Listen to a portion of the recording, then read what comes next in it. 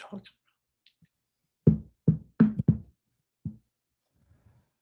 All right. We have finally landed on it. The dream has become a reality here with a 7-round live mock draft. I think we have talked about doing this every year for the last 4 years. And correct me if I'm wrong. I think we tried to record this one time and we got about 3 rounds into it and we were like, yeah, we're not getting to 7. I think it was actually preposterous at the time that we even thought that we could do something like this. But at the time, but now I think as time's gone and we've evolved as overall, I don't like to use the term draft analysts, but as would-be draft analysts, I feel like now that we actually understand the majority of the board itself and you know the team needs and all that kind of stuff, I think we're pretty good at this point. But yeah, so everyone, welcome in to the live collaboration of the 7-round mock draft between JWAC Gridiron and the Draft Hub. And we're in it for the long haul. We're finally doing it. And the way that we're going to be doing it is myself, I am going to be taking NFC teams. Josiah is going to be taking the AFC teams, but there's a trade. I will be, because we are both fans of AFC teams. I'm a Jets fan. He is a Colts fan. I will be taking the Jets away from him, and I will be trading him the New York Giants. Why he wants the New York Giants, I haven't asked to this point, and I won't ask until this point. I want to see what he has in store for them, because obviously if he wants the New York Giants, that means that he's cooking up something that I just don't know. So, yeah, I'm going to be in all actuality, I'm cooking nothing. I just thought the trade would have been the easiest if we just swapped New York teams, less thinking. So I was like, why not just do that? If you want if you want to give me a different NFC team, that's fine. But it just seemed the easiest when we talked about it. No, that's perfectly fine. Yeah, that's no bother to me. And I'm curious to see what you do there, because obviously I'm sure there's some players that you're thinking about at number 5 overall. But yeah, I'm excited for this one, man. I mean, we were talking about it before we get into it. You know, we were talking about this. We've been talking about this for a couple weeks now, and we're just both super excited for this, super amped. I was telling Josiah off camera beforehand that I wasn't excited for the draft, but I was getting there. My excitement was getting there. And then, now we're here. Now we're doing this. I just did a podcast earlier today with the Irish Jets. That was a phenomenal show. So that really got me pumped for this. And then of course I have a Jacksonville Jaguars 7-round mock draft coming out at 12 o'clock too. So, it's just a lot's going on. I'm doing my positional rankings tomorrow and stuff. So I'm super excited about that. What do you got planned for the week leading up to the draft? We got the My Guys video going up tomorrow. And then on Monday, we are doing my top 100 big board. And then I'll do my final predictive mock draft on Tuesday. So this is always one of the best times of the year. It's starting to feel real. The draft is finally here. Kind of a sigh of relief, but also it's kind of bittersweet at the same time, because you've spent a whole calendar year at this point studying a lot of these players, and it's time to move on. But I'm excited. There's so many players that I haven't even gotten to talk about on the channel yet that we're going to get to shout out in this one. And just a quick note to all of you guys in the chat: be sure to comment what players you want for our team. We are going to be using the chat throughout the stream. So if there's a guy on the board that you think we should give a deeper consideration to, absolutely comment that down below. We're going to be reading all of those chats throughout the stream. But I'm ready. Are you ready to get this thing kicked off? Yeah, absolutely. Before we get it off, I just want to read Rob Brady's comment. I have it up on my phone here, and he says, good morning, draft sickos. Thursday can't get here soon enough. We've reached peak silly season with the draft takes, and let's go. And I was like, yeah, that's you nailed it right on the head with that one. I'm super excited about this, man. This is going to be fun, lighthearted. We don't take anything too seriously around here. I mean, this is just fun. At this point, all the rumors and everything are sealed up until this point. Like, there's really nothing else crazy to discuss. We're just going to have some fun here with this one. But yeah, you're kicking it off, and you actually have the most difficult pick in the entire draft class to start it off. So what are you going to do at number 1 with the Raiders? I'll take Fernando Mendoza. Man. I think I feel so bad for Raiders fans, because we've talked about Mendoza every day for this team for about 3 to 4 months, and there's just no entertainment here. But I mean, it makes sense. He's the best quarterback in the class. I'm a huge Fernando Mendoza fan just as a prospect. I love the accuracy. I think he's got a good arm. People are going to talk about the easiness of the situation that he had at Indiana with the heavy RPO schemes, but I still don't think you can't go into the season with Kirk Cousins as your starter. And this team has, I think they've had Mendoza circled for a very long time. So I'll take him at 1. I'm not going to overcomplicate this whatsoever. I honestly thought that the Kirk Cousins contract was fake. Yeah. I don't know how he does it.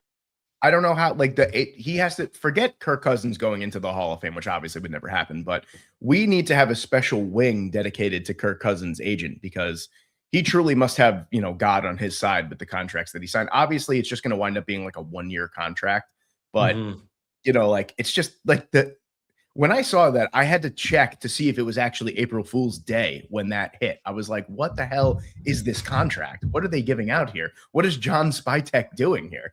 But no. So you got Fernando Mendoza at number 1. I have the New York Jets, which is my only AFC team in this one here. It's my favorite team, obviously. And I'm looking past the smoke screens. There's been a lot of chatter about David Bailey the last few days, and I think it's completely valid. I think this is a 2-horse race between Arvell Reese and David Bailey at this point. But usually, I don't know if you noticed this by now, but usually when inklings about draft picks come out like this close to the draft, it's obviously smoke screens. I think that Arvell Reese has been the Jets guy from day one. I think at this point, for the Jets and the organization and the coaching staff and Darren Moogie, you kind of have to draft the high ceiling guys. You can't go with I classified it earlier today as being the Jets are bad at drafting high floor guys. So if you mess up the high floor draft picks, you might as well mess up a high ceiling pick. And I know that's not the way that you go about the number 2 overall pick, but I don't think you could really mess up Arvell Reese. I think he's a freak athlete who's incredibly strong and is going to be learning a new position for the most part, because he's definitely going to be playing. The Jets are going to be looking at multiple fronts this year. There's not going to be a set limitation for him. He's going to play all over the defense, and we're going to see where he fits best. So if we wind up taking an off-ball linebacker at number 2, as long as he's a beast and as long as he's impactful, I really don't care. But I think the Arvell Reese versus David Bailey chatter is going to be smoke screens. We're obviously taking Arvell Reese here at number 2. With this one. And then you're back with the Cardinals at 3.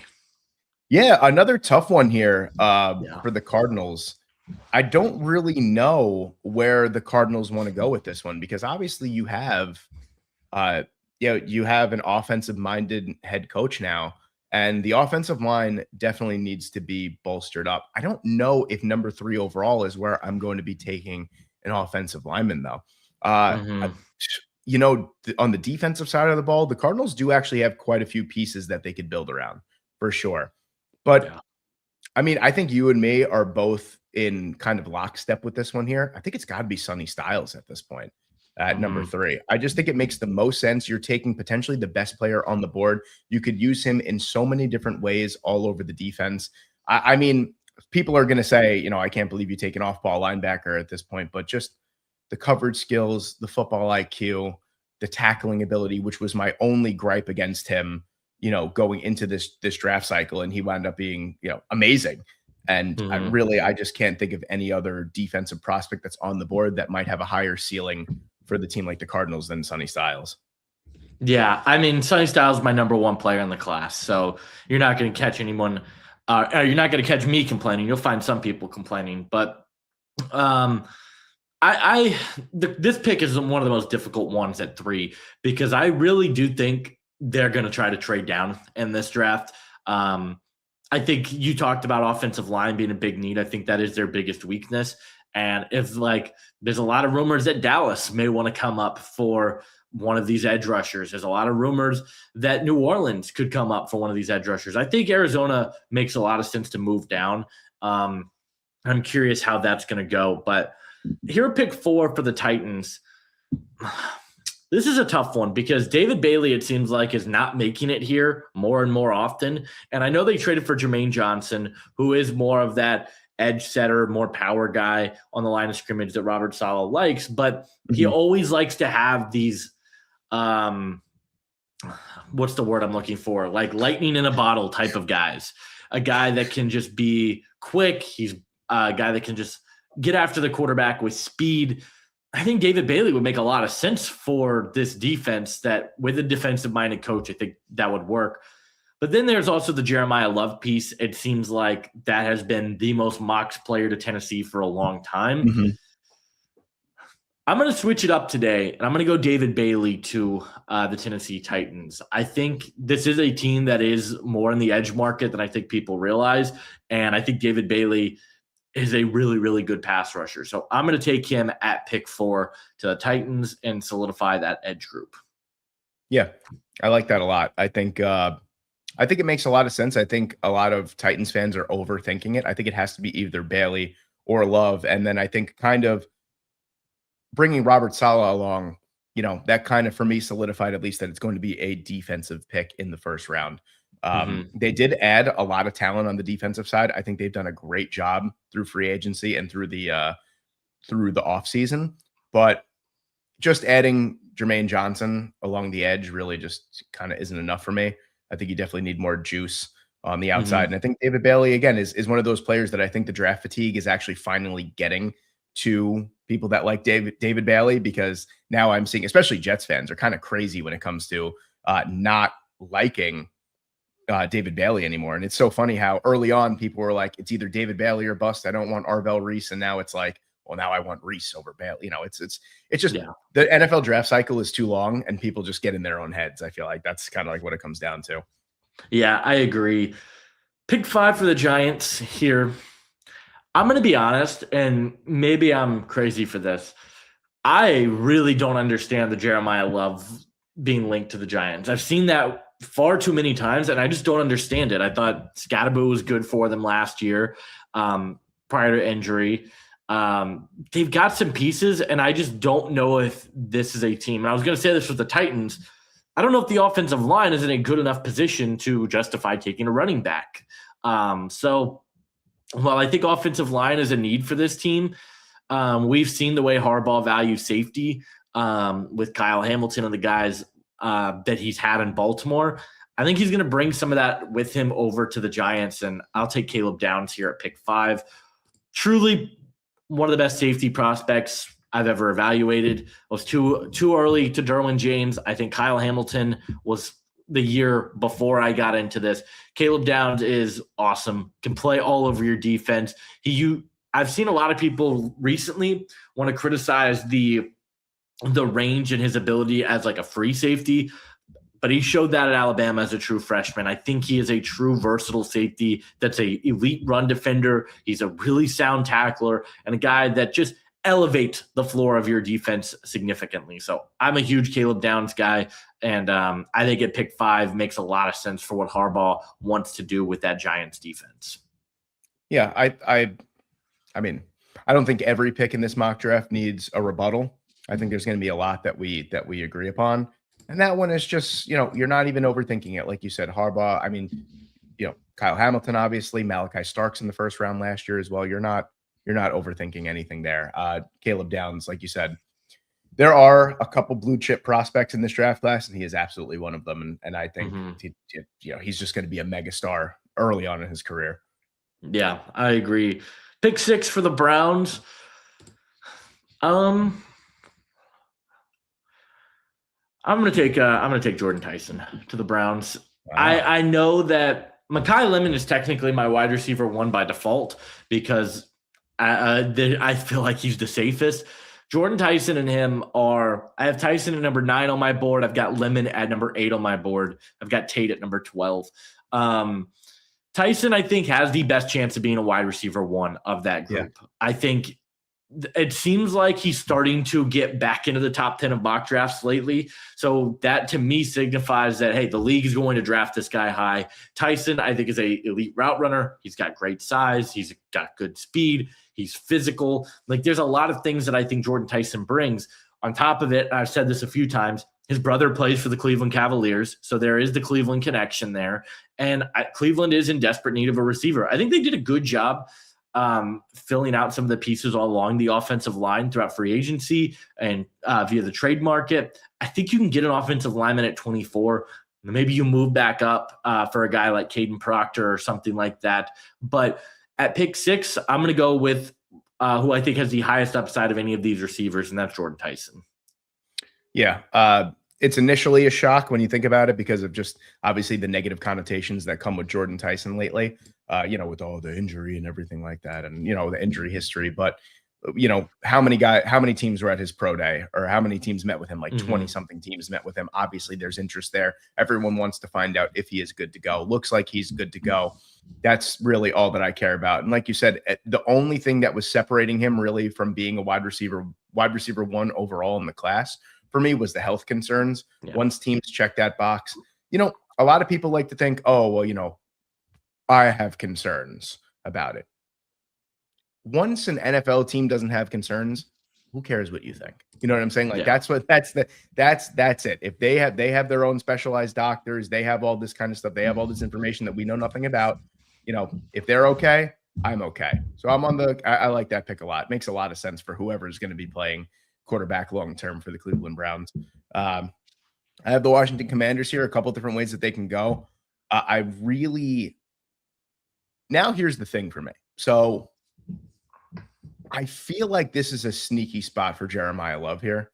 And I think it makes a lot of sense. I think, granted, a wide receiver in this spot, Carnell Tate for me would probably make the most sense. You have Scary Terry, who's on kind of sort of a team-friendly extension when you really break it down.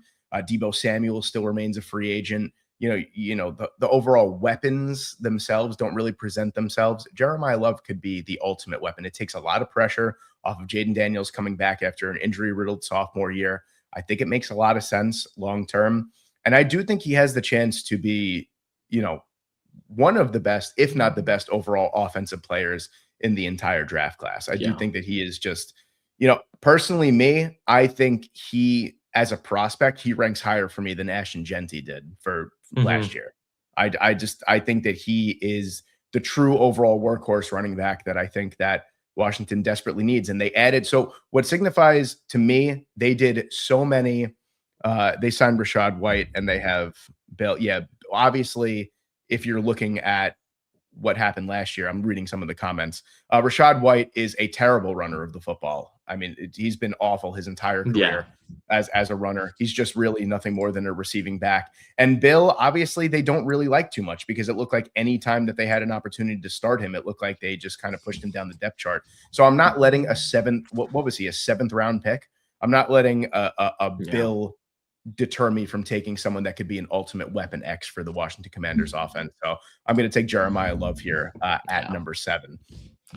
And then you have New Orleans, because Jeremiah Love really, if you think about it, Jeremiah Love might have slid a little bit if he didn't get to the Washington Commanders, because you have the Saints who just signed Travis Etienne, if that's what he wants to be called.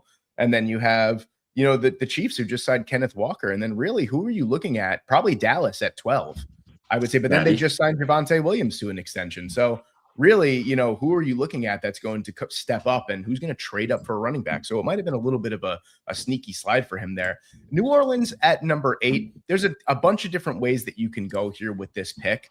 They need to solidify the offensive line. I wouldn't rule out a Venga Owane pick here. I know that might sound It's funny crazy. You mentioned this because this is the pick that has been like, I haven't had the balls to do it, but I have been staring at that pick for a long time. But then they gave David Edwards all that money coming over from Buffalo. It's like, I don't know if they're going to take a guard that high, but that's a really interesting one, especially with the types of guys that they've gone after in the past.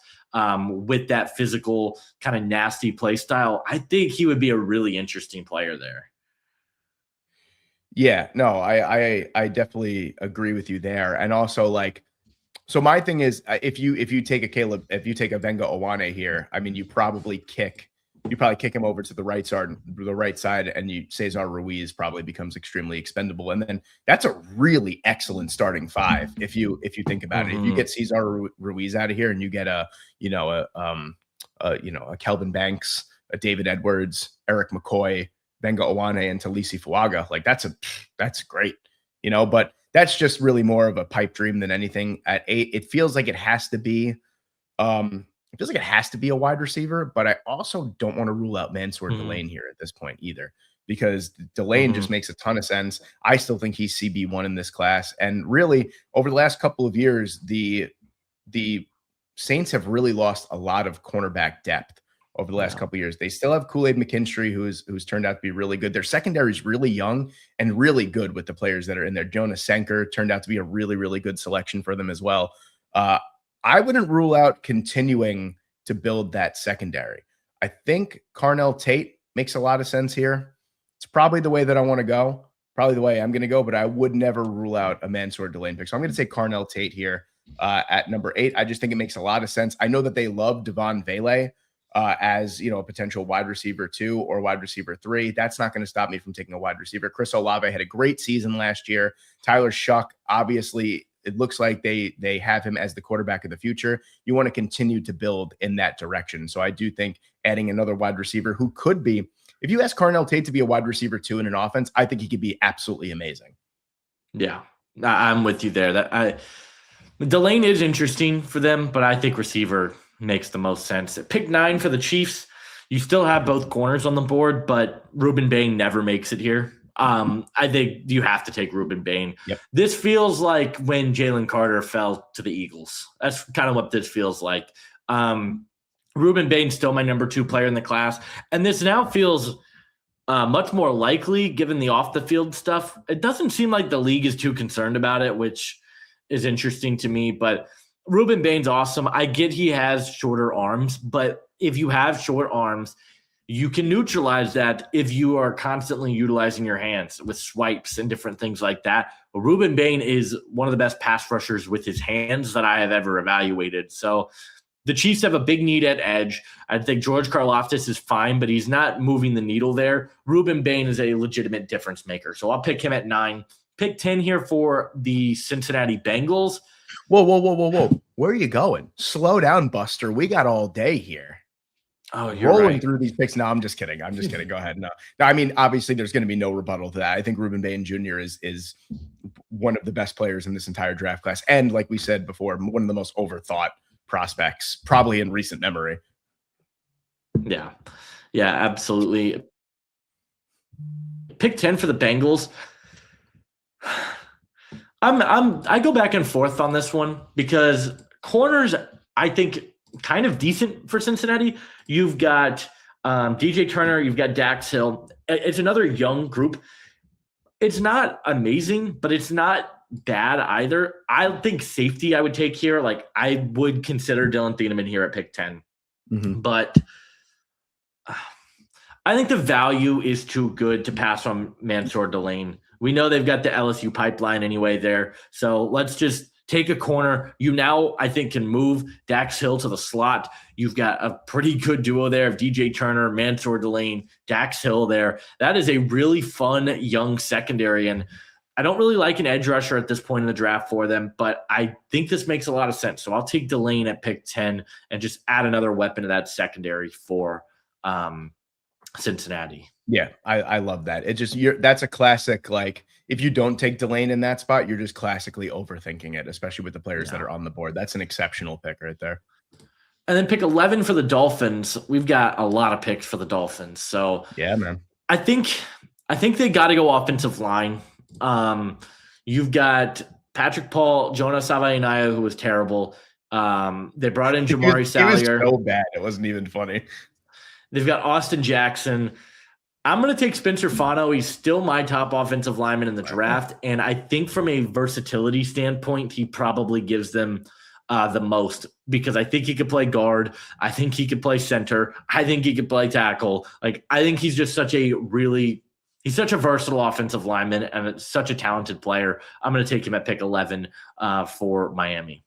I always say that with Miami, they have stripped their roster so far down to the bare bones that you just have to take talent. That's it. Don't worry about position. Just take talent and then figure out where they're going to play. I mean, me personally, I probably would have taken Jermod McCoy in that spot, but I think that especially with a defensive minded head coach and I mean, either way, you can't go wrong. Honestly, you could have picked anyone from there, and I would have been like, "Yep, checks out, makes sense," you know. Mm-hmm. But you got Dallas here at 12, and I'm not going to overthink this one. Even after signing Jalen Thompson, safety is still a massive need for them. The secondary is still a massive need. Dylan Thieneman is on the board. I'm running the card up to the podium if Dylan Thieneman is on the board at number 12. It just makes the guy is just so talented. And really the gap, I don't know if you agree with this or not. I don't think the gap is very big between him and Caleb Downs at all. A lot closer. No, it's not. Yeah. So if you're getting a little bit of a watered down version of Caleb Downs at number 12, and you just add an absolute chess piece to the secondary, I think it just makes, a perfect amount of sense. So we have the Rams here at number 13. Again, another pick. You know what? I admittedly haven't watched your last mock draft of what came out last night or 2 nights ago. 2 nights ago. Came out 2 nights ago. I don't know where you went with the Rams. Thinking about taking Kenyon Sadiq here at number 13. Interesting. I think it makes a lot of sense. I know that the Rams just extended Tyler Higbee. They still have Terrence Ferguson. I don't remember if they still have Colby Parkinson on the roster, but either way, they have a boatload of tight ends on the roster. But for what it could be, think about this. So let's paint this picture, because I know Rams fans that are going to watch this are going to be like, but actually, believe it or not, a lot of Rams fans want Kenyon Sadiq. I think it's very interesting. But I think the pick makes a lot of sense because long-term, they signed Higbee to a contract extension. I think Terrence Ferguson is going to start moving into that more inline tight end role, because last year he was a great blocker, and he caught a lot of passes long up the seam. So he's kind of like your vertical up the seam type of tight end. But Sadiq could be that third piece on the offense between Davante Adams and Puka Nacua that really could open up the middle of the offense. You're talking about a super offense at that point. And, and if you want to play with a 2 tight end system in line, 12 personnel, or even a jumbo set of 13 personnel, you can, because he's an underrated blocker at this point. I think Kenyon Sadiq this is a classic, like, hey, we're playing with house money. This is the Atlanta Falcons pick. I'm going to take Kenyon Sadiq here at number 13. Very interesting. Very interesting. Don't know how I feel about it. I'm lower on Sadiq than a lot of people are, but think about this. I knew you were going to say that. Think about what Sean McVay can do with Kenyon Sadiq.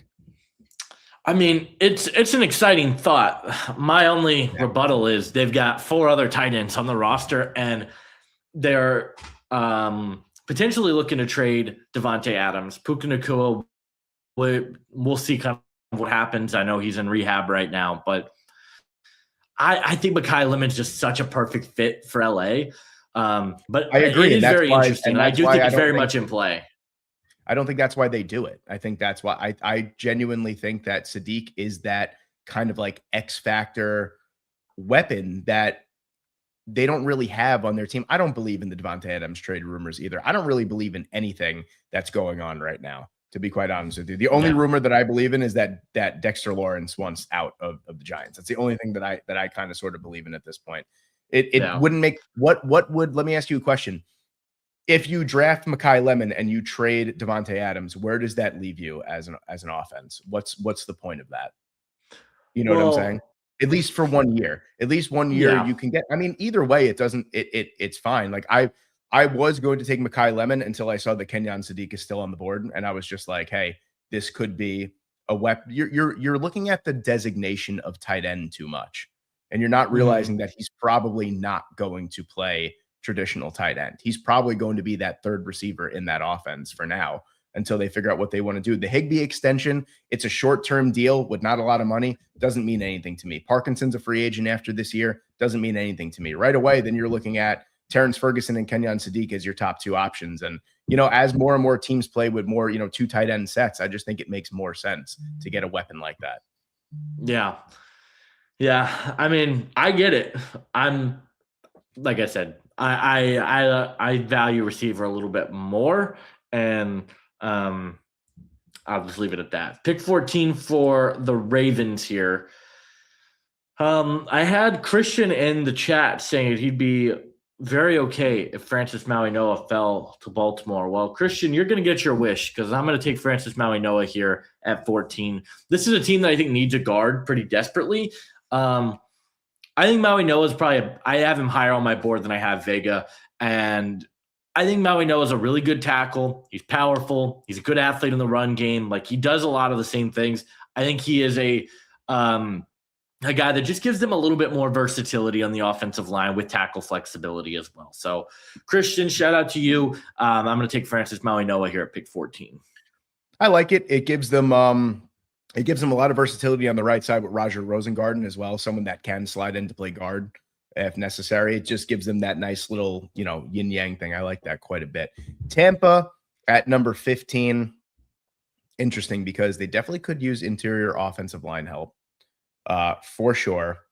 They could use linebacker help, which is probably where I'm going to wind up going with this, because even though they did sign Alex Anzalone, Alex Anzalone, I don't know how you feel, but Alex Anzalone and Servassier Dennis as my top two off-ball linebackers doesn't really, do anything for me for the most part, even though Anzalone, I believe it was a 2-year deal, could have been either 2 or 3. Even so, I don't really think that that's it's a deal breaker. A lot of people like to look at, they like to look at the money that was given, years that they were given. There's obviously outs in all of these contracts. So JWAC is the king. That's kind of rude to say on that's kind of rude to say on my chat, but okay. I'll take that. But appreciate it. At 15, I do think that this is a very popular pick for Akeem Mesidor. I do think that Mesidor might sit a little bit lower amongst the actual GMs than the draft community. And I do think that CJ Allen is a player that absolutely has the upside to be the successor that Tampa Bay has been looking for Levante David for a few years now at this point. You could probably get Anthony Hill Jr. a little bit later, but I think CJ Allen is that commanding force in the middle that they're kind of missing. And I'm going to take CJ Allen at number 15. All right. And then you've got a string of picks here, 16 through 20, all yours. Thanks, Greg, for the Peter, you're great too. Thanks. By the way, I helped JWAC get his start, so I don't want to hear anything from you guys. All right. But I'm not denying that he's not the king, but just know where he started from. All right. Let's see. Jets here at number 16. We took Arvell Reese with the first pick here. Not going to overthink it. Mekhi Lemon's on the board. Just makes way too much sense. We're taking Mekhi Lemon at number 16. What I think this allows the Jets to do is finally get some production out of the slot, which has been one of the most problematic areas for the Jets offense for probably the better part of a decade now at this point.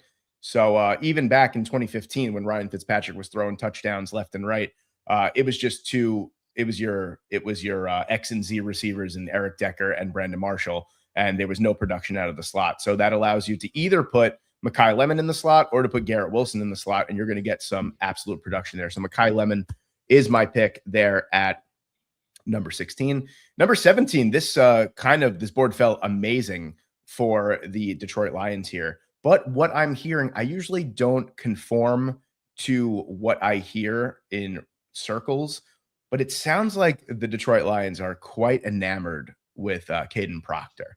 And it's tough because you got Caden Proctor and you have Monroe Freeling on the board together. It's tough.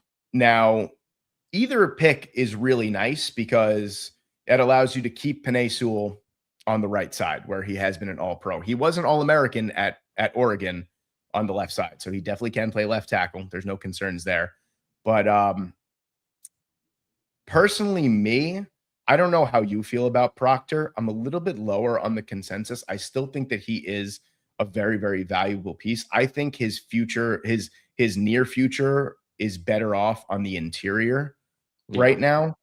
And I think Monroe Freeling, despite being relatively green, I think he gives you an incredible amount of athleticism and length on the outside. And I think that's what, with Taylor Decker being the left tackle for how long, basically the last decade or so in Detroit, I think he gives you immediately a longer, more athletic option now that he is gone. So I'm going to take Monroe Freeling here at number 17 for the Detroit Lions. And, I like that. I do have quite a string of picks here. I didn't even realize that. So we have number 18. You have the Minnesota Vikings. Yeah, I mean, if this is how the board is going to fall, I think you would be remiss to not pick Jermod McCoy here at number 18 to the Minnesota Vikings. I just think it makes too much sense. Outside of Byron Murphy, the depth at the cornerback position is severely lacking. And we know that really Brian Flores can, make chicken salad out of chicken shit when it comes to, defensive players. I mean, look at what he did with Minnesota's defense last year was much better than they should have been given the personnel that they had. And that's just credit to Brian Flores. So if you give him Jermod McCoy, coming off of an injury, but testing extremely well athletically, I think you just kind of got to go out and get it. 19 here, you have the Carolina Panthers. And this would have been a nice spot for Kenyon Sadiq at this point. I don't really know which way I want to go with the Panthers here. Kind of a few of my top options are gone at this point. I think safety is certainly a need.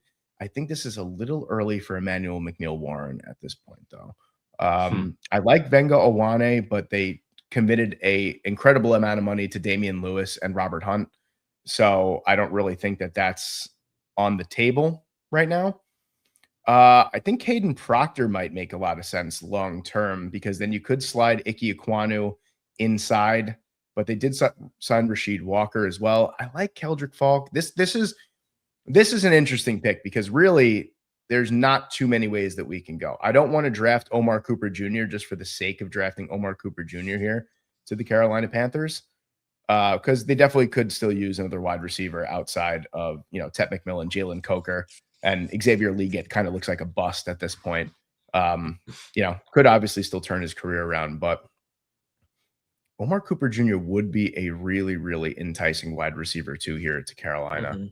I think that's actually the way that I'm going to go. I think Casey Concepcion makes a lot of sense here too, but I just think for what the Carolina Panthers are looking for from a wide receiver, I think a bigger body guy that can play on the boundary like an Omar Cooper Jr.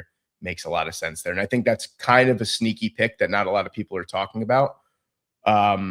Dallas here at number 20, it's going to be Keldrick Falk. I think it just makes way too much sense at this point. A lot of people hate Keldrick Falk, but we spoke off camera about Keldrick Falk is probably going to succeed in the NFL a lot sooner than people think, especially with the fact that he is just so talented as a run defender and can set the edge extremely well. And he's a perfect yin to the Devin Ezeraku Yang on the other side. He's more of that balanced, heavy-handed defensive end, where Ezeraku is really more of that speed rusher. So I think that pick makes a lot of sense. And Dallas's defense already looks kind of sort of revamped in a really good way here.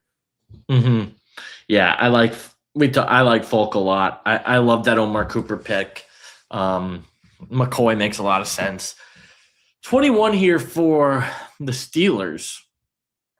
I find the Steelers to be very difficult to draft for.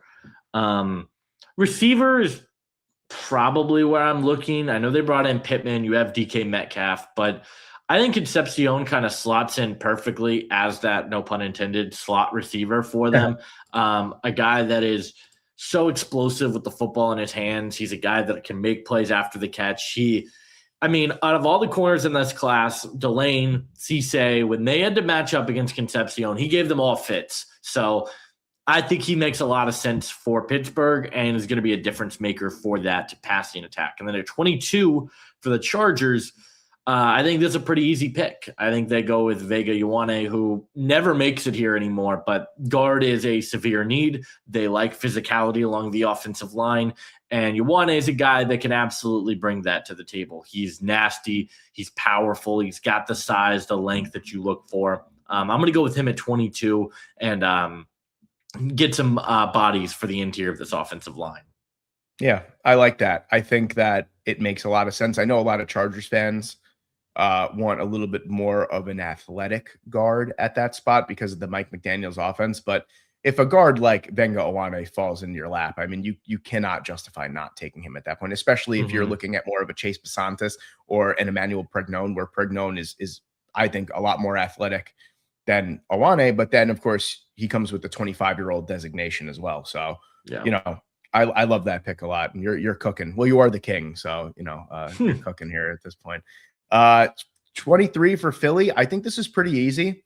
at this point, a lot of people want a wide receiver. Don't see a wide receiver really kind of on the board right now, especially after they still haven't traded AJ Brown. Could AJ Brown be traded on draft night for the second time in his career? That would be pretty cool, actually, if that were to happen. But I don't think it's going to happen, to be honest with you. I think that Howie Roseman's going to come back to his roots in this draft year. I know people love Emmanuel McNeil-Warren at number 23. The fact of the matter is the Philadelphia Eagles do not value safety like that. Think about it like this. Why would you draft a safety in the first round when Reed Blankenship signed a very, very reasonable contract with the Houston Texans? It's clear to me that they just don't value safety either to be as expensive or that early in the draft. So we're going to ixnay that talk there at this point. At 23, I think it has to be Caden Proctor at this point. I think that it makes a lot of sense. You're looking at a player that admittedly, I'm a little bit lower on than the consensus, but he's also a player that I could definitely see the vision long term. And if there's any organization that can turn a monster that's 6'7", 360 pounds into a useful offensive lineman, whether that be on the interior or he is going the long-term successor to Lane Johnson, I think it's the Philadelphia Eagles. Yeah, there's very few spots that I like Proctor. Detroit being one of them, Philly being another one. I kind of like the Chargers as well, but I like that spot for Proctor. Then 24 for the Browns, we took Jordan Tyson earlier in the draft. Now we get to go offensive tackle. It's interesting because all of these guys to me are in a very similar grouping between Lomu, Iheanacho, and Blake Miller. I have them in this order. They did a good job on the right side. They brought in Titus Howard, who I think can play right tackle for them. I think I'm going to go with more of a true left tackle and take Caleb Lomu. I think Lomu is a guy that we're kind of forgetting about in this offensive tackle class, to be completely honest with you. He's a great athlete. He's really technically refined with his hands. He's really young. He's got good high upside and pass protection.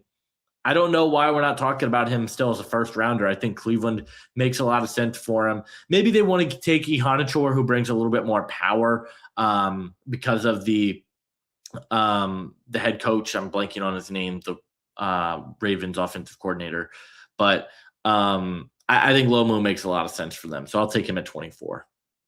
Todd Monken is who you were thinking of. Yes, thank you. Chicago, I like that pick. And again, I think I'm a little lower on Lomu. I just think overall, as a pass blocker, he's very good. As a run blocker, he's kind of leaves a lot to be desired. Yeah. But again, you're right, because the tackle class kind of sort of falls off a cliff after a point.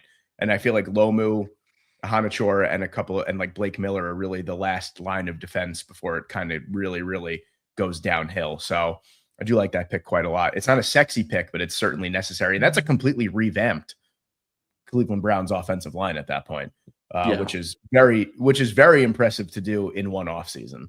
So very good there. Chicago at number 25. It feels like with the players that are on the board, feels like it has to be an interior defensive line pick. I wouldn't rule out Emmanuel McNeil-Warren at this spot either. I know that they did sign Kobe Bryant, but they did lose Kevin Byard. They lost Jaquan Brisker as well.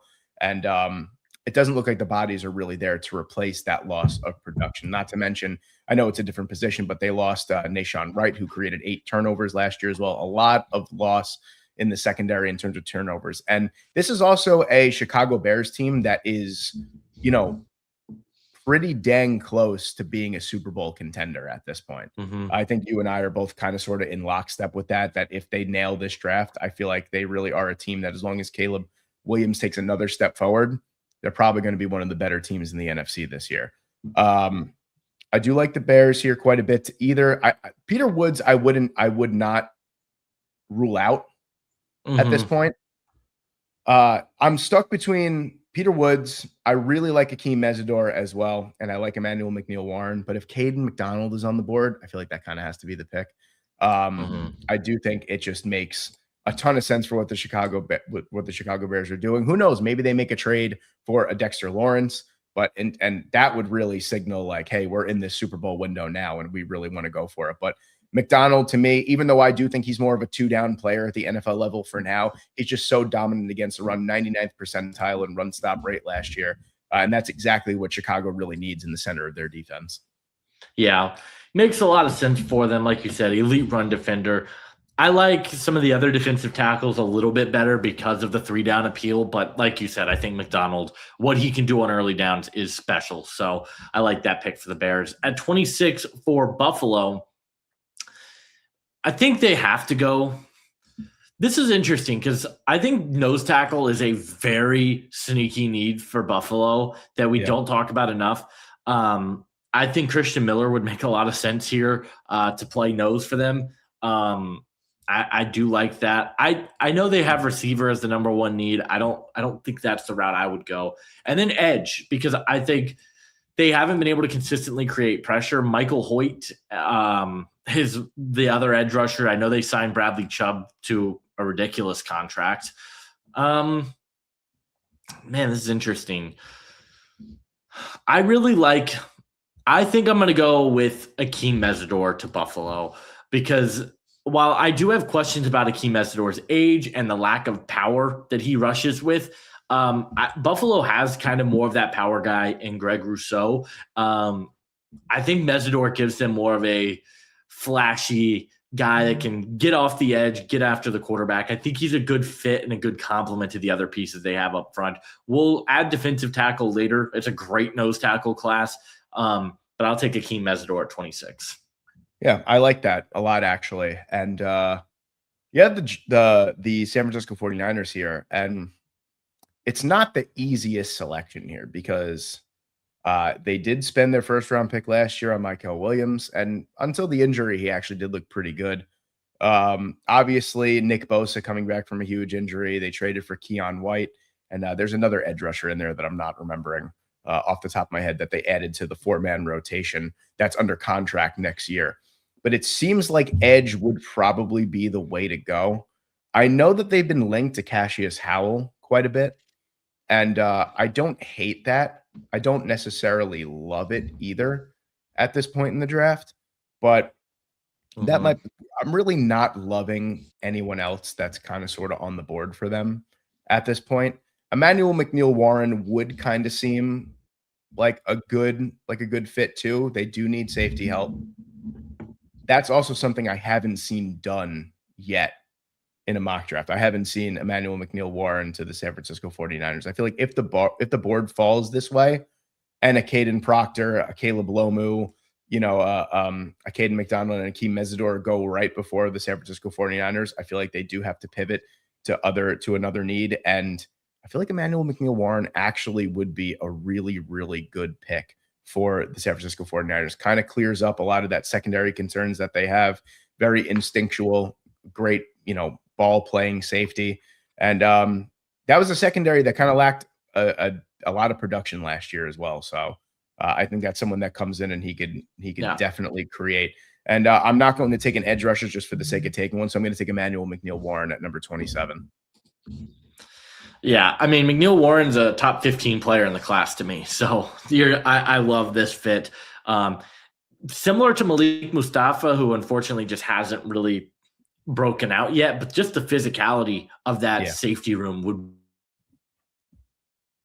be a lot of fun to watch. Houston at 28. I think defensive tackle is something that I know D'Amico doesn't typically go after defensive tackle, but they kind of need to in this draft, I think. And they've got some good options available. Peter Woods is probably the most fascinating one because of the pass rush potential that he brings. He's still a good run defender. This last season was pretty disappointing from him, but more so than that, I think I was left most disappointed with kind of the pre-draft process. Weighed in horribly, a sub 300 pound, sub 32-inch arms, has 31 1/8 with less than 77-inch wingspan. That does worry me a little bit about Peter Woods. Just really bad measurements and stuff. And I still, man, this is tough. I think I'm going to go with Christian Miller here because they don't love to go get the bigger defensive tackles. I don't really think Caleb Banks makes sense for them. Christian Miller is kind of the size that they typically go after. Very good run defender, has some pass rush potential. I think he would make a lot of sense for D'Amico Ryan's defensive front. So I'll take Christian Miller at 28. And then at pick 29 for the Chiefs, we took Ruben Bain earlier. I love that. I'm going to go corner, I think, here. My corner 3, I think it's your corner 3. It's D'Angelo Pons.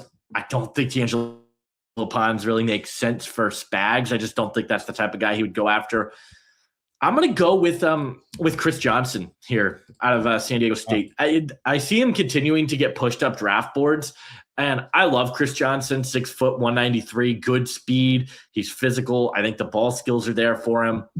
Guy that's one of the most disciplined coverage defenders I've ever watched. He just does not bite on double moves. He's a reliable tackler.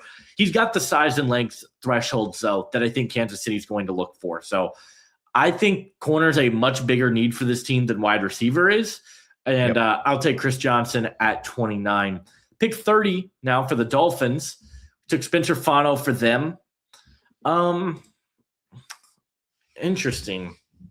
There are a few different routes that I'm considering going here.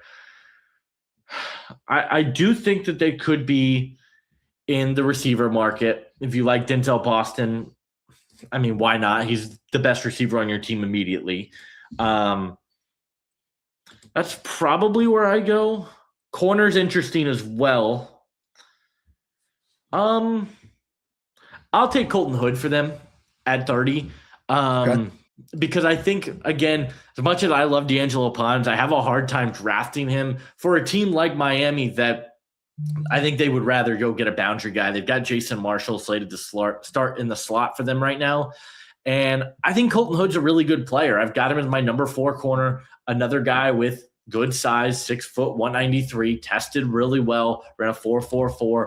And we did a spotlight on Colton Hood, and we talked about how poor his tackling was. But down the stretch of the season, he became a much more reliable tackler for Tennessee. I still like him better as a zone coverage guy. I think he has some issues in man from time to time, but really good player. I like him at pick 30. And then pick 31 for New England, I think the board fell kind of perfectly for the Patriots. You've still got Zion Young on the board. You've still got Denzel Boston on the board. You've still got both right tackles on the board. I'm going to take Maxi Hanator out of that group, though. I like him better than I like Blake Miller. He's young. He's long. He's a really good athlete. And I think New England is in a situation where they need to start thinking about the future of this offensive line. And Ihanator is a guy that I don't think has to start right away, can sit behind Morgan Moses and kind of develop for a year, and then he can be the starter for the long term. So I really like Ihanator. I think he's a first-round talent, and I'll take him at 31. Yeah, I like that a lot because if you think about, the offensive line for the Patriots, because it still seems like they're hell-bent on starting Will Campbell at left tackle. You have Will Campbell, Elijah Vera Tucker, Jared Wilson finally will get to start at center. Then you could slot Mike Onwenu in at right guard, because I know that he flip-flops between right guard and right tackle every once in a while. And then you have a Hanator there. That's a really, really solid, as long as Will Campbell can continue to develop as a left tackle. I mean, that's a really, really excellent starting 5 for Drake May in front of him. Seattle at number 32. I think this is either one of 2 picks for Seattle at this point. Maybe one of 3, depending. I know they desperately need corner. I know they need edge, and I know that they need interior offensive line. I'm not really too sold on Pasantis as a first-round talent, even though it is number 32 overall. Not really too sold on that. I like the idea of taking an edge rusher here, and the edge rusher I would probably take if I did would probably be Malachi Lawrence in this spot. Yeah. I think it makes a lot of sense, but Avion Terrell is still on the board at number 32. And I think regardless of the athletic testing, there are players that every year we see year in and year out test poorly in some areas. And I don't really think it doesn't matter, to be quite honest with you. I think that McDonald is going to prioritize edge. They did lose Boye Mafe. Derek Hall actually flashed pretty decently in the playoffs. And then I believe Uchenna Nwosu is only under contract for 1 more year. So correct. I think edge is a pretty big need for them. I'm going to take Malachi Lawrence at number 32. I think it makes a lot of sense. I think he is a player that While there are inclinations of him being higher on some people's boards, I feel like we're not hearing enough talks about him potentially being a top 32 pick. And Seattle is one team that usually, especially when they're at the end of the first round, they usually do take a pick that you don't normally think about. Jordan Brooks a few years ago, they took Rashad Penny a few years ago too. They're always a team. LJ Collier, and I know that none of those picks really kind of worked out for them, but you know what I'm saying? They don't confide to the norm. So I think Malachi Lawrence is a really, really excellent option for them. 33. I have the New York Jets here at this point. We took Mekhi Lemon. We took Arvell Reese. So at this point here, I'll be quite honest with you. I'm not taking Ty Simpson. I think the rumors have cooled on that. Thank God. Not to say that Ty Simpson's a bad quarterback, but I mean, then really, what are the Jets doing at this point if they're taking basically a first round pick on Ty Simpson? If you were going to do that, you might as well trade up one spot and at least get the 50-year option if you're going to take, a Ty Simpson or something like that. So right here at this point, we wide receiver, edge / linebacker.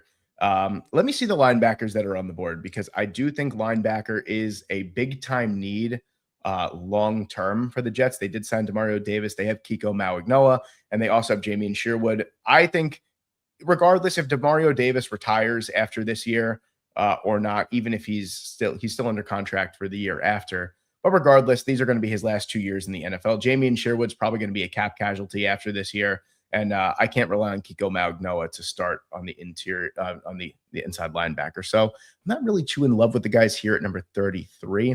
So I'm going to hold off on that.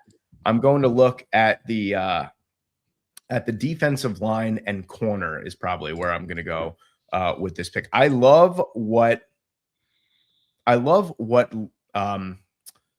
D'Angelo Pons could bring to the table for the Jets. I think that he'd be an absolute dog. I think that they're kind of okay for the most part at corner for now. It seems like that's something that they'll probably address later on, because they do have 4 guys that they could start right now. Jarvis Brownlee in the slot. You have Brandon Stevens, who actually played pretty well down the stretch for the Jets. Of course, you have Nashawn Wright, and you have Zaire Thomas as well. So I think they're kind of cool on that. This is a difficult pick with the way that the board has fallen. Let's take a look at, Peter Woods is on the board, and I don't hate it. This is a tough selection for me, to be honest with you. I'm going to have to talk through this one. Let me see the interior of the offensive line. That's also something that I think could be early and often. I really like Emmanuel Pregnon in this spot. Mm-hmm. And I know that, like we talked about before, he is a little bit of an older prospect, but Pregnon is a player that is plug and play. I think this allows you to put Josh Myers back as your backup center, because even though they did sign him to an extension, he's not a starting caliber center in the NFL, in my opinion. Great depth. That allows you to put Joe Tippmann back at center, and it allows you to start Emmanuel Pregnon on the left or the right, wherever you want. So I'm going to take Pregnon here at number 33. Like I said, even though he is 25 years old, he was an exceptional player for Oregon last year. And I'm going to take Ty Simpson in this spot for the Cardinals. Yeah. I know that Cardinals fans don't want this, but especially with the rumors that are coming out with Jacoby Brissett rightfully wanting more money as a starter in the NFL now, it seems like more than likely they're trending in the direction that if Ty Simpson is available at 34, that looks like that's going to be the selection. Yeah, I agree. And Pregnon's a first-round player on my board. I know he's older, so I like that pick a lot for the Jets. 35 for the Titans. I kind of would have liked Pregnon if he was on the board here, because I think guard is a disaster for Tennessee. Receiver is interesting because I constantly see receiver as a need for Tennessee, but Io Manor was good. Chimere Dike was good. You still have Calvin Ridley. They bring in Wan'Dale Robinson. You've got Xavier Restrepo still on this team. I don't think they need a receiver in day 2 of this draft. I think they want to continue to fill out this defense, maybe add another linebacker next to Cedric Gray, who was really good for them. I'm not going to take a receiver here for Tennessee. I think I will probably go with Blake Miller's there, but I think he's more of a true right tackle. And you've got J.C. Latham and you've got Dan Moore. and I don't like Latham, but Wow, you have a I lot of think picks coming up. yeah, I do. I think I'll go Basantis. There's a lot of stuff about Basantis going in the first round. Basantis is awesome in pass protection, but Mhm. I have a lot of questions about him in the run game because he's such a good athlete. He can never consistently connect, but I think the floor he brings in pass protection is worth drafting in the top 50. So Chase Basantis here at 35 to Tennessee makes a lot of sense to me. Then 36 for the Raiders. They don't have a third rounder, or they do have a third rounder. So I take that back. I think it's got to be receiver. I think they have to add another receiver. Denzel Boston's on the board. Actually, I'm going to change my mind here on the spot and take Blake Miller because they have good man. They've got some okay tackle depth. Colton Miller's. I'm still holding out hope for Delmar Glaze. You've got Caleb Rogers, who I think could play tackle. Charles Grant, who could play tackle, but they also, all of those guys are probably guards, if we're being completely honest with ourselves. Blake Miller, I think, is a plug-and-play starter at right tackle. He's profiles very similarly to Colton Miller, too, and it's a pretty good receiver class where I think you can get very good talent at 67. So I'm going to do that there with the Raiders. Then at 37 for the Giants. It seems like, wow, you have a crazy run of picks. I can't even believe it. It seems like you're setting up for Elijah Surratt to be the pick at number 67. I mean, that's not it's not the plan, but if it works out that way, it works out that way. 37 for the Giants. This, I think, is the Denzel Boston spot. Corner's interesting. They could go D'Angelo Pons, which would be a lot of fun. I still like Brandon Cisse a lot, but I'm going to go with another receiver here and take Denzel Boston to the Giants. Gives them a more physical boundary, like true X receiver next to Malik Neighbors, which I think is something they're really looking for. So I like Denzel Boston's fit a lot here. And then at 38 for the Texans, we took Christian Miller to them in the first. I'm going to go a different route here than I see often. I think linebacker is a very underrated need for Houston. You've got Henry To'oTo'o and you've got EJ Speed, Azeez Al-Shaair. I know Al-Shaair is good, but I think he's getting close to the end of his contract. And you can't trust him to stay on the field for various reasons. So I'm going to take a linebacker here because I think that the value for Jacob Rodriguez is very good. He's so instinctive. He can play downhill for you. Tested incredibly well athletically. Like, I know they would like to get a guard. I think it's a little early to go with Keelan Rutledge personally. I think you get Jalen Farmer in the third round and you're getting a similar player, in my opinion. I don't like Jadarian Price in this spot either. So I'm going to go linebacker here for Houston. And then at 39, man, interesting board for Cleveland because they desperately need a nickel. D'Angelo Pons is still on the board. Makes a lot of sense for them. However, I'm really intrigued by the idea of Zion Young next to Myles Garrett on this defensive line. And for the tiebreaker, I'm going to go with who's higher on my board, and it is D'Angelo Pons, but Zion Young, I think, would be very fascinating as I think putting because I don't remember who is slotted to be the nickel corner for Cleveland this year, but it's a desperately sneaky need for them this year. And you've got Isaiah McGuire and Alex Wright too on the defensive side, who I think they like Alex Wright quite a bit. Yeah, I think I'll go D'Angelo Pons here. He's higher on my board by about 15 spots. If you could start D'Angelo Pons in the slot, man, and then eventually like bring him out to the boundary, I feel like that's such a win. Yeah, so I'll take Pons at 39. 40 for the Chiefs. We took Ruben Bain. We took Chris Johnson. What a draft so far. Yeah, safety I also think they could go with. It's a little early for AJ Halsey, in my opinion. I've got Halsey at 58. They could go receivers. Interesting. Jeremy Bernard would be so sick for them. Kind of is Rashee Rice without the beating allegations, so that works out nice. Yeah, I think I'll go Jeremy Renard here. I think that's where I'm going to go. Just get a good receiver for this team. And then at 41, who do we take? We took Mansour Delane. Yeah. I think I'm going to go Zion Young here. He's their type. He's big. He's long. He's physical. Really good run defender. I think he's a better pass rusher than Shamar Stewart was. I know they brought in who was the edge that they brought in? Were they the team that signed Boye Mafe? Yes. I'm pretty sure. Yes. So they brought in a couple of pieces off the edge, but they have Antoine Powell-Ryland. I did not realize that. I like Zion Young, though, for this team a good bit. So he'll be my pick at 41. And you're on the clock now with the Saints. Yeah, you could take a breath now. It's okay. That was a crazy stretch you had there. New Orleans, I went with Carnell Tate in the first round, and I really love the way that the board has fallen for them. I think that this is, kind of ideal, and especially for the fact that the Saints need edge help, they need interior defensive line help. This really seems like completely ideal in this spot. I love what a lot of these guys can bring to the table for them. So I'm really going to have to choose wisely. I do think it is a deep defensive line class itself.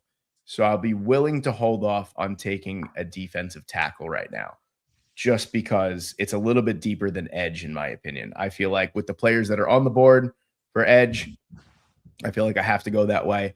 I'll tell you what, I'm really intrigued by Gabe Yakas to the New Orleans Saints here at this point. Because one of my favorite day two player team fits. I love that every time it's available. I know people are going to look at TJ Parker and Cassius Howell and even R. Mason Thomas on the board, but Yakas is just that no nonsense meat and potatoes, thickly built defensive end that the New Orleans Saints desperately need right now. And I'm going to take Gabe Yakas at number 42. Yeah, I like that a lot. 43 for the Dolphins. Let's see. That is not the Dolphins. The Dolphins, we took Spencer Fano and Colton Hood. Really like the way that the draft has gone for them. I'd probably go with an edge here. I think that's kind of where the value is at right now.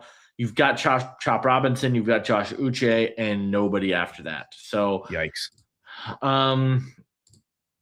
I'll take TJ Parker to them. I think the value's there. I'm lower on TJ Parker, but once you get into the 40s, he makes a lot of sense. I think he was a player that was kind of miscast over the summer, where we talked about him very highly. I don't think he ever was this great pass rusher that won in a variety of ways. He's a power rusher. He's going to beat you through the chest. He's got a good bull rush.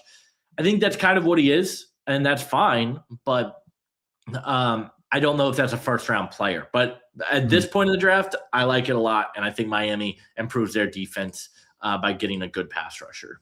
Yeah, I love that. I think that's a fantastic pick. He seems like, I don't know why. You know when you could just picture a player in a uniform, TJ Parker just feels like he fits in a Miami Dolphins uniform. So I like that a lot.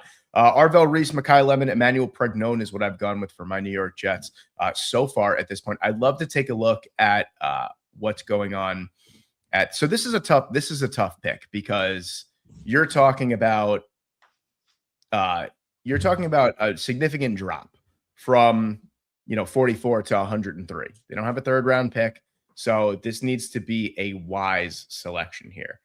Mm-hmm. I think that there is certainly enough value at the safety position and the linebacker position to potentially wait. I think I'm probably going to look at either corner. Let me see what corners or defensive tackle. Oh, well, there's two guys on the board right there that I would like quite a bit, actually, for the New York Jets. I think long-term, I feel like Peter Woods to the Jets at this point just makes a lot of sense. That's where the value is, I think. And I don't want to keep running around the fact that I think it makes a lot of sense, especially since the Jets are going to be playing more of a multiple front defense this year, where you're not just pinning Peter Woods to the 3 tech. He could play a little bit wider. He could play as a 5 tech. I think I think I'm going to take Peter Woods here. I think it makes a lot of sense at this point. I'm knocking everything over right now. But yeah, that's where I would have gone. I like that a lot. The Ravens are back on the clock. We got Francis Mauigoa for them at 14. At 45, I think receivers where I'll look. This is where the receiver board gets interesting. This is where I think there is a clear top group here after Jeremy Bernard. And then it's kind of like pick your flavor, if you will. Which receiver do you like best? Chris Bell, I like still a good bit. I don't know if that's something that this team is going to want just because of the injury. Skylar Bell's interesting. I like him a lot. I like Ted Hurst a lot too. They also are a team that I think could go tight end. Eli Stowers, I don't like very much, but this is an interesting fit for him. But I think I could get Max Clare, who can do the same thing later on in the draft. Yeah. So, I think I'm going to go with Ted Hurst here. I know it's early for a lot of people, but Ted Hurst, I think, gives them a true vertical threat that Baltimore doesn't really have right now. They have Rashad Bateman, who I like as kind of that X. You've got Zay Flowers as a really good slot. Ted Hurst as that vertical threat, I think, makes a lot of sense. It's between him, Malachi Fields, and Dejon Stribling for me for this pick. I have Hurst ranked higher than all of those guys, so I'll take him here at number 9. Obviously, I'm a Ted Hurst truther, so that's a great pick right there. Let me take a look at the edge rushers that are on the board right now for the Tampa Bay Buccaneers, because it seems like we're going to be able to knock out the biggest needs in the first 2 picks. Now, I tell you what, I could wait because there's a lot of I don't know if you feel like this too. I feel like once you get out of the 3rd round for edge rushers, there's it's a really weird gray area because I don't want to take any of these guys too high. I feel like after the 3rd round until pick 160, I feel like I don't want to take an edge rusher. I could potentially wait. There are some value players that are a little bit further down because I like a couple of other. I'll tell you what, I really like Derek Moore in this spot.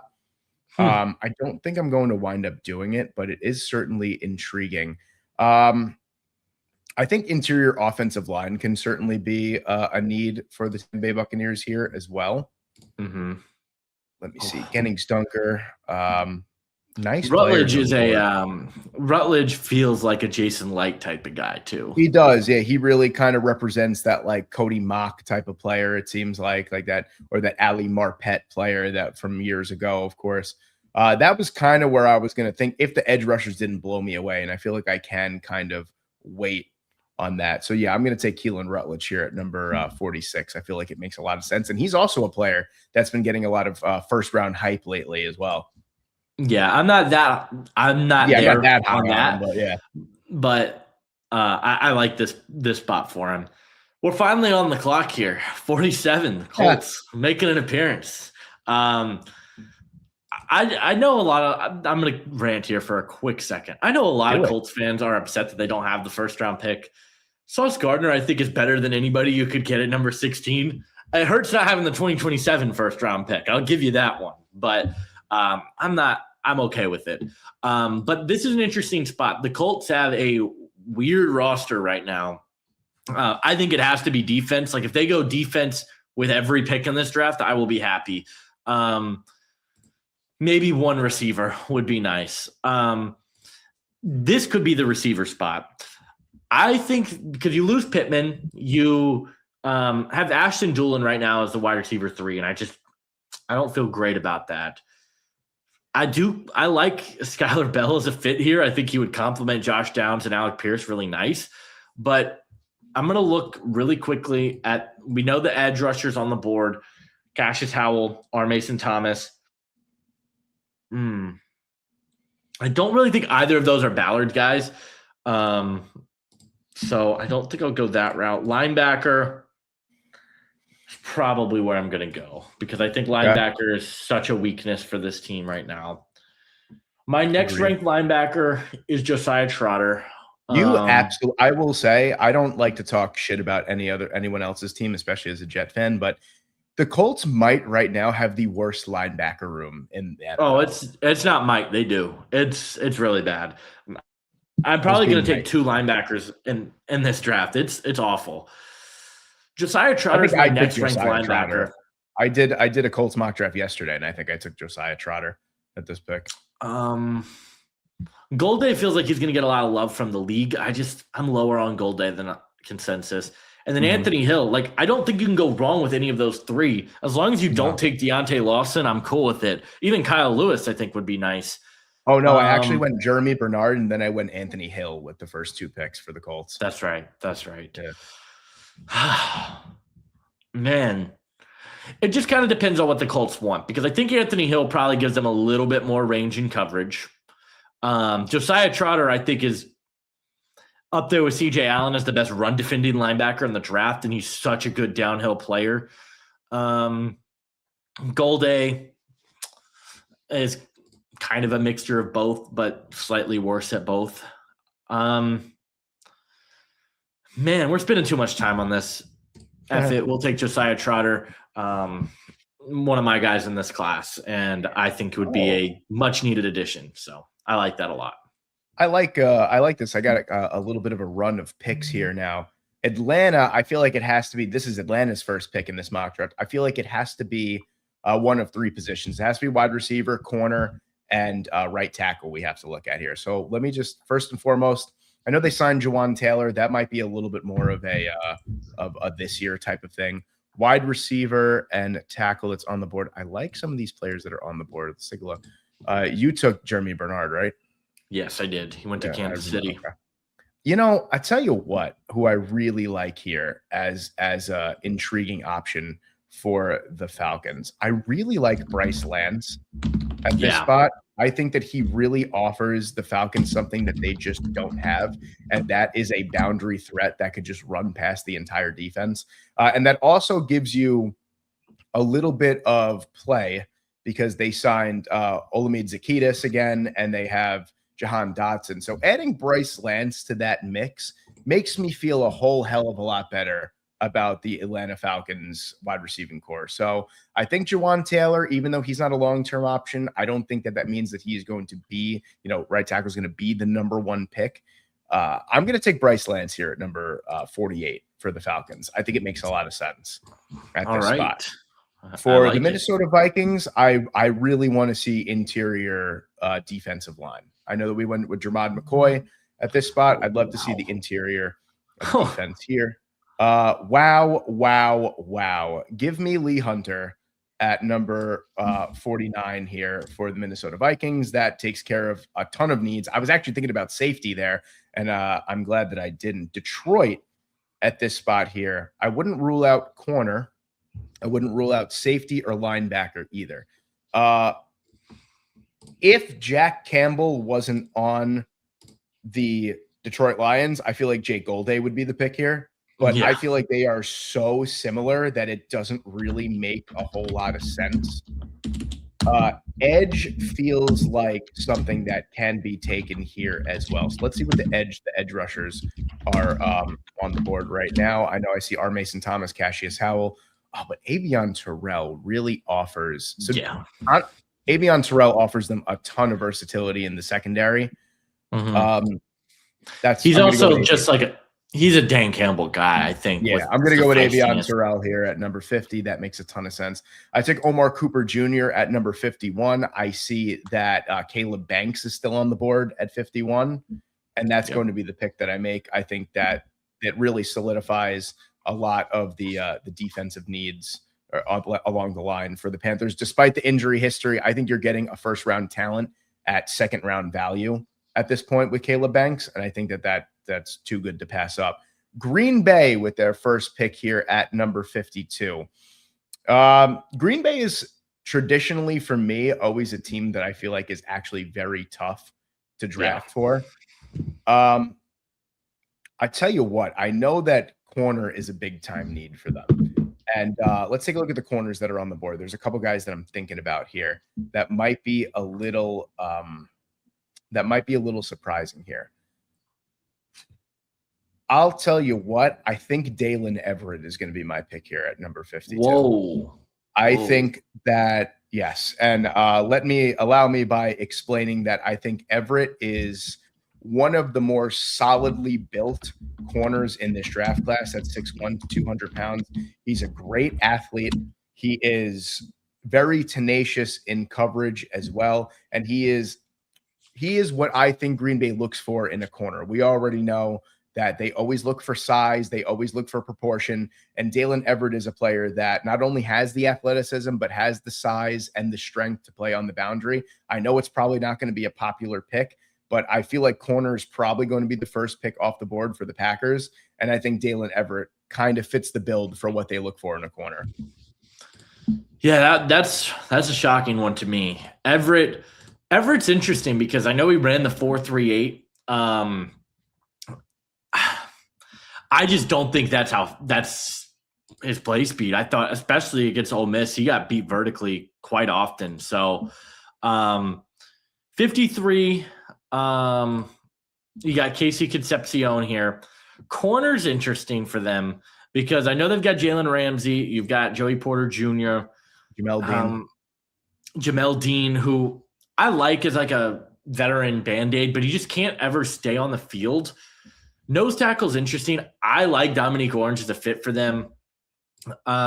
Ultimately, and Dallas Crimson Tide in the chat's asking, is Everett a nickel possibly? I view him as more of a boundary guy.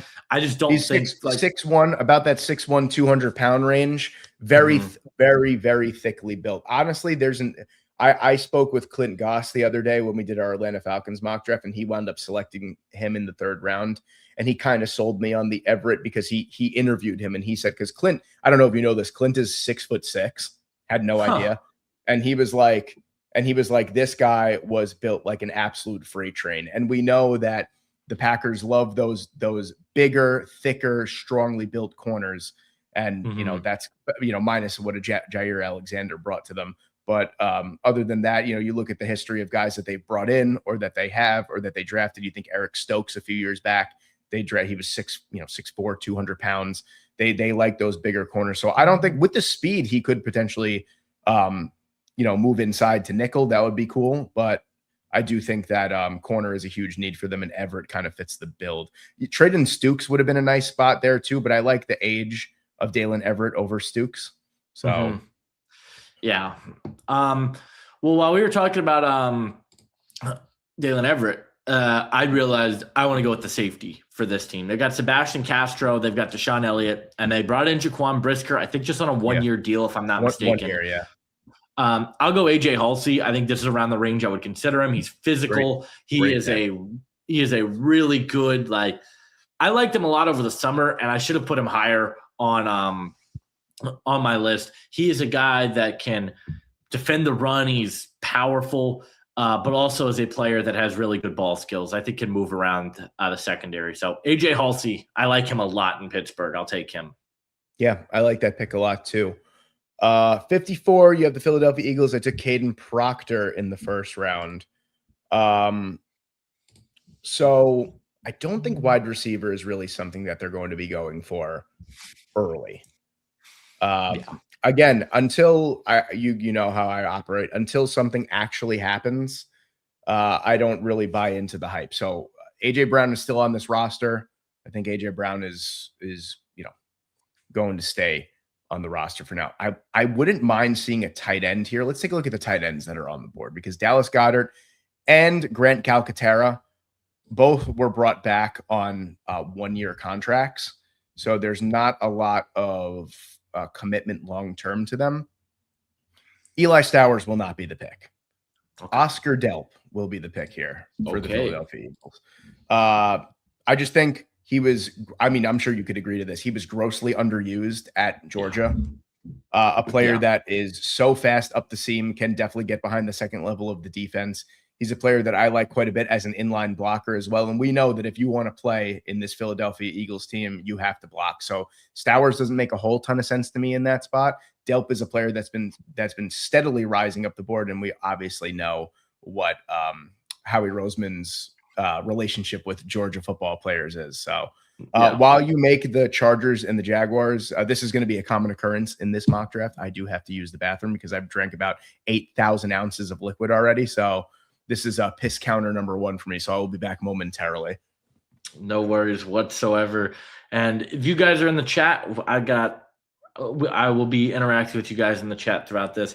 Red Sea and Michael are having a conversation about the Arizona Cardinals right now and pick 3, where we took Sonny Styles to them. And look, I've talked about this a lot. Offensive tackle is, yes, the biggest need on Arizona, but there's not a tackle worth taking at number 3. Yes, you want to trade down in that situation, but there's no trade down available. I'm not reaching for a Francis Mauigoa when you've got the best player in the draft there in Sonny Styles, who is going to be able to impact your team right away from a coverage perspective, from a run defense perspective, downhill. I think he is a special talent. And if that's the guy you end up with that pick 3, that's not lighting a pick on fire. That's just taking best player available. And that's how you build a championship level team. Dallas Crimson Tides talk about who would be trading up to number 3. Well, I think Dallas is a team that makes a lot of sense. I think New Orleans is a team that makes a lot of sense. Kansas City could make sense. I do think there are some potential teams that could look to trade up to number 3 because plenty of teams are looking for one of those top edge rushers. So pick 55 here for the Chargers. Edge is, I think, where we're going to go. We took Vega Ioane to this team at 22. What a steal there. Now I think we're going to look edge rusher. And I'm lower on the edge talent available, but I think Cassius Howell does make a lot of sense for the Chargers. I came back with a snack. Nice. The Chargers are a team that needs a guy off the edge that can get after the quarterback. They have Khalil Mack back for 1 year. They also have let me pull up their depth chart here. They've got Bud Dupree, Tuli Tuipulotu, Khalil Mack. They just need somebody that can get after the quarterback. I think Cassius Howell fits that bill. And then at 56, responding to Red Sea in the chat, he says, right, because pure off-ball linebacker has worked out so well in the top 10 before in regards to taking Sonny Styles at pick 3. Well, I'll counter with this. We haven't had a linebacker as good as Sonny Styles come through since Luke Kuechly, who went in the top 10 back in 2012, and he's a Hall of Fame player. So that's my rebuttal there. Jacksonville at 56, weird team in terms of needs. I know it says wide receiver and corner are their 2 biggest needs. I don't think that's the case.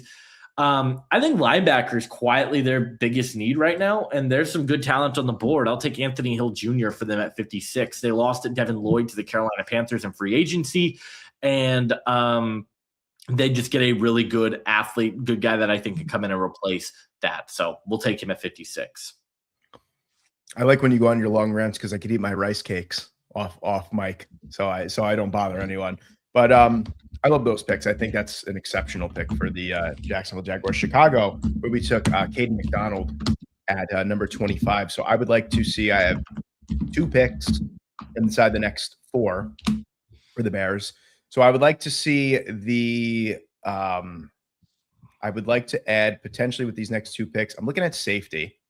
I'd like to add a safety at this point here. I think Traden Stukes actually makes a lot of sense. I know that he's probably going to play, which actually works out twofold because Stukes is a player that can play free safety. He could also play at the cornerback position as well, where, of course, they lost Nahshon Wright. I know that they're pretty solid with the corners that they have, but of course, more depth is obviously warranted. I think Stukes makes a lot of sense here at number 57. That's what I'm going to take here at this point. We're going to take Traden Stukes at 57. At 58, I took Emmanuel McNeil-Warren, a little bit of a luxury pick at that spot. Let's take a look at the interior of the offensive line. Let's also take a look at Jennings Dunker is interesting. Dunker is a good fit here. I'm not particularly high on him, but I think it makes a lot of sense going forward. He could be your long-term replacement to Colt McKivitz. He could just start at guard right away at this point on the opposite of Dominic Puny. Jennings Dunker is going to be where I go in this spot here for sure. I love the way that this board's falling. A lot of interesting fits. I'll be honest with you, Josiah. We're absolutely killing it. I mean, there's no other way to talk about it. So the Texans at 59. Man, this is where I start the Jadarian Price conversation. On my board, this is around where I'm like, all right, Jadarian Price.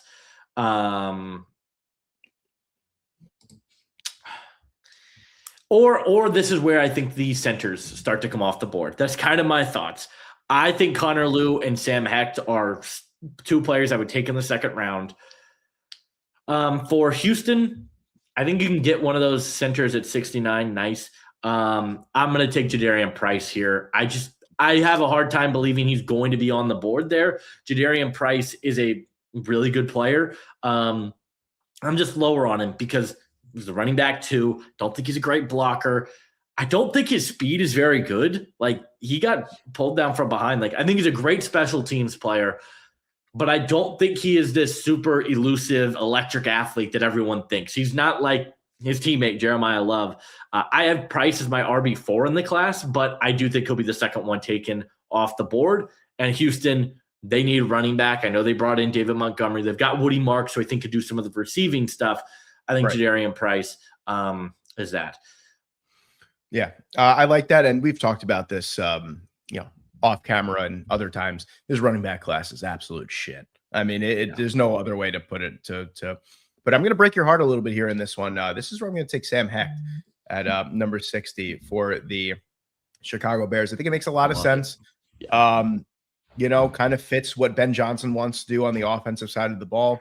And we've added some excellent pieces for the Chicago Bears team. That extra second round pick really comes in handy for them. Yeah. And I didn't realize I had the Los Angeles Rams here at this point too. The Rams here at 61, a lot of different ways they can go. I do think linebacker is a sneaky need for them. And Jake Golday is on the board. That's probably going to be the way that I go, just because they do need a coverage linebacker. Nate Landsman is pretty decent, but other than that, I mean, they don't really have too much to write home about. I think Golday fits a huge need for them. And that's exactly what I'm going to go with here at number, 62? 61? 61, we're going to go with Jake Golday here. Yeah, I know, I'm sorry. I probably killed your plan for like the at least the Denver Broncos for a few picks there. No, not at all. They got the visits on here. That's actually really helpful. Mm-hmm. But yeah, I like Golday. I did this in my recent mock draft, so that makes a lot of sense to me. 62 for the Broncos. I do think linebackers in need. They've got Justin Stranad. They've got Alex Singleton right now. They still have Drew Sanders. We'll see if he can ever get on the field for them. Yeah. I'm going to take Kyle Lewis here for the Broncos. I don't think the tight end value makes sense here. Kyle Lewis, though, he's undersized. I'm not really concerned about it, though. Like, he plays bigger than his listed frame. He is a good run defender. He's a really good athlete, and is a guy that I think is probably the best coverage linebacker I've ever seen. So this makes a lot of sense for what he would be able to bring. Been an All-American. Like, there's just so much to like about him. I'll take him at 62. And then at 63 for the Patriots, took Maxi Honachor. Man, they've got a lot of picks in this draft. Yeah. Kyle Lewis would have been fun here. Receiver. Oh, there's good receivers on the board here. I'm going to take Skylar Bell to the Patriots at 63. A guy that I think can work inside, outside, really good route runner, more physical than I think he gets credit for. Really good compliment to this receiving group as a whole. Like, I like the Romeo Doubs signing a lot for them. Now you have Skylar Bell, who I think could do some of the inside out stuff. You got Kyle Williams as the vertical threat. Kayshon Boutte just kind of does a little bit of everything. I think this was a really, really good value pick for the Patriots. I think Skylar Bell is a borderline top 50 guy in this class. Absolutely. I love that. I really do. Seattle, we went with Malachi Lawrence in the first round. I would love to see what corners are available on the board right now in this one. Yep. Brandon Cisse is the pick. That's pretty, that just I don't even have to explain that one. That's pretty spot on there. So let's take a look. Arizona, we took Sonny Styles. We took Ty Simpson in this one as well. It's got to be offensive line. Yeah, it's got to be offensive line here in this one. Let's take a look at the tackles that are available. I have someone in mind, but I just want to make sure I'm not missing anyone here. Caleb Tiernan is really nice. I'll tell you what, 65, probably going to be an unpopular pick with a lot of people here. I really like Jude Bowery. And I Bowery's think getting a lot of buzz for like a third, like in the third. I'm lower on Bowery. Where do I have him? Go ahead. I'm just looking on my board. No, I think Bowery makes a lot of sense. 6'5", 311 pounds, more than enough athleticism as well. This is a player that I do think is going to get, drafted higher than the consensus probably thinks. And every board is different, of course, because they have Bowery pretty high. I feel like PFF is pretty low on Jude Bowery as well, but this has got to be the pick here for the Arizona Cardinals. They need offensive line help, especially on the right side. Bowery is going to be the pick here for me at number 65. All right. I'm lower on Bowery. I've got like a day 3 grade on him, but you're right. I do think we're going to see tackles get forced up the board in this class. I think Bowery's one of them. I think Demetrius Crownover is another one. I think Travis Burke is another one. Like, guys are just going to get pushed up the board because they can play on the offensive line. They've got some intriguing traits. I'm lower on Bowery. I would take him 4th to 5th more than likely, but it does make sense. And you don't really have the length concerns that you have with like a Barber or a Tiernan. Yeah.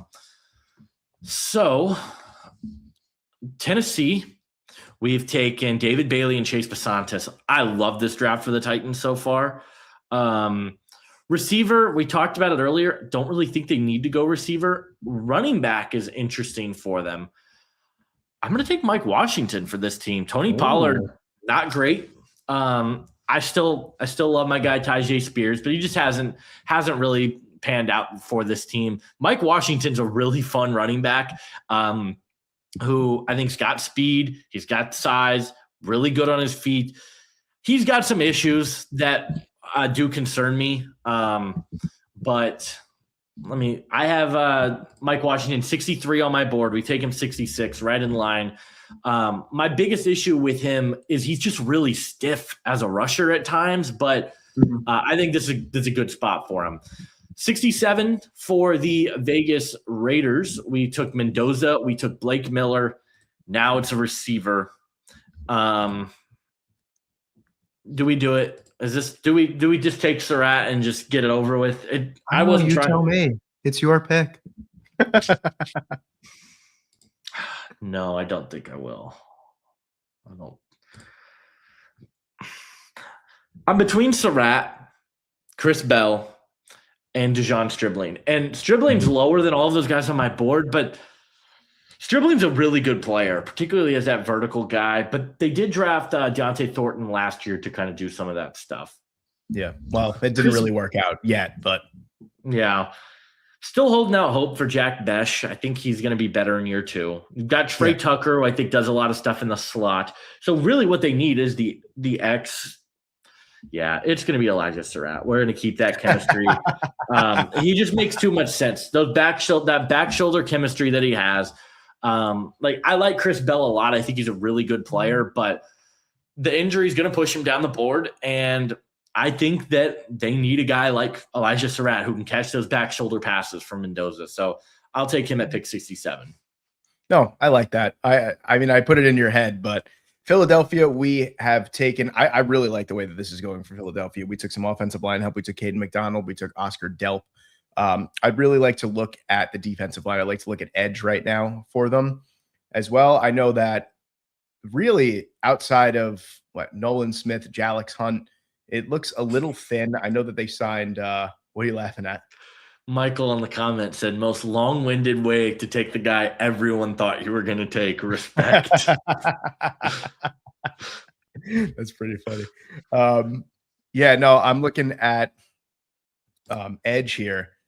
I tell you what, there's one player that I'm thinking about that makes a lot of sense in my opinion here, and I think it's Danny Dennis Sutton at this point for Philadelphia. 6'4", 266 pounds, is one of those guys that you just can't really overthink it. He's very good against the run, sets the edge nicely. He's a great pass rusher as well. And you know what the funny part is with like your Micah Parsons, your Chop Robinsons, your past explosive edge rushers from Penn State. He's not as explosive, so people just kind of tuck him under the rug as someone that, oh, he's not nearly as good, but he's incredibly solid. I think it's much needed depth where the Eagles have kind of sort of floundered. I mean, last year they were begging for depth. They brought Brandon Graham out of retirement. I think you got to solidify the lines, and that's Howie Roseman's thing. And I think Sutton makes a lot of sense there at what pick is that? 68? 68. Mm-hmm. 69 for the Texans. Nice. We got Christian Miller, Jacob Rodriguez, and Jadarian Price. Really nice draft for Houston. I think this is where we take a center, because if you look at their depth chart right now, Jake Andrews is slated to start for them at center. Don't love it. So I'm going to go with my number one center in the class, and Connor Lew, who, I mean, if he didn't get hurt, I've said this a number of times, I think he would have been a first rounder. Such a stable offensive lineman who I still think is going to be a good player. He's not necessarily the athlete that a guy like Sam Hecht is. He's probably more of a gap type of blocker, but really fundamentally sound in pass protection. I think he's got strong hands, good anchor. There's a lot to like, and I think he can start right away for Houston. So I'll take him at 69. 70 for the Browns, Tyson Lomu Pons to start this off. They're another team that needs a center. They've got Luke Whippler slated to start. I know they brought in Elton Jenkins, so I think there's a chance he could start at center for them. Yeah, that's probably where I'll go. I think I'm going to go with an edge rusher for them. I think I'm going to go with a guy that I'm starting to really like. Didn't like him a lot a couple of months ago, but I think this is the range I would take him. I'm going to take Jyshawn Barham out of Michigan. A guy that is very similar to me to Jalen Walker from last year, a guy who is kind of this hybrid linebacker, edge rusher type of player. He's such a good run defender already, and you see flashes of a really good bull rush. He's got some really good speed and athleticism. I think you take a shot here if you're Cleveland on a guy that is a really impressive athlete, have some versatility for you, and I think he'd get downhill and make some plays for you in the run game. So I'm going to take him, develop him as the edge next to Myles Garrett. I like that. For Washington, so here's my thinking with Washington. In free agency, over the last couple of years, they've spent a good amount of money on the defensive side. Dan Quinn is a defensive-minded coach that squeezes basically as much juice out of each player as he possibly can.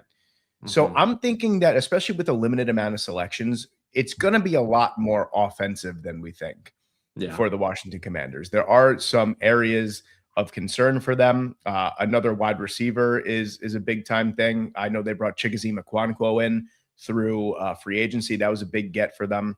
So tight end isn't nearly as big of a need. Let's take a look at wide receiver who's on the board. Oh boy. There's quite the selection on the board. I think Brazel makes a lot of sense here. Don't know if I'll take him yet. I'm going to talk myself into this one. I do think a big bodied vertical threat is absolutely needed on the offensive side for Washington. Especially with Deebo Samuel now gone. I mean, Branch makes a lot of sense too, but they drafted Jalen Lane. I like Stribling here. I think Chris Bell makes a little bit more sense, actually. I think Bell is kind of sort of like what Deebo Samuel did for them last year, but he also is, I think, faster and more even with the ACL. It was a clean tear, so it's been fully repaired. It's stronger than ever now, they said. So Bell is a player that I think he's not going to relinquish any athleticism due to the past injury. And I think he's kind of more of a jacked up version of Deebo Samuel. So I'll take him there for sure. Yeah, I like that. 72 for Cincinnati, Mansour Delane, Zion Young to kick off this draft for them. Could go with another safety. I like Genesis Smith a lot. I don't know if he'll go this high, but they brought in Brian Cook. I think they would need more of a strong safety, ideally. I think I could wait and get that at like 110. I am considering going guard here. I do really like Jalen Farmer. I think he's a really good player. They brought in Jalen Rivers. They brought in Dylan Fairchild last year throughout the draft. They still have Dalton Reisner. Maybe a center. I think I'm actually going to go center because Ted Karras doesn't have a ton of time left, I don't think. And I think that's kind of where the value's at right now. So I'm going to go with, I like Jake Slaughter a little bit more than I like Logan Jones. So I'll take Slaughter. Slaughter is a weird one because I feel like he's good at a lot of different things, but he is not great at any one thing. I think he's probably just going to be a guy that's going to stick around, be a good starter in the league. Do I ever think he's going to be an all-pro? Probably not, but a good player nonetheless. And at 72, you get a starter along the offensive line, you take it. So I'll take Jake Slaughter there. No, it's a very Bengals pick too. It feels like I like that selection a lot. Saints here. I'm really enjoying what we've done for the Saints so far. Carnell Tate, Gabe Yakas. I like this a lot. Linebacker, defensive line is probably what we're going to look for here at this point. Let's take a look at the linebackers that are on the board first and foremost. I know they did bring in Caden Ellis as well, but that's more of your pass rushing off ball linebacker. Not in love with who's on the board right now. So we're going to go to defensive line. I think Deontay Lawson is criminally overrated. Yeah. I don't like that. I love this board right now. All right. Good players. This is great. So tough. I think I know where you're going to go. Very tough. I think you know exactly where I'm going to go with this one. But I do think that, I mean, the defensive line is obviously a huge need for the New Orleans Saints here. I really like Dominique Orange because he gives a little bit of a different look than what they have, because Brian Brzee is a little bit more pass rush oriented. I can't pass up the talent of Grayson Halton though here at number 75. I'm going to have to take Grayson Halton at this pick. I think it just speaks. Where do you think I was going to go, Darrell Jackson? I thought you were going to take McClellan. No, a little too early for me for McClellan. I think maybe if this was the Saints' next pick, but I think Halton makes a lot of sense. He brings a little bit more juice, and in an odd front, he can also play that like 5 tech for them as well. 6'3", 293 pounds. I like the versatility along the defensive line that he could bring for them. Yeah, Chiefs are having an incredible draft so far. Yeah. And I'm going to go safety now for them. I'm going to go Bud Clark. I've made this pick a bunch of times. Bud Clark feels like a Spags defensive back. He's got long arms. He's really smart. Tested way better athletically than I thought he was going to, which intrigues me. There's a lot to like about what he does. Ran a 4.41. He's a really good player. Who's just been rising up draft boards, and I like his fit a lot in Kansas City. So he'll be my pick at 74. 75 for the Dolphins. We've took Spencer Fano. We've took Colton Hood. We've took TJ Parker. Have to get some playmakers for this team now. I think the first player that I'm going to go with, it's weird because I find myself kind of still drafting Mike McDaniel type of players for the Dolphins, just trying to get used to like they don't need speed all the time. I'm going to take Dejon Stribling, though, for them. I think he is a good vertical threat. He's really physical. Want to see him be a little bit better at like separating across the middle of the field. I think he's got to get better as an overall route runner. But for the Dolphins, I think he can be a vertical threat for you. He's really physical, blocks his ass off. There's some things to really like about Stribling. So I'll take him at 76. And then at 77, or take Stribling at 75. At 76, now for Pittsburgh, Concepcion and Halsey have been our first 2 picks. I'm going to take Dominique Orange here for them. They need a nose tackle. You can move Keanu Benton to the 3 tech, which is where I think he should be playing anyways. Just kind of rounds out the defensive line for them on that front 3. So I really like Dominique Orange, Big Citrus in Pittsburgh. What a great nickname. It really is wonderful. Let's see. So Tampa Bay at number 77 here. Let's take a look at who we've got. We got CJ Allen and we got Keelan Rutledge. I'm really looking to add to the pass rush at this point here. So let's take a look at the pass rushers that are on the board at this point. Oof. Yeah, you know, I know they like a traditionally heavier edge here. Not really seeing a lot of that. Seen a lot of speed. I mean, I guess I would choose between, you know what? I know that they liked Malachi Lawrence, so they're not totally invested in the heavier pass rushers. They also, they also did draft David Walker last year, who was very small. So Yeah. it does feel like they are looking for more Yeah. fireworks off the edge.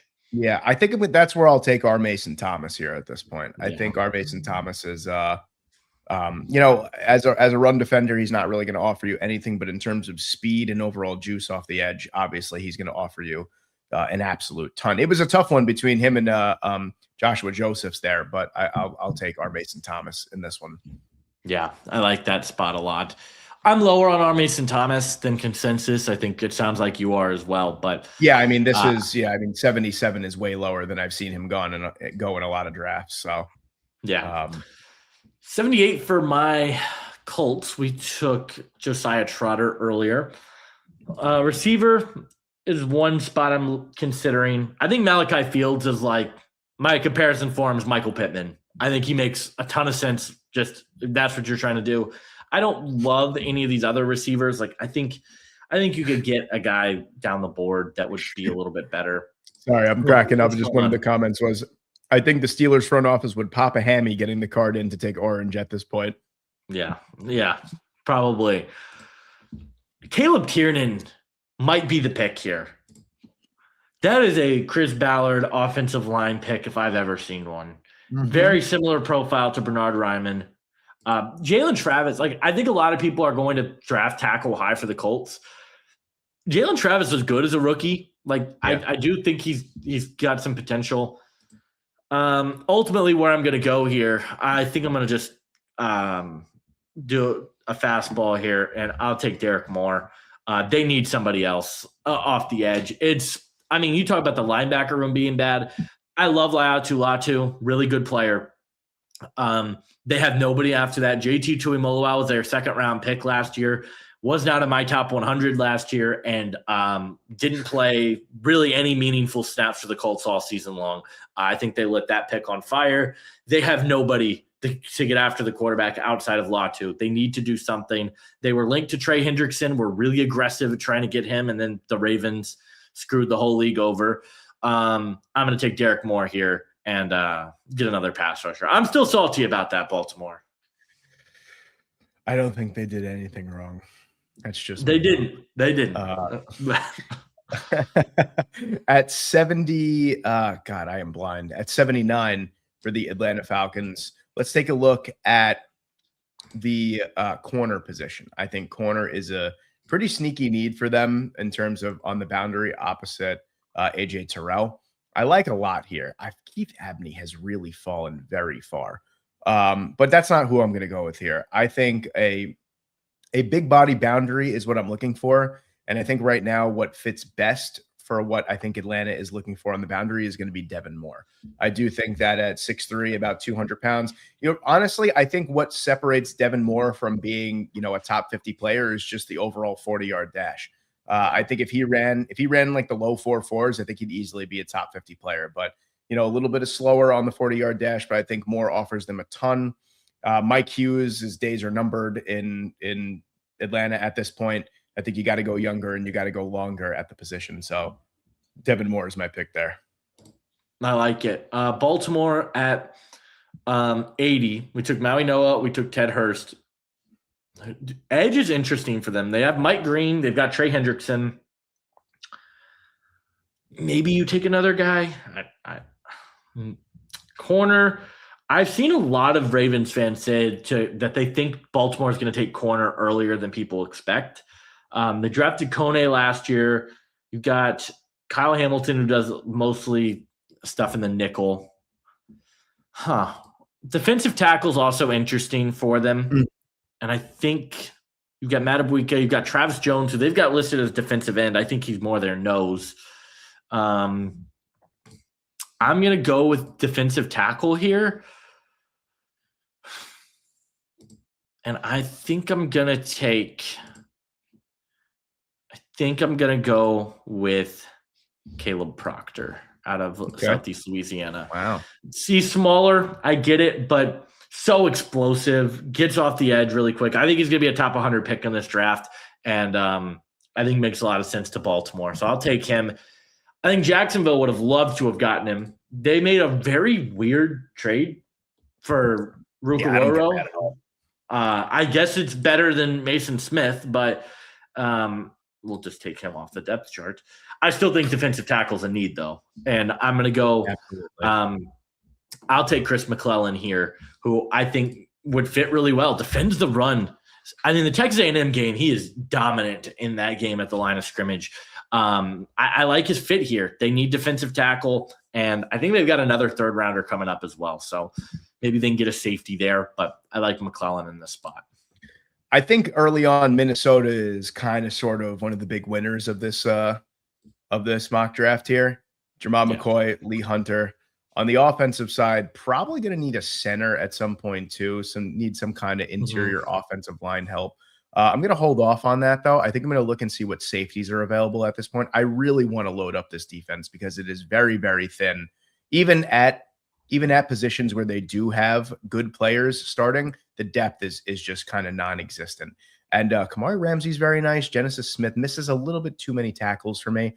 We need a hitman replacement. So, obviously Harrison Smith, who should be a future Hall of Famer, in my opinion, has retired or has moved on. I don't know if he's actually officially retired yet, but Ramsey makes a lot of sense to me here.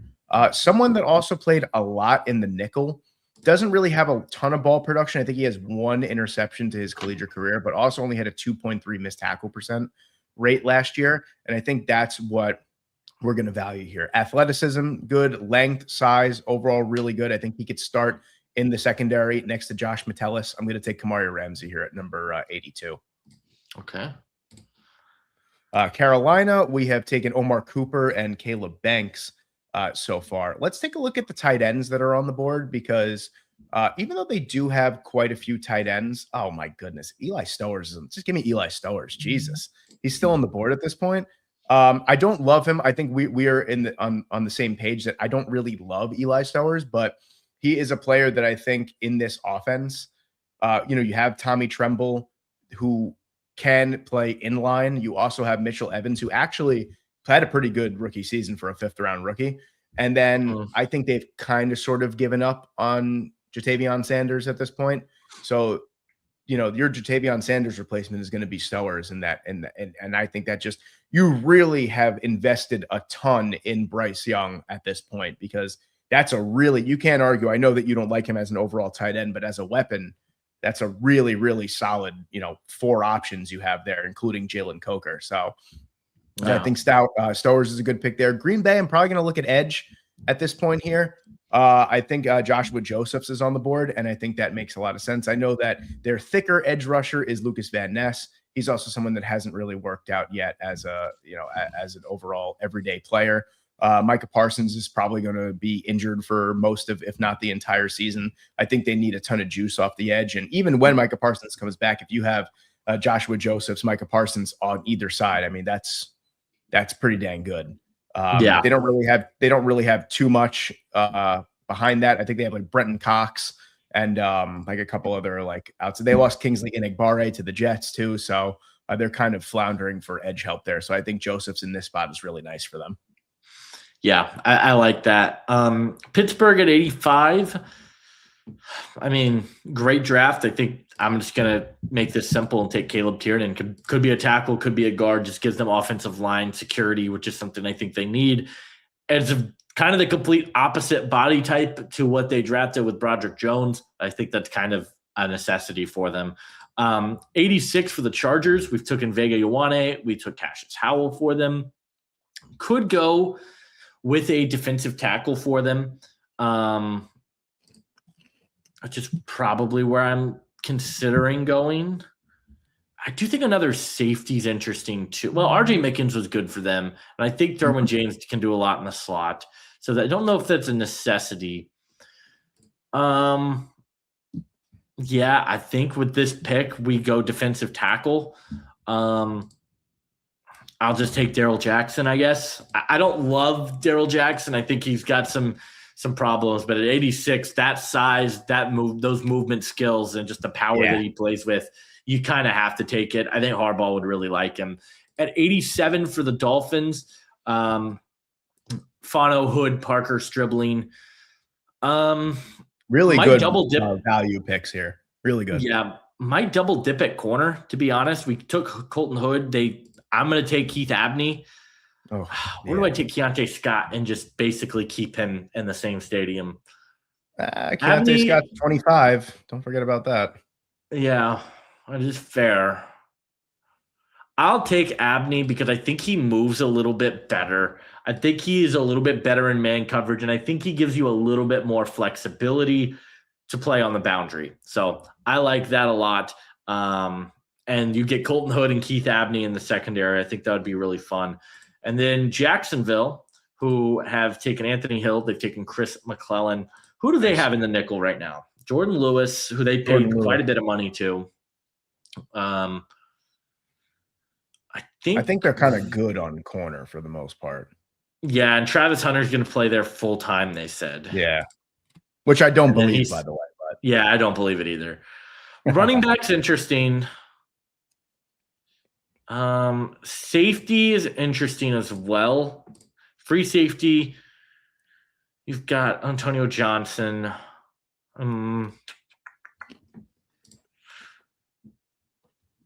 I think for them, I'm going to take Genesis Smith, who I really like. I know he misses a lot of tackles, but he's so smart on the back end. And I think he like some of the ball hawking stuff that he does, I think is really impressive. I have him as a borderline top 50 player, but I understand the concerns, and I do think there's a good chance he falls. Pick 80 here for the Bears, or 89 for the Bears. This is you. I feel like there's a pick that makes a lot of sense on the board. Yeah, I'm looking at what I've gotten so far, and I think the Bears have done a really good job up until this point. I'm really looking to add off the edge at this point now because there definitely needs some pass rush upside here. We did take Caden McDonald, who is more of your run stuffer. You know, we have Traden Stukes, who is probably going to be free safety. Sam Hecht obviously is a center. So I'm going to add to the edge rushing position if I could see who is on the board here. Romello Height, Kieran Crawford, Anthony. I'm not in love with who's on the board here at this point, but I feel like I do have to take an edge rusher at some point. On the other hand, I do like the idea of Chris Brazzell as a wide receiver in Chicago. I love that sentiment just because that's your big body guy. I mean, obviously you have Odunze. Odunze's more of that possession-based receiver. Burden, you could play in the slot if you get Brazzell here. And really the wide receiver depth behind, really your top two guys is pretty dang thin at that point there. So I'm going to take Brazzell here. That's going to move Luther Burden into the slot. And I think it's a really formidable three. And you get a big body deep threat for Caleb Williams, who has one of the most underrated arms in football. It's don't get me started. Pick 90. I think I want to go tight end here. They have Greg Dulcich slated to start. That's not happening.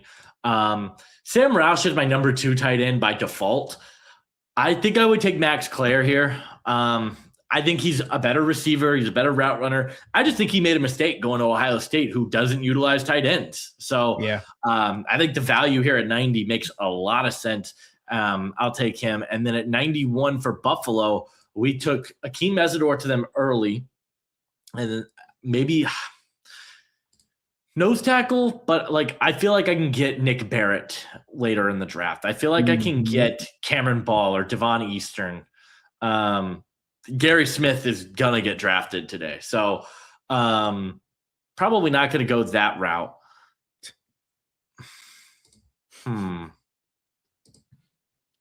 What's going on? All right, you said Gary Smith is going to get drafted today. You obviously know that's going to happen. And don't forget about Brandon Cleveland. Yeah. I'm saying that on my point of view. Gary Smith's a top 10 defensive tackle for me. So, oh boy, I've been on that train for a long time, Buster.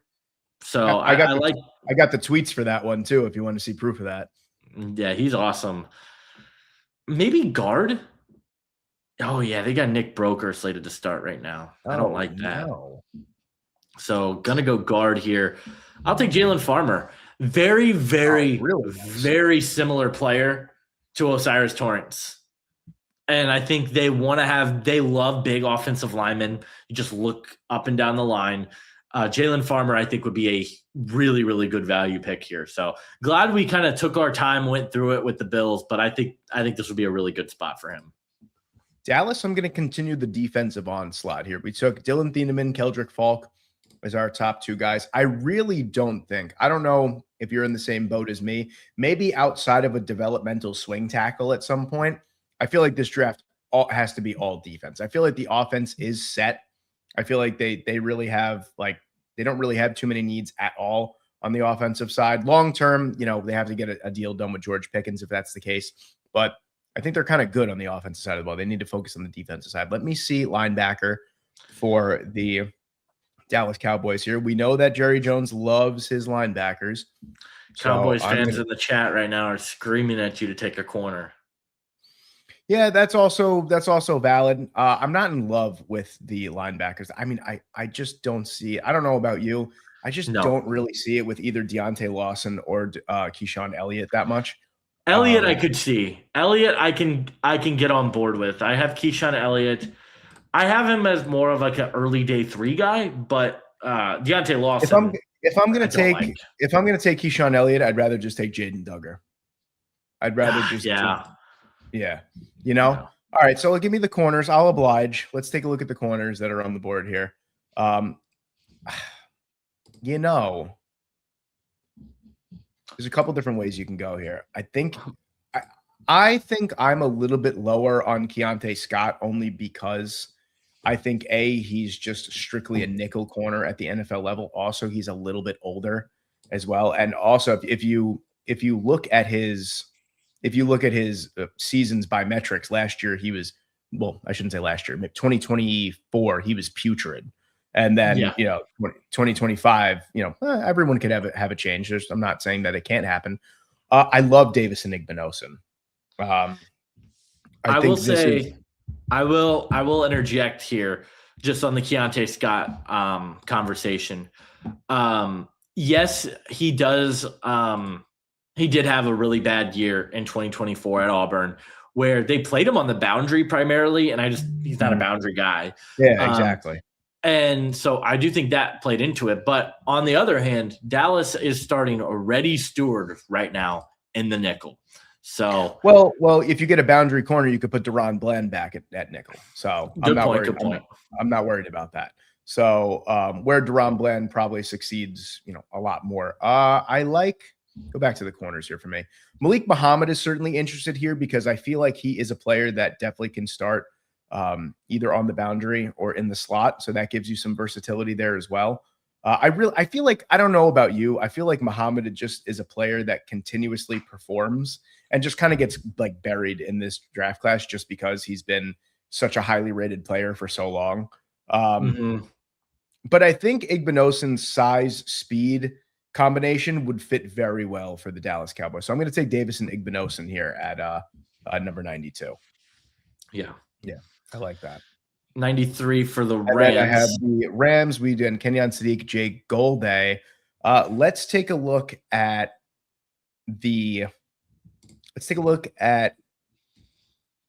don't want to really take an offensive tackle. Let's take a look at wide receiver.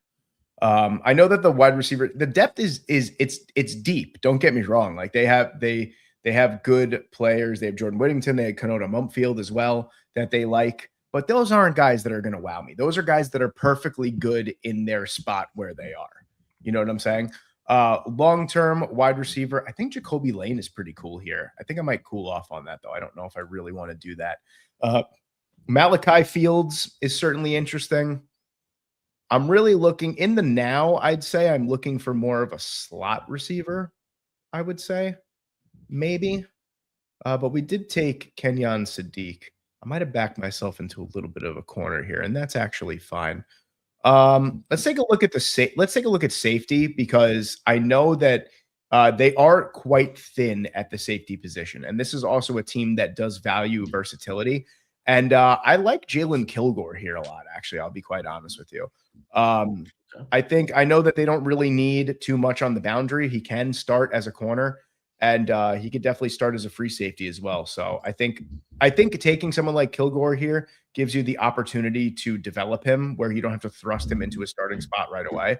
So I'm going to take Kilgore here at this point. You're smirking. What are you smirking at over there? Michael in the chat is saying it's a good thing Davison Igbinosun won't be going to the draft in person, or he'd draw a flag for defensive pass interference on Roger Goodell. Hey, he was way down this past year on that. Cut him some slack.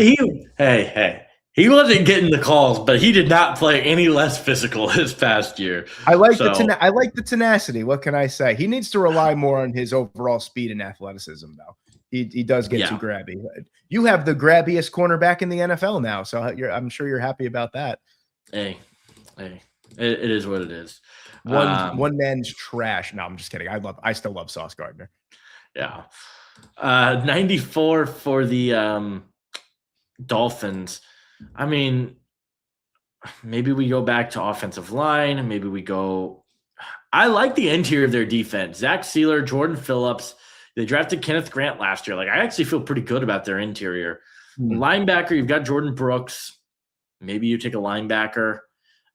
We take Colton Hood. We took Keith Abney. We haven't taken a safety yet. Maybe we just take a safety here. I'll go Zakee Wheatley. I'm lower on Wheatley than consensus, but great run defender, really smart around the box, just gives them some physicality. Again, Miami, take just any best player available, just throw a dart. He'll probably make the roster for you. 95 for the Patriots, we took Ihanachor, we took Skylar Bell. I'm sprinting the card in for Kieran Crawford here, who I really, really like. He is a dynamic athlete, really fast off the edge, has to get better at using his hands. But I do like what he can bring to the table. So New England, who needs another pass rusher, I think I'll take Kieran Crawford there. I think the Seahawks are quietly having a very, very nice draft here. Malachi Lawrence, Brandon Cisse. Let me take a look at that interior of the offensive line for them. I know that they do love Jalen Sundell, so I'm not going to touch the center position, but I would like to get them another guard to spring them free of Anthony Bradford. So, I'll tell you what, Trey Zune really feels like a Seattle Seahawk type of player. Now, I know traditionally he played tackle and he also played center, but he also does have the size to play guard. Brian Parker is certainly interesting too. He's someone that I feel like is more of a finesse blocker. Billy Schrauth is another player that's certainly interesting. I think that we could wait on this. Let's take a look at linebacker. I think we could wait on now linebacker. Some people say might be a wasted pick on Seattle. I tend to disagree. I think that I definitely think that they could use some depth here. Let me see just the linebackers. My bad. No, you're good. Tell you what, I tell you who I really like in this spot. I think you know who I really like in this spot, but I think it might be a little too early for him. I don't think it is, though. And Seattle's also a team that definitely doesn't confide to the norm when it comes to, like consensus boards and stuff. I think Caleb Alamzor actually is a sneaky top 100 option in this year's draft class. And I think he kind of offers you that coverage linebacker versatility that Seattle might be looking for here. I'm going to take Caleb Alamzor. Might be an unpopular pick, but I love the player, and I love he seems like a Mike McDonald type of player, and that's exactly what I'm looking for here. Minnesota's having a great draft as well. Let's take a look at who we've selected here. I know we went super heavy with Lee Hunter, and we took Jermod McCoy. I don't remember who I took. I took Amari Ramsey. That's right. I wouldn't hate adding I don't really love any of the other linebackers that are on the board. Edge, I actually think is okay. Let's take a look at the centers that are on the board. I think I saw Logan Jones was still on the board. Yes. I think we can. I'm going to wind up taking Logan Jones here. I think this is, I think if it wasn't for his age, he'd probably be a lot closer to the top 50. Again, another player that's going to be closer to, 25 years old around his rookie season.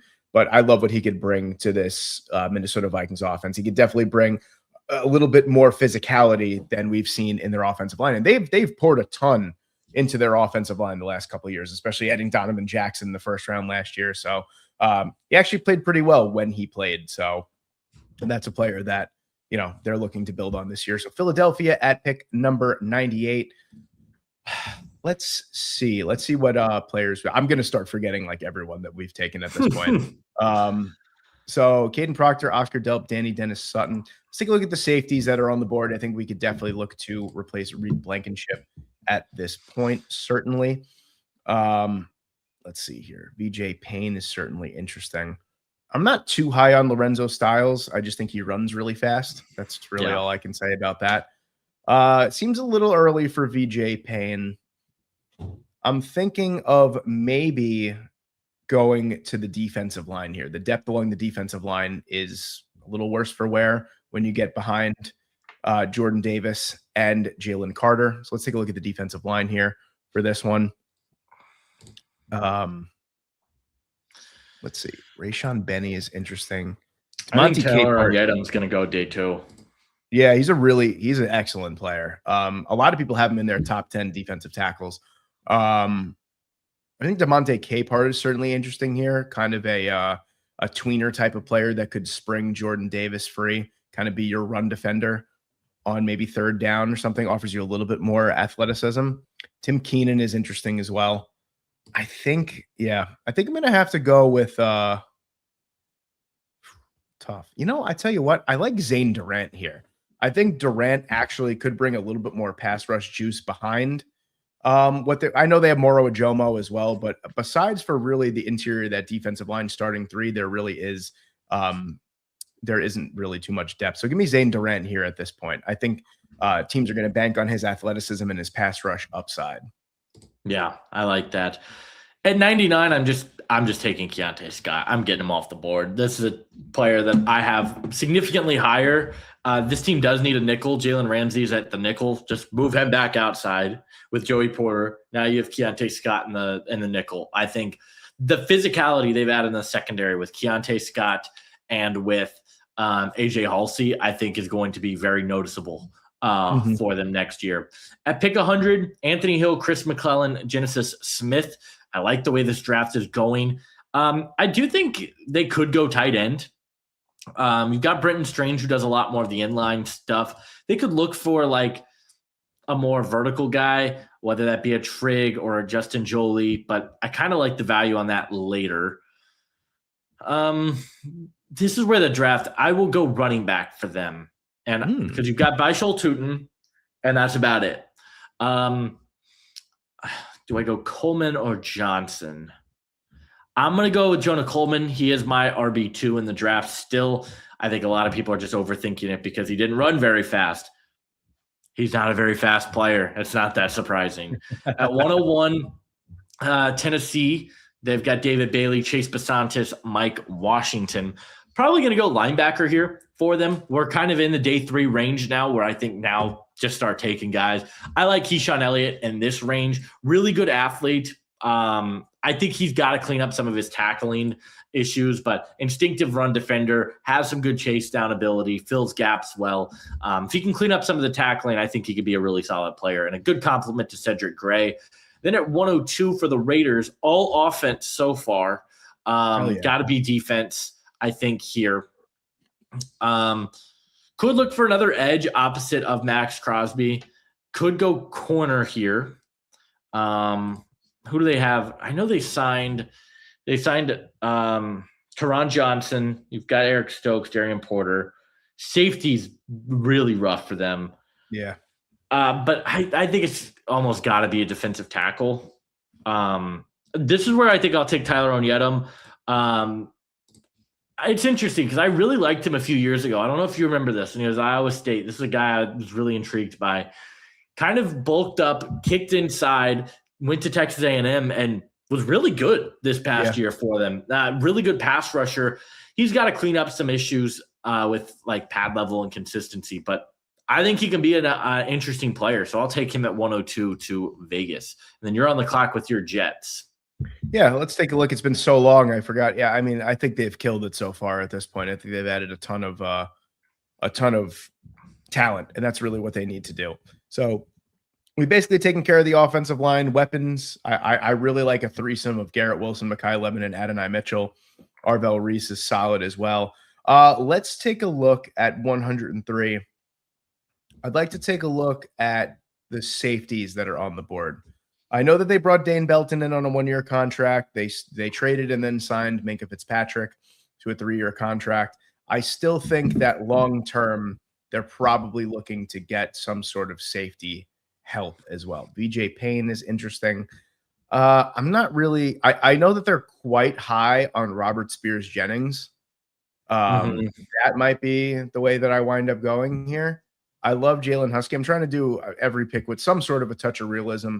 Robert Spears Jennings, really good athlete, insanely fast for his size as well. And honestly, if you could play a couple years behind, Minkah Fitzpatrick, and you can get his tutelage as well, I feel like that's obviously something that you would obviously value here. But before I do that, I just want to take a look at the corners that are on the board. That's also a position that we could totally look to upgrade as well. Man, Malik Muhammad being here just offers you a lot. Dekario Davis is another player that I think could certainly be in play here at this point. Another player that could potentially move back to play safety at some point in his career. You know what? Give me Dekario Davis at number 103. I think I like the value there. I like the overall pedigree and what we've seen from him in college. Arizona at 104. Again, let's take a look at who I took here for the Sonny Styles, Ty Simpson, Jude Bowery as well. This wouldn't be too crazy, in my opinion, for a running back. I know that they signed Tyler Algier. I know that they reworked a contract with James Conner as well. They still have Trey Benson as well. They still have Trey Benson. There's a little bit of, it's a little bit of a mess at the position. I think safety could be in play here for sure. Let's take a look at the safeties that are on the board. We just did that, but we'll take a look at the safeties that are on the board for them here. VJ Payne is interesting. I like Bishop Fitzgerald a lot. I know he kind of hurt his draft stock with his pretty much poor athletic testing, but other than that, I mean, like I don't really, me, I don't really care too much about that. To be honest with you, I value what's more on the screen than anything. I like Bishop Fitzgerald. I think Cole Wisniewski could be good here too. You know what? I just spoke about him, and I think he's held in high regard in the actual NFL realm. Give me Robert Spears Jennings here at number 104. I think it makes a lot of sense to the Arizona Cardinals here for what they got on their roster. All right. 105 for the Giants. We took Caleb Downs and Denzel Boston. I think now you look for a boundary corner. Let's see here. Who do I have next up? For a boundary guy, I'll take Charles Demings. I'm a really big fan of Charles Demings. He's long, he's quick. I have a day 2 grade on him, so I think he would fit really well with what the Giants want to do. Texans at 106. Man, how am I going to pick 4 more players for this team? The Texans really have like maybe the best roster in football. They're like top to definitely bottom, the deepest roster in football. It's such a talented group. Tight end is interesting.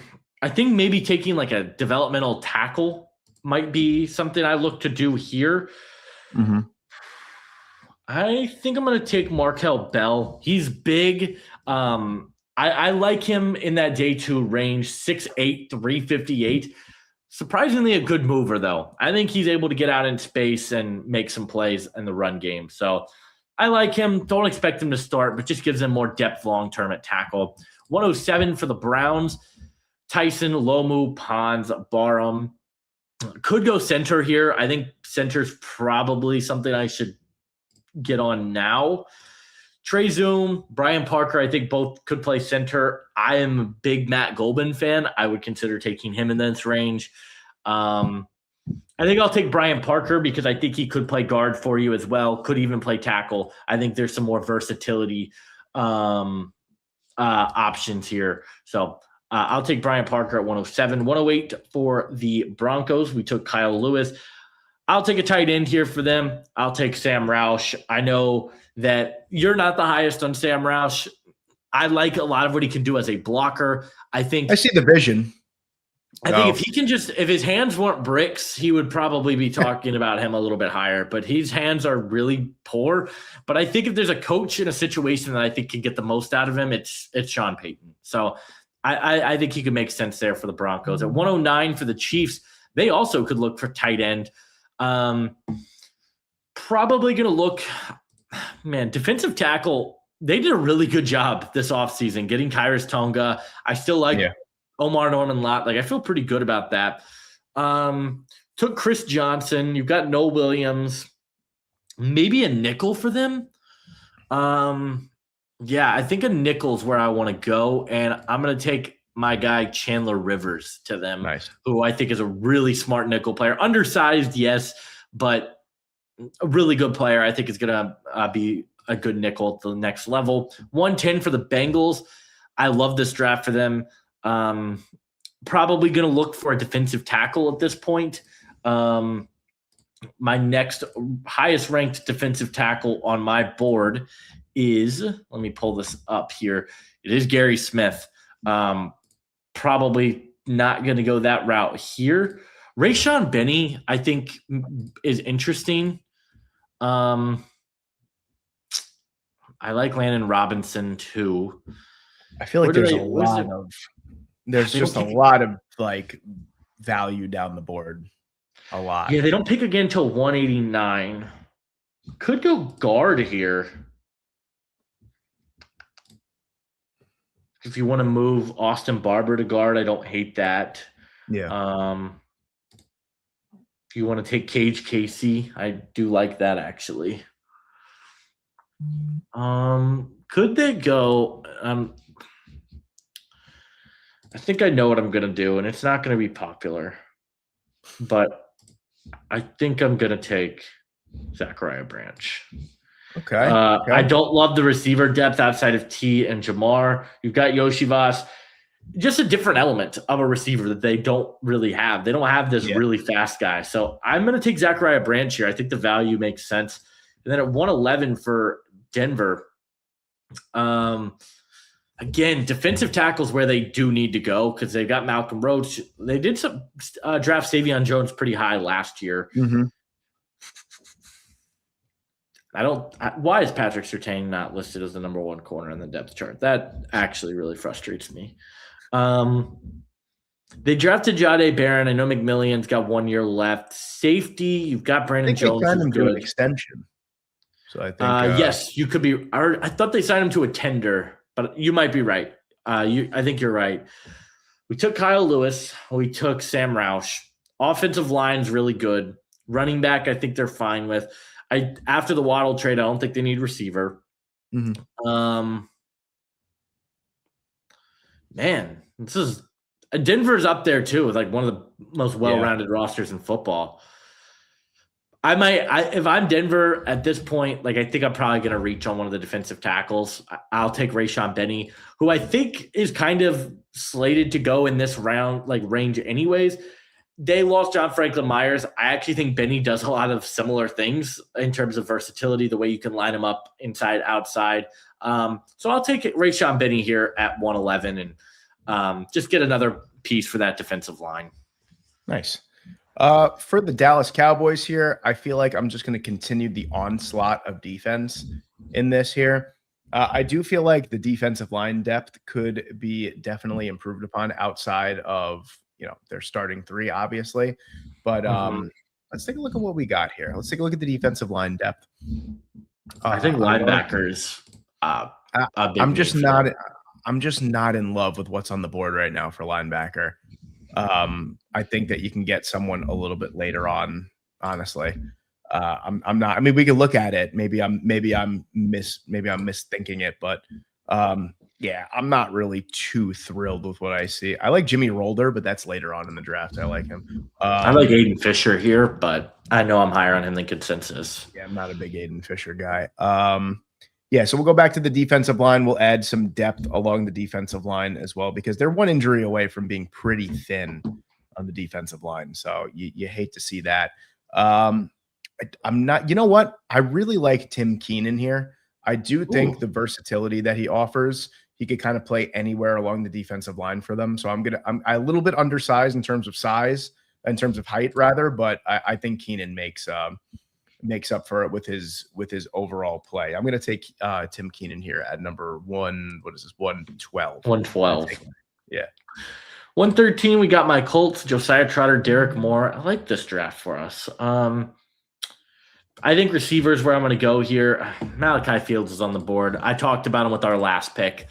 Kind of the perfect Michael Pittman replacement. So let's take a look for the Eagles. Let's take a look at the interior of the offensive line. I do feel like there are some rumblings that, just in terms of the interior of the offensive line depth, there definitely could be improvement. It sounds like Landon Dickerson is actually closer to retiring than not at this point. And you know what? I'll tell you what, Trey Zune, Billy Shrouth is still here too. This is kind of tough, actually. I don't mind Zune here. I don't think he's really what I'm looking for. I think Shrouth makes a little bit. No, I know which way I'm going to go. I'm going to take Bo Stevens here at number 114. I think this makes a lot of sense for the Eagles. I think he's a very Howie Roseman type of player, and that's someone that potentially, if something goes wrong on the offensive line, you can kind of sort of plug and play for them as well. Yeah, I like that. 115 for the Ravens. I'm going to reach here, I think. And I'm going to take Matt Golban. He's my next ranked center on my board. Nice. They lost Tyler Linderbaum. You've got a gaping hole at center right now, and I think Matt Golban can be a good starter for you. So I'm going to take him at 115 and solidify this group. Let's take a look at who I've selected for the let's see, CJ Allen, Keelan Rutledge, R. Mason Thomas. I like the way that this has come together so far. I do feel like wide receiver is kind of sort of okay. Let's take a look at the defensive line. I feel like the Tampa Bay Buccaneers are always a team that is consistently looking to upgrade the defensive line. And I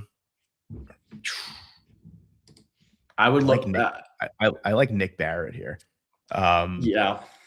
I like that a lot. And I think that's the way that I'm going to go. Yeah. I like Nick Barrett. He's one of the more underrated players in the class, in my opinion. I think corner's a sneaky need for Tampa too. After you lose Jamel Dean, Benjamin Morrison wasn't very good as a rookie. But Nick Barrett, I like that pick for them. 117. Yeah, I was gonna go a little bit later for them. I'm not really too worried about corner right now for them. I feel like they like what they have, so I'm not gonna, go too early with that. 117 for the Raiders. I think this is maybe you see things differently. I think there's a Raiders team that if they hit on this draft, I don't think it's out of the realm of possibility they can compete this year. Like I like some of the pieces they have. Completely revamped most of their team on the defensive side through free agency. Yeah, I don't think it's out of the realm of possibility. Still would like to add, they did pay Kwity Paye a lot of money. Don't ask me why. I thought linebacker, but they brought in Nakobe Dean and Quay Walker, so I like that. Probably going to look safety or corner for them. They're probably going to go secondary. I mean, the value of Malik Muhammad does make sense. You've got Darian Porter, Taron Johnson. You've got Eric Stokes back. You've got DeCamerion Richardson. I mean, it might just be as simple as Malik Muhammad and calling it a day. And I think that's what I'm going to do here for them. I think he can start for you or just be good depth at least. So I'll take Malik Muhammad. Nice. At 118 for Detroit, let's see what we've done so far for them. So we added Monroe Freeling, we added Avion Terrell. I'm gonna probably add an edge at this point here. Let's see who's on the board for edge. I'm not the biggest Romello Height fan, but I feel like here where you need kind of some instant juice, I feel like this would be a good addition for the Detroit Lions at this point in the draft. So give me Romello Height at 118. At 119, I feel like the Panthers have done a really good job so far. I like how we're complimenting the teams, but it's just us doing it. It's like, wow, what a job. Omar Cooper Jr., Caleb Banks, Eli Stowers. Let's take a look at safety. I think safety is kind of a pretty decent sized need for them as well. I'd like to see what we got. VJ Payne is really VJ Payne. Yeah. VJ. Yeah. Just give me VJ Payne. That's sick. Actually, right there. Green Bay. I feel like again, linebacker could definitely be in play. for Green Bay. I don't like they're a difficult Oh yeah, team. they got Jair Franklin starting. They definitely need a linebacker. Yeah, it's a difficult team. Let's take a look at the linebackers that are on the board. I like Bryce Betcher. Yeah. I think that might be the pick for me here. I think he's a very Green Bay Packers-esque linebacker, and I don't think that this is really like too early for him. I think that's a good pick for the Green Bay Packers. I like that. 121 here. I'm going to take a quarterback. This is where QB3 is going to come off the board. It's so crazy. 121 QB3. It's crazy. If we're going off my board, I'm going to take Cole Payton. Payton's my QB3. I think he is a good athlete. He's got a better arm than some of these other guys. You know how I feel about Drew Aller. I'm not taking him. Garrett Nussmeier, same thing. Don't really want to take him. So Cole Payton, I think, has the highest upside of those guys. Yeah. So I'll take him at 121. Let's take a look at the offensive line because I'm pretty sure we went corner and we went wide receiver with the first 2 picks. Yes, we did. Let's take a look at offensive line here. There's a lot. There's actually a few guys I like here in this spot. I like Austin Barber because if you want him to truly play tackle, he could sit and develop for about a year behind Jawan Taylor. I think I'm going to go Austin Barber here. One of the better pass blockers by numbers in the draft class itself. I think that's a solid move for the Atlanta Falcons there. The Chargers are on the clock here. Tight end's interesting. Gabson was really good. They bring in Charlie Kolar. I see tight end mocked here a lot, and I don't like it's interesting, but I don't really think they need to do it. Yeah. We talked about safety earlier, but again, like I thought Mickens was pretty good for them. Like maybe you go add another depth piece, but I kind of like that. Might go on the boundary, like take a corner for them. You've got Dante Jackson. They do have 3 corners that after this season are free agents. So, okay, then I think corner is where I'm going to look. Is there anybody? Yeah, there are some good corners on the board. Julian Neal, I think, is where I'm going to go. I like his physicality. I know he didn't test super well, but he's physical, really good. I like that. Tackler, has some really good press technique as well. So I'll take Julian Neal. 124 for Jacksonville. Hill, McClellan, Smith, and Coleman. Could double dip at defensive tackle. I don't think that's a bad idea. I might go edge because you've got Hines Allen, you've got Walker, but outside of that, there is no depth on this group. Definitely need edge depth for sure. So I think I'll go with an edge rusher. Probably a guy that's more of that designated pass rusher type. I'll take Ndame Tucker. I like Ndame Tucker a lot in this class. Really just 1 year of production this past year at Western Michigan, but a guy that I think could give you some pass rush juice and can win in a few different ways. So I'm going to take Ndame Tucker at 124. Nice. 125 for New England. It's pretty good. It's pretty good. Safety is interesting because you've got Kevin Byard, but he's obviously not a long-term option. I think they could also look corner because you've got Carlton Davis who can't consistently stay on the field. Probably going to look corner or safety here. Safety. My next guy is Jalen Husky.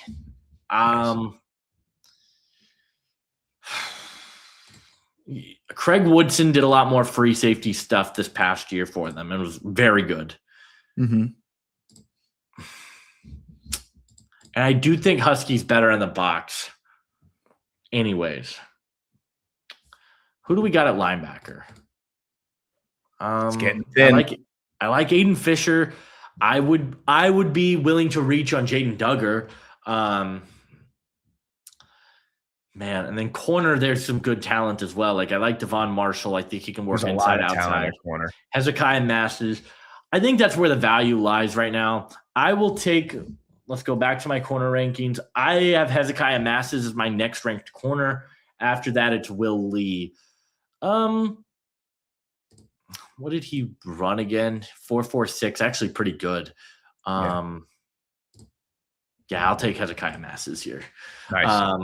I like a lot of what he can bring to the table. And then Buffalo, kind Hakeem Mesidor and Jalen Farmer. I like this draft for Buffalo. And then defensive tackle is where I want to go. I want to get a nose. Xavier Harris might go undrafted. If I was calling the shots, I would not take him. Capehart is interesting here. Tested really well. Yeah. Do I think he could play nose? Yeah, I kind of do. I think I'll take Demonte Capehart here at the intentions of him being a nose tackle. Very nice. Very nice. I was going to suggest if you needed help, which I know that you don't. Let's see receiver room here for the San Francisco 49ers. Yeah. Yeah, let's see what the we got receivers here. have fallen today. Like Antonio Williams and Deion Burks, I think both probably go top 100. I also think there's a chance that Brennan Thompson goes. Well, that ends there. Just give me Antonio Williams here at this point. Yeah, that's pretty straightforward. Detroit, let's take a look. I just kind of want to see which way I'm going to go here with this pick. A couple different ideas I have, but I just want to take a look at who I've taken already for them. Let's take a look. My bad. No, you're good. I kind of like what we've gotten so far on this side of the ball. I wouldn't be surprised if they take a tight end in this range either. Same. Let's take a look. Yeah, let's see what tight ends are on the board here. There's a specific one I have in mind because we don't truly know the severity of the Sam Laporta injury long term. I'll tell you what. I think Jack Endries is the way that I'm going to go here with Detroit. I like the ability. First off, I like the fact that he is a little bit more of that big slot tight end, but he can block as well. I like that you could put him out there with a Sam Laporta or even a Brock Wright, and you could kind of let him do his thing as a pass catcher as well. But he also can certainly play inline if necessary. Chicago, I think we've kind of crushed it with Chicago so far. I think I haven't added an edge rusher just yet, and I think I'm honestly kind of okay with that, but I'm going to add one here. I don't think it is a need. Don't get me wrong. I don't think it is like the biggest need of all time, though. I'm not really a big fan of Anthony Lucas here. Mason Rieger is quite interesting. I like Rieger, but I believe he's had 4 surgeries on the same knee, and that terrifies me to draft him. But yeah, absolutely. Really good pass rusher. Yeah, that's what I'm saying. I don't know. Maybe it's a little too early to kind of take the risk versus the reward here with that. So I'm going to hold off on Rieger. I think I saw a couple players. I mean, Tyreek Sapp is 1 season removed from being pretty dang good. So that's certainly interesting as well. You know what? I'll tell you what. What are we at? 125? 129? 129. Give me Max Llewellyn at this spot. Okay. I don't hate it. I think Llewellyn is kind of more of the designated pass rusher that I think the Chicago Bears need. I know he's not going to offer you too much as a run defender, but they need juice as pass rush, and I think he's got plenty of size, plenty of juice off the edge. Yeah, I'm with you. I will say I'm going to make these 2 picks, and then I've got some food, so I'm going to go grab that. Hell yeah, dude. At 130, I mean, again, I don't even want to keep looking at who we've picked for Miami because we've taken everybody. A lot of talent. Probably going to double dip at receiver here because that's where I think some of the value is. And Deion Burks being here makes a lot of sense. We add Dejon Stribling, who I think could be the vertical threat. You've got Deion Burks, who I think could be in the slot. 2 really strong receivers, which I really like. I like what Deion Burks can do. And then at 131, Patriots back on the clock. We took Massey's. Tight end is interesting. Yeah. I don't hate tight end here. I think that's where I want to go. Could go back to safety and talk myself into Jalen Husky again, but I think I'm going to take Nate Borkacher out of Texas A&M. Yeah, that's my next tight end. I know people really like Eli Raritan. The injury stuff does worry me a little bit with him. Borkacher's a really good blocker, but at the Senior Bowl, like we saw some flashes of him being a really impressive receiving threat. So I'm going to take Nate Borkacher here. You have 2 picks back to back. I will be back momentarily. I'm going to go grab some food. All right. You enjoy, and I'll see you in a few minutes. But So looking here at what we've taken, and honestly, truly, I don't really remember what I've even taken for the New Orleans Saints at this point. I do know we took Carnell Tate, and that's really all I remember. And I think I added a defensive, I think I added a defensive tackle. I can't even remember at this point. But until Josiah gets back, I do want to say that I think that the New Orleans Saints, first off, I think that if they started Tyler Shuck at the beginning of the year last year, they probably would have been a playoff team. And then I'm going to say that again this year. I think I've really enjoyed what they've done through free agency. They didn't really do too much. This is the first year that they've actually had a little bit of money to spend in quite some time. And they made some really nice picks, especially the David Edwards pickup. Signing Travis Etienne is really, really interesting as well. That kind of sort of signals the end of obviously Alvin Kamara for the most part. Either that or he's going to hang on to be like more of a reserved role. But I like what they've done. I think they made necessary additions. Like I said, David Edwards was just like the big piece de resistance for them. And they definitely need to add to the front seven. So probably with this pick here, if I haven't added a linebacker, I'll probably look to add one. Like I said, I know that they gave Caden Ellis quite a bit of money over the last 3 years. So that's certainly interesting. But let me see who I've drafted for them already. Like I said, I completely forgot who I've drafted for them. Yeah, so we did draft we did draft an edge too. Okay, even better. This is actually perfect in my opinion so far. So we've kind of taken care of a couple of big needs. I am going to look at the linebacker position here for them. I also do think tight end is something that they could look for relatively soon. So the idea of adding Harold Perkins Jr. here is quite interesting, not only because he went to LSU, but I do think that as a coverage player, he's still obviously learning how to play the off-ball position. But I feel like he actually showed some really, really promising reps last year as a coverage player. And I think at this point in the draft, I'm kind of willing to take the risk and kind of willing to try and to develop him. Give me Harold Perkins Jr. here at 132. And then also offers a lot as an off-ball linebacker pass rusher, of course, to San Francisco. Emmanuel McNeil-Warren, Gennings Dunker, Antonio Williams will probably look to add to the edge at this point. Again, we're really rolling thin with edge rushers at this point here. So, it'll be interesting to see what's available. Tyreek Sapp. Anthony Lucas is so interesting, but I can't really get there with him, to be quite honest with you. I just feel like it was so inconsistent. Caden Curry is interesting. You know who I think could be good in this spot? I think Mikhail Kamara could be good in this spot, actually. That's who I'm going to wind up taking. A little bit undersized, but a really, really productive pass rusher. Even when he's not sacking the quarterback, he's someone that just, completely disrupts the play. I think that's a really nice rotational edge rusher for San Francisco. Yeah, I like those picks. 134 here for the Raiders. Who have we taken? Mendoza, Miller, Surratt, Onyedim, Muhammad. Could go with another edge here. I think that I'm intrigued by Quintavious Hutchins. Maybe I take him a little later. Linebacker as well. Have we taken a linebacker for them? No. And I don't like the line. Well, no, never mind. I do like the linebacker room. I forgot that they signed everybody. Safety.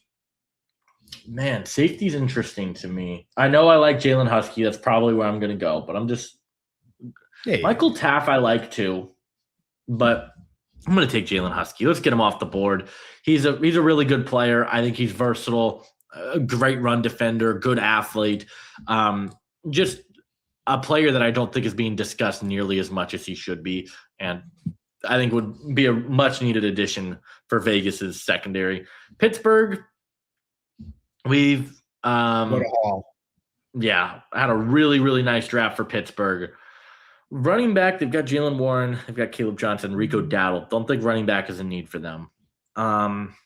Let's see here. Linebacker, Patrick Queen was really bad last year. Could go linebacker. Could go guard, because you got Spencer Anderson starting. What is the guard? Oh, I know where I'm going to go. I'm going to take Cage Casey here. I'm surprised you haven't taken one yet. That's pretty surprising to me. I think the value's there with Cage Casey. Makes a lot of sense. I'm going to go with that. I like that. Let me take a look at the tight end room here for the sorry, not the tight end room. Let me take a look at the tight ends that are available for New Orleans. I think that's the way that I'm going to wind up going here. Yeah, I like Michael Trigg as like a vertical option here in this offense. And that's the way that I'm going to wind up going here. I know that they added Noah Fant as well on a short-term deal, but that's not going to deter me away from taking, a player like Trigg. They also like to roll deep with their tight ends. So, that's also something to take into consideration. Philadelphia here at 100 and whatever, because I can't see because I'm blind.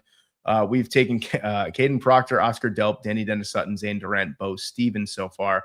I think this is around the range that you're going to look for probably a corner or a safety at this point. So let me take a look at the safeties that are on the board for them. Let's see. So we got Taft, Bishop, Fitzgerald, Cole Wisniewski. I'll tell you what, I like Deshaun Singleton here. I do think that he's a player that can kind of fit what Vic Fangio is looking for in his defense. He could start right away at strong safety. Really good size as well, about 6'2", 6'3", 210, 215 pounds, around that range. I think he's a player that could kind of be put all over the secondary. I like that fit. Back-to-back picks for San Francisco. Let's take a look at what we've done. So we added Mikhail Kamara. I'd probably look to add another offensive lineman at this point. Let me take a look at the tackles here, because Dunker's probably going to start right away on the interior.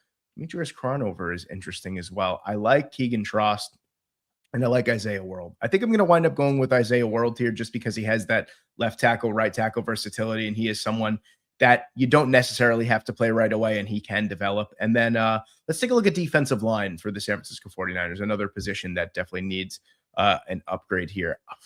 There's some good players here. Jordan Vandenberg is certainly interesting.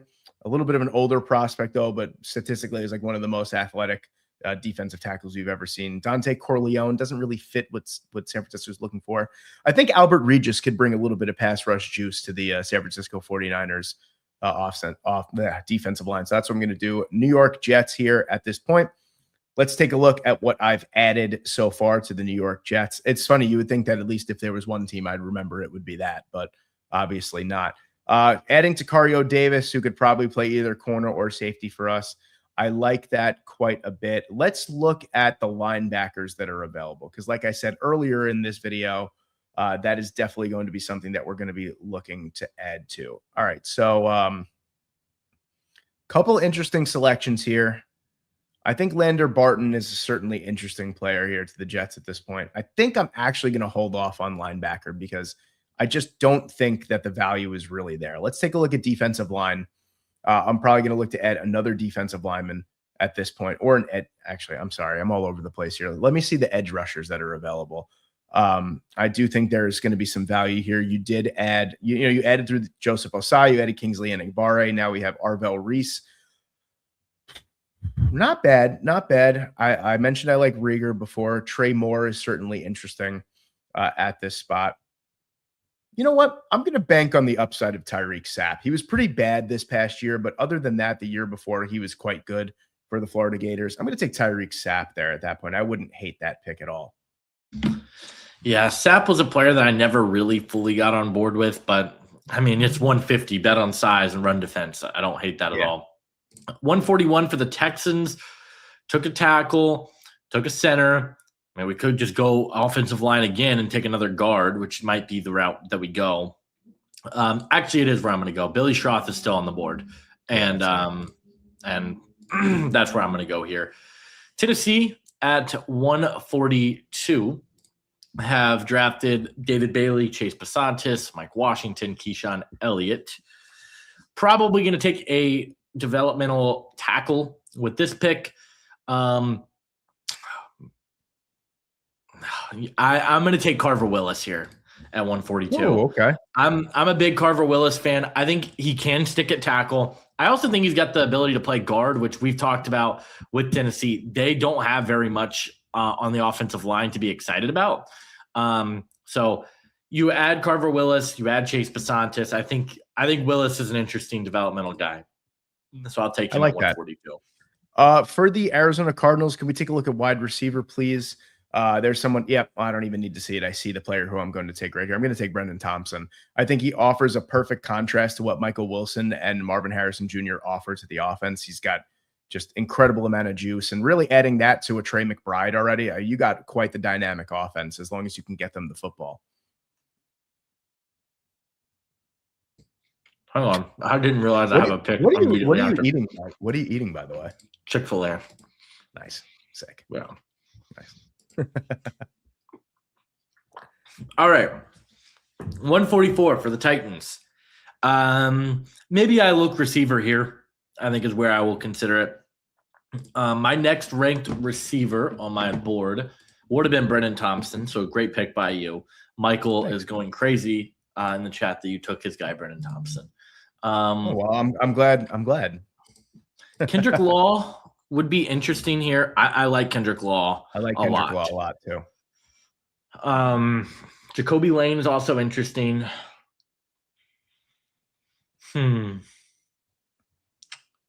I kind of want to do something kind of crazy, but do it.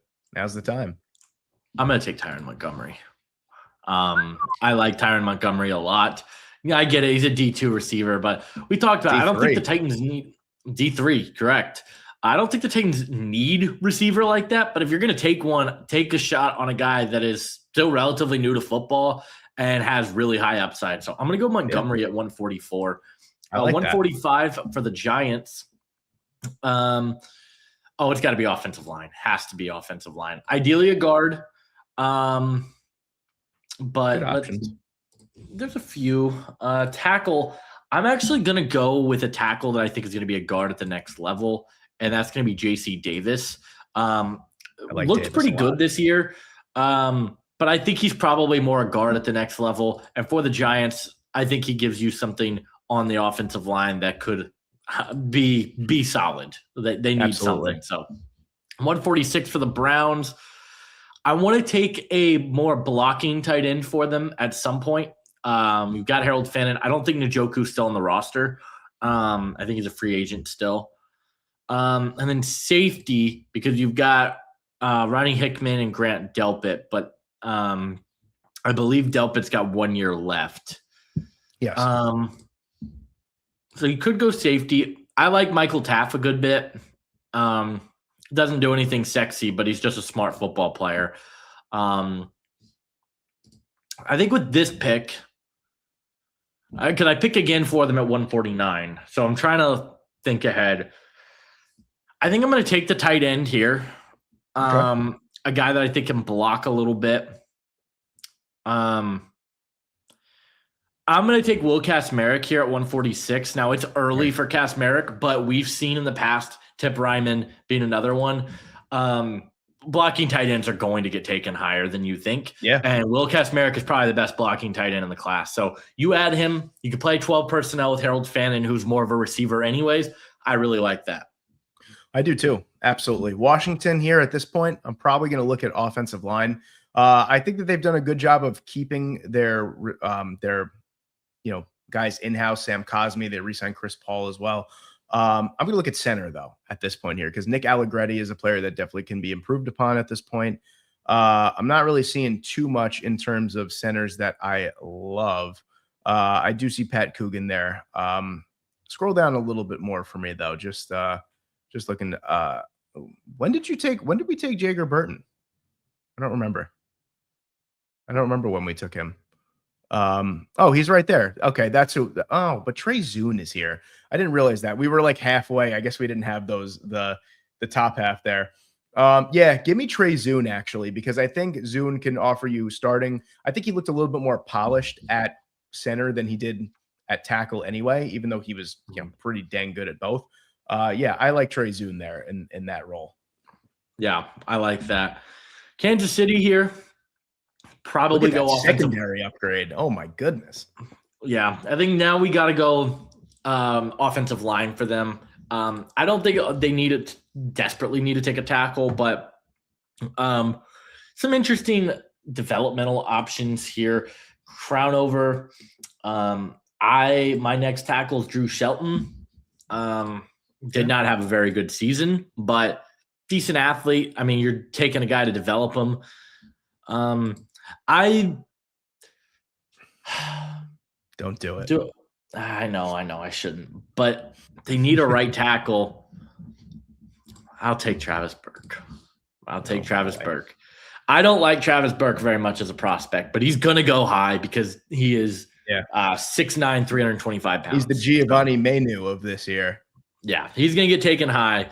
And I kind of like Kansas City as a landing spot, so I'll take him. And then the Browns worked out perfectly. We took the blocking tight end. Now we're going to take Michael Taft, who I think can do some of the safety stuff that I want. So that went perfectly for the Browns. The Browns might be having the best drafts of any team, in my opinion. Yeah, it's up there for sure. Another team that I think are killing the draft here, the New Orleans Saints.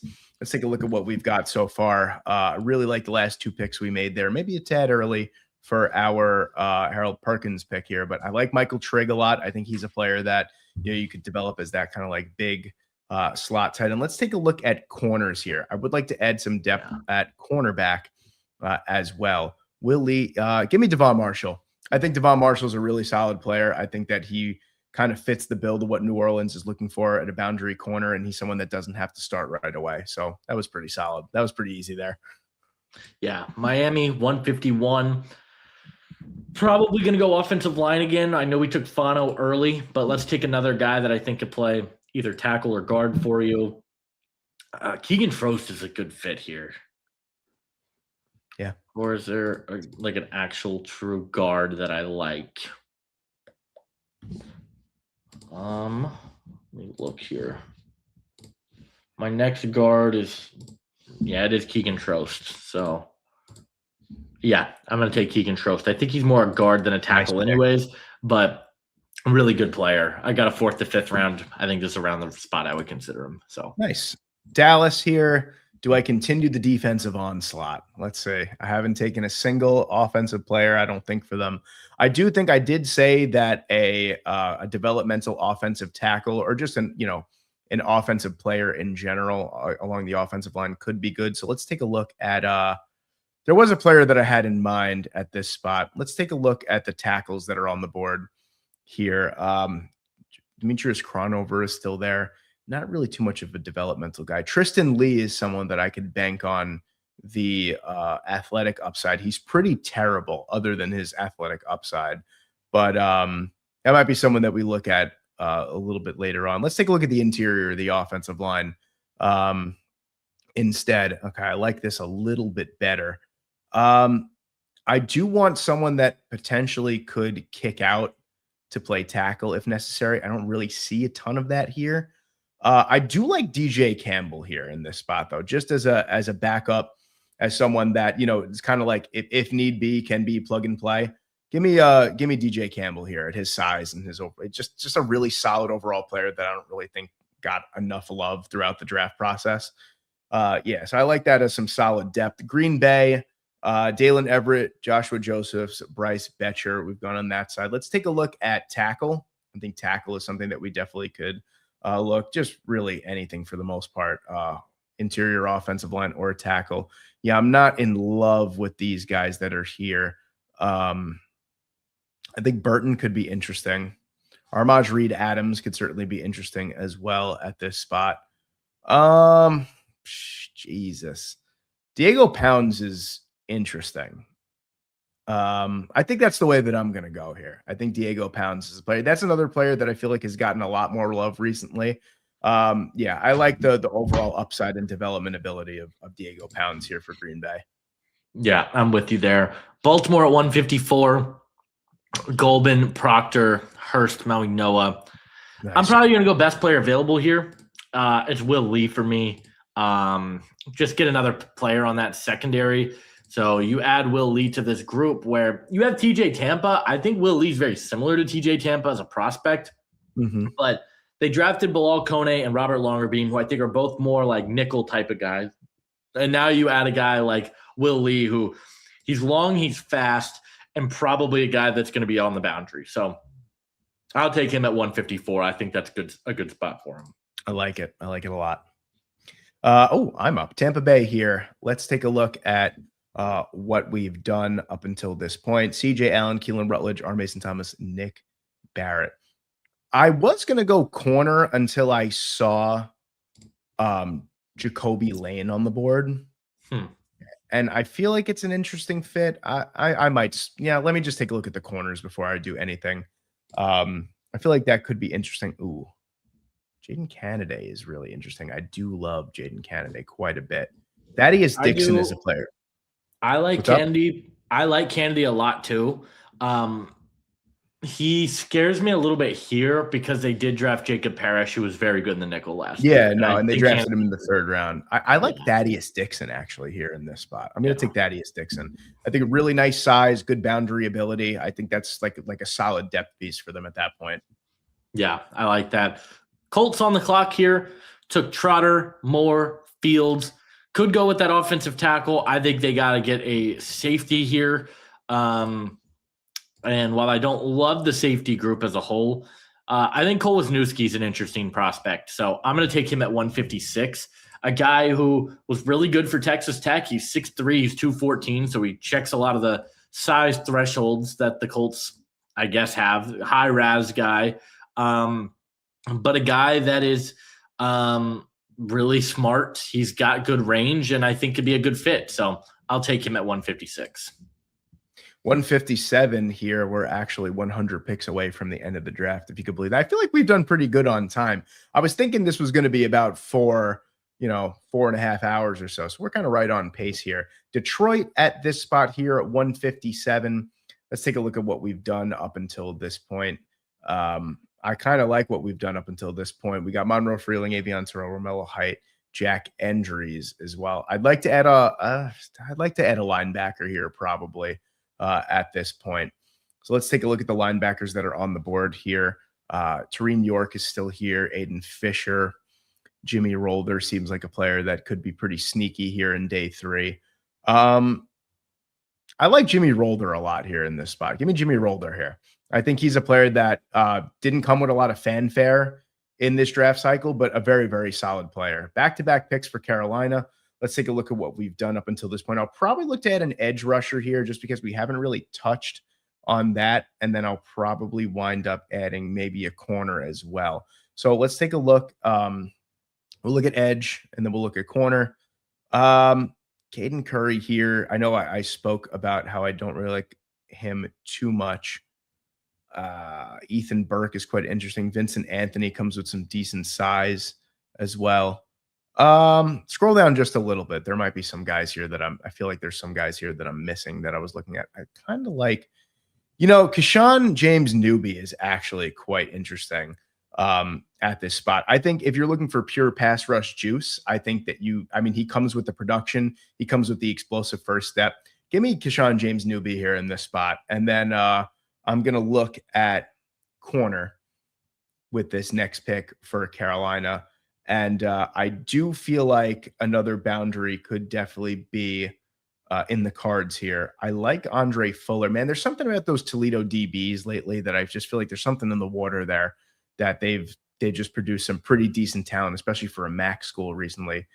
TJ Hall to me is interesting. Not the greatest athlete, but is a very smart corner as well. I kind of like his physicality on the outside. Give me TJ Hall in this spot. I think the physicality will play well. And then Green Bay, we just went with Diego Pounds. Let's take a look at, we did take a linebacker as well, a corner, edge. Let's look at defensive line. I feel like we need to add another defensive lineman here for the Green Bay Packers. Some decent options here. Some really decent options here. I think at this point, I know going into this season, we really, really were excited about Dante Corleone, and he didn't really live up to the expectations. But I kind of like him here at this point. Where are we at? 160? I think that's some great value for someone that could potentially, turn it around. So I'll take Corleone in that spot. Yeah, I was looking at Corleone there. I'm glad that you pulled the trigger. Pittsburgh at 161. Probably going to take a linebacker here because of Patrick Queen's shortcomings, I guess. So Man, Patrick Queen has caught multiple strays for me today. Yeah, So, man, you just I'm do sorry. hate him. Oh my goodness. Oh, do I take the guy that I'm much higher on the consensus, who Do I it. don't even It's think is listed? 161. Do it. Well, there's two guys I'm considering here. Do tell. I don't even know. Kendall Daniels is one of them. Okay. I think he's really good in coverage. He's got some safety background. I really like what he can do. Didn't run amazing, but he's 6'5", he's 242. He's got great length. He's a guy that I'm really, really intrigued by. The other one is Jaden Duggar. I'm going to take Kendall Daniels here. I like Daniels a little bit more. I don't think anybody's talking about him in this draft, and I don't fully understand why. Because if you're not going to get Sonny Styles, I think Kendall Daniels is like a decent consolation prize because he can do a lot of the same things at like a discounted rate, if you will. So I'll take him. I'll take him here at 161. For the Ravens, probably want to get a tight end here. Kind of that Isaiah Likely replacement. They want to use more of that. You've got Mark Andrews. I like Justin Joly here, who I think is kind of cut from the same cloth as Isaiah Likely. So I'll take him at 162. Let's for the Vikings here, let's take a look at who I've taken at this point. Jamal McCoy, Lee Hunter, Kamar. Yeah, been really solid. Let's look at the running back room here. And there's a lot of guys that are available. There's a ton of value here. I know I don't love the running back class, but at this point in the draft, I kind of feel like Emmett Johnson is the way to go here in this spot. Kind of disappointed me with his 40, but other than that, I still feel like you're getting some crazy value at this point. Yeah, so I'm taking Emmett Johnson there. You made the decision for me as soon as I mentioned it. You were like, it doesn't matter. As soon as I saw the Vikings, I'm like, he's taking Emmett Johnson here. Like he has to take Emmett Johnson here. 164 for Jacksonville.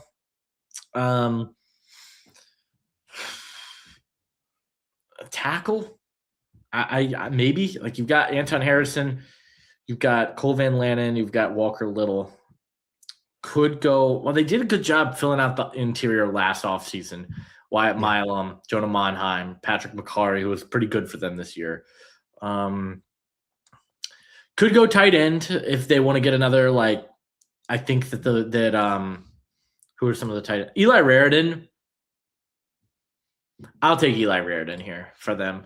You've got Brenton Strange, who was hurt last year a little bit. And outside of that, they don't really have a lot of depth at the tight end position. So I'll take Eli Raridan as a depth tight end option for them. At 165 for Buffalo, I will take a receiver here. You've got DJ Moore. You've got Keon Coleman, who I still kind of think can be a good player. Like, I just don't know that he was utilized right. I kind of want a deep threat for them. Josh Palmer is who they have, and he just did not work out for them. A lot of value on the board for receiver. There is a lot of value. I don't like Jacoby Lane a ton in this spot, but might have to. If I'm looking for a deep threat, like Jordan Hudson is intriguing to me here. Xavier Thomas is intriguing to me here. And then like Keelan Marion, but he's way down the board. Man.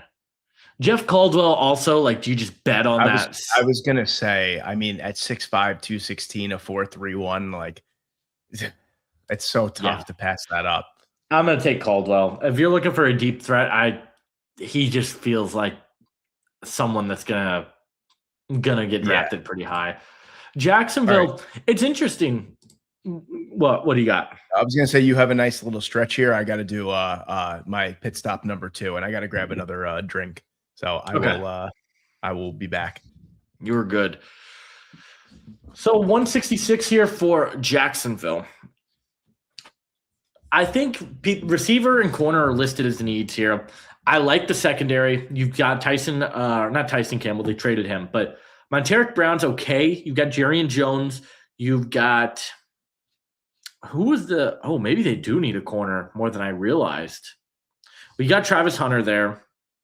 I'm going to take another boundary guy for them. To me, Ephesians Prysock is a little intriguing, but we talked about him a little earlier. I kind of want to get Andre Fuller off the board.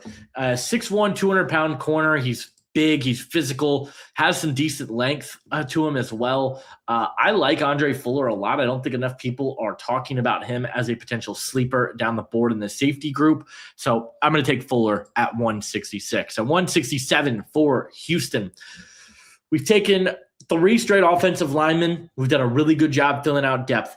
I'm going to go take a third pass rusher for this team, a guy that can do some of the designated pass rusher work if Will Anderson or Danielle Hunter is to ever go down. I think if you're looking for that designated pass rusher in this class, Mason Reiger is a little intriguing.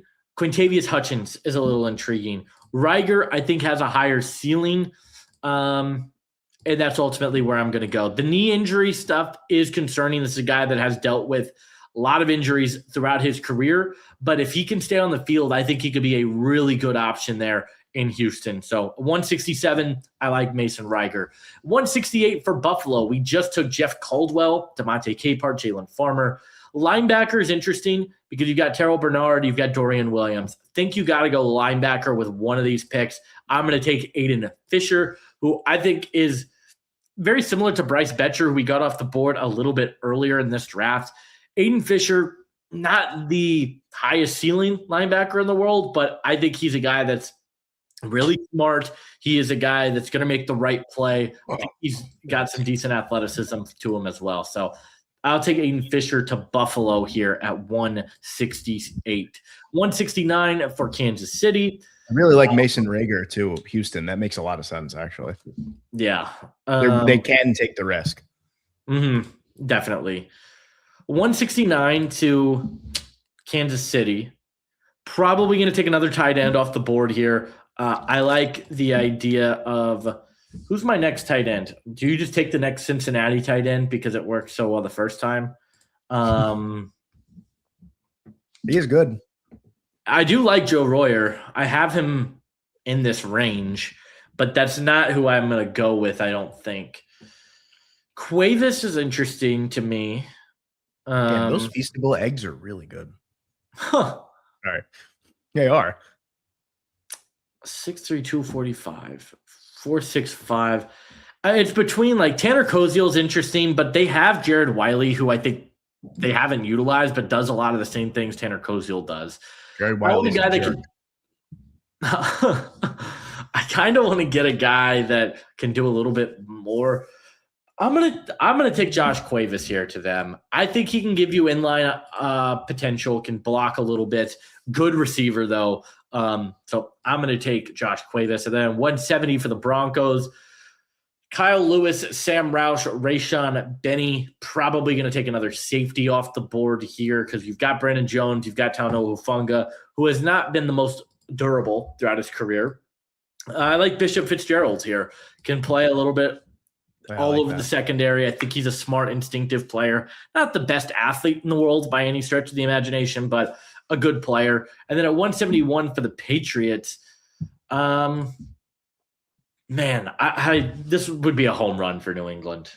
Probably go linebacker here as well. I don't think – who would I go with here? I'm going to have to run like 10 miles after this because I had – in the amount of time that we've been here, I had 2 double espressos from my Nespresso machine, and now I'm drinking a Bloom energy drink. My heart is pounding right now. Oh. Who do they have in their depth chart right now? You've got Robert Spillane, Christian Ellis, and that's it.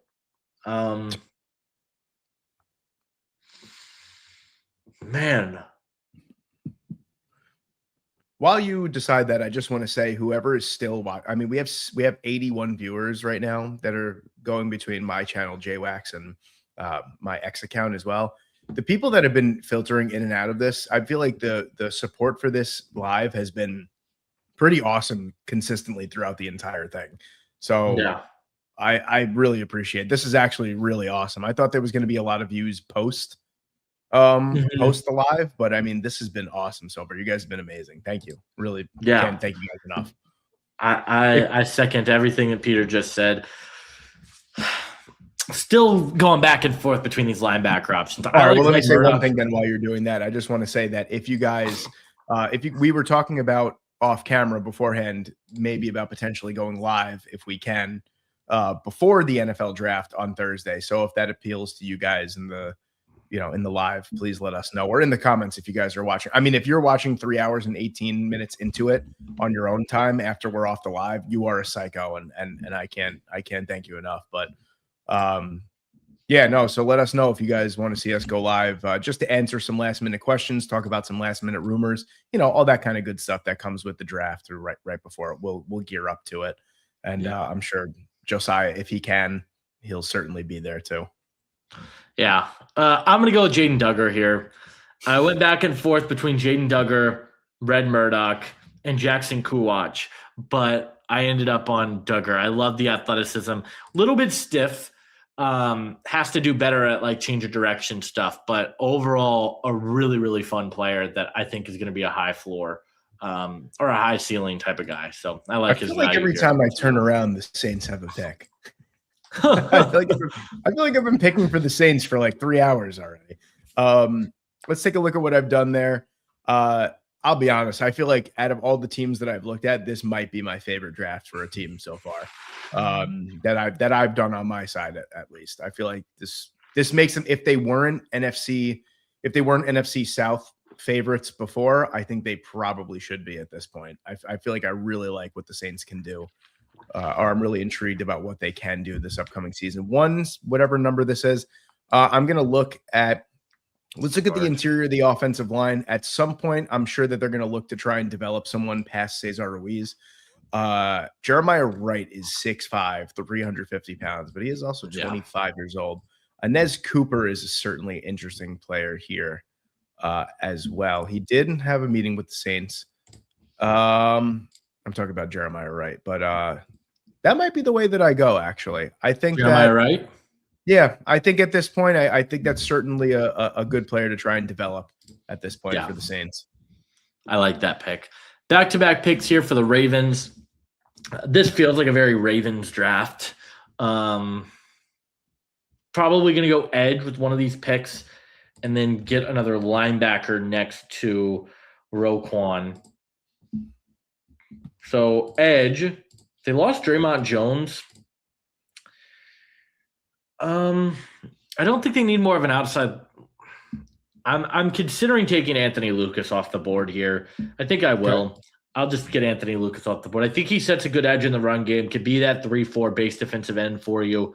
We'll need to add on a little bit of weight, but I think that makes sense for them. And then at 174, linebacker, where I want to go.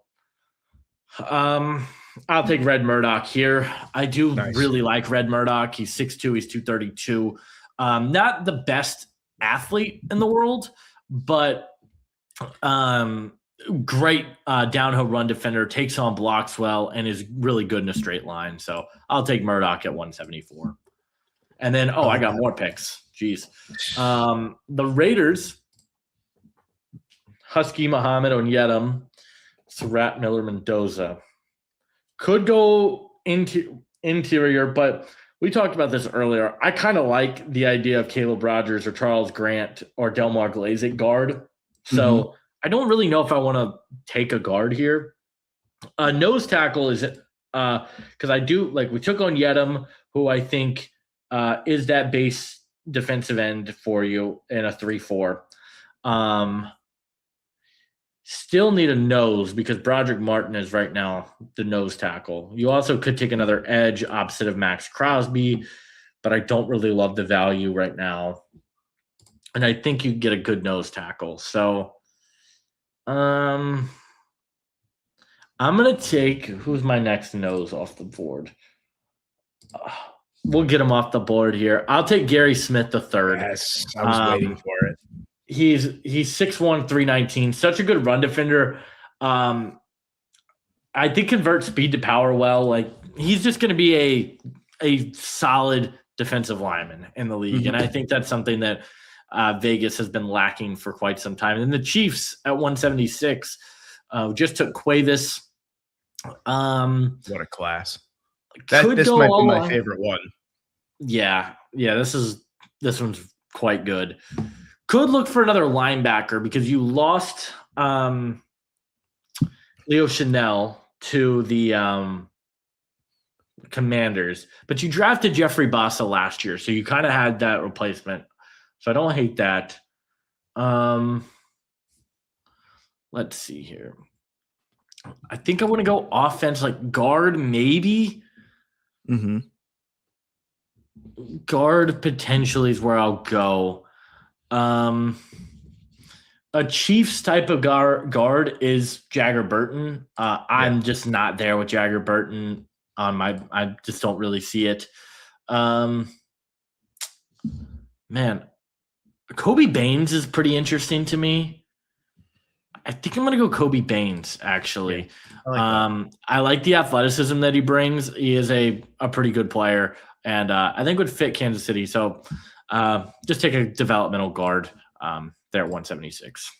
Dallas here. Dallas has 2 picks inside the next 4. So let's take a look at what we've done so far. I feel like I haven't done really any talking recently. That was a really long stretch for you there.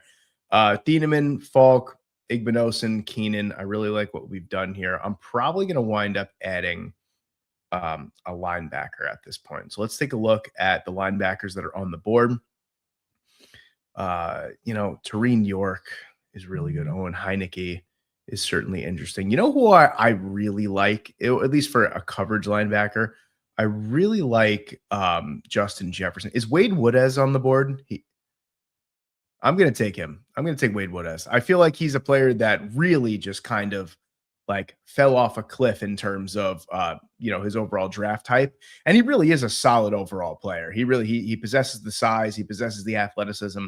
I think he's just going to be one of those guys that's probably going to wind up being a little bit more of a depth piece, but he's going to be a solid depth piece at that. The Eagles here, I feel like this has been a really nice draft for them. Probably going to look at corner here for them at this point. I know that we have Cooper DeJean, you have Quinyon Mitchell. They brought in Tariq Woolen.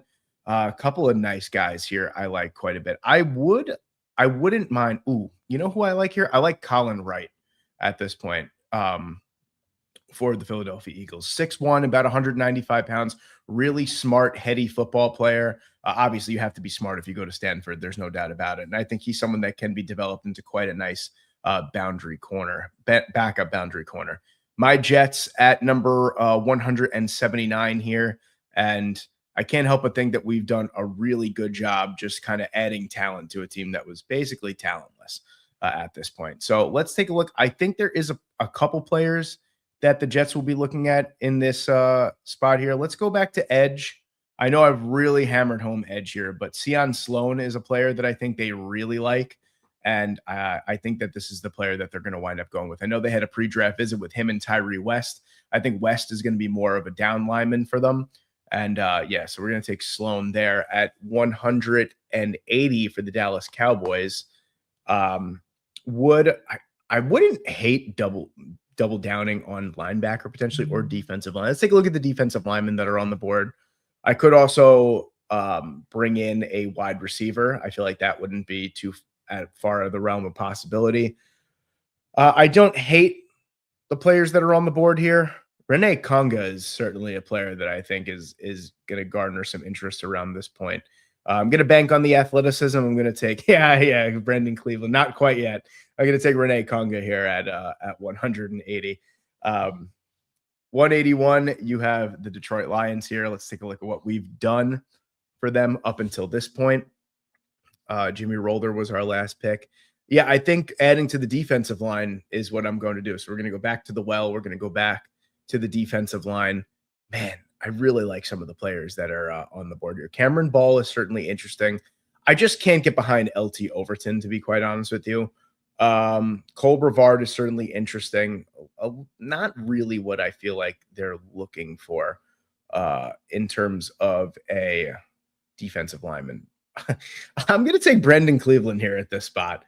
I do think that he actually has not only the run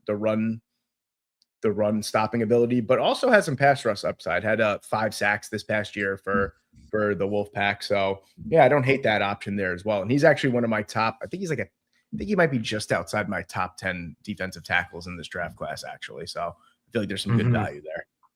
Yeah, I like that. 182 Buffalo.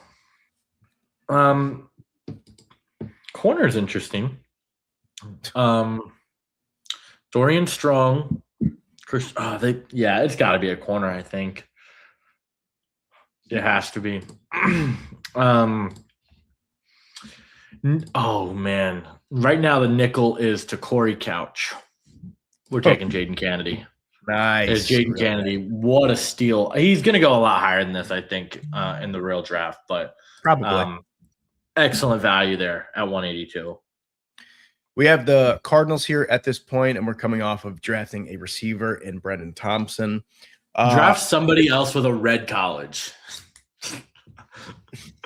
It's all red. I didn't even realize that until just now. That is hysterical. So let's just take a look at the big board and see who's from a red college. All right, not bad. Overton done. Not bad. I would like to add some interior offensive line depth. So let's take a look at the interior offensive linemen on the board for them. I know they brought in Isaac Seumalo on a 3-year deal. That's pretty solid. God, I know people would probably hate me if I took Jaden Roberts just for the fact that it's a red college. I like Fabechi Nwewu here, actually. I'm going to wind up taking him. I think that's a really solid guard option here at this point in the draft. One of the lowest pressure rates in the country, actually, from the guard position. So I like that there. Yeah. 184 for the Titans. I'm intrigued on the idea of double dipping at receiver just because Jacoby Lane's still here. But tight end is where I'm going to go. You have Gunnar Helm and Daniel Bellinger. Mm-hmm. Or do I take, I might go with the nose. Well, no, because Salah does play more in the 4-3. So they don't really need a nose tackle. Mm-hmm. I think that's why they traded Sweat. Yeah.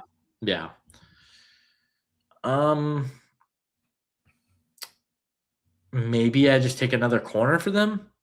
They've got Joshua Williams, Alante Taylor, who they brought in, Marcus Harris in the slot. I think I'll take another corner for them.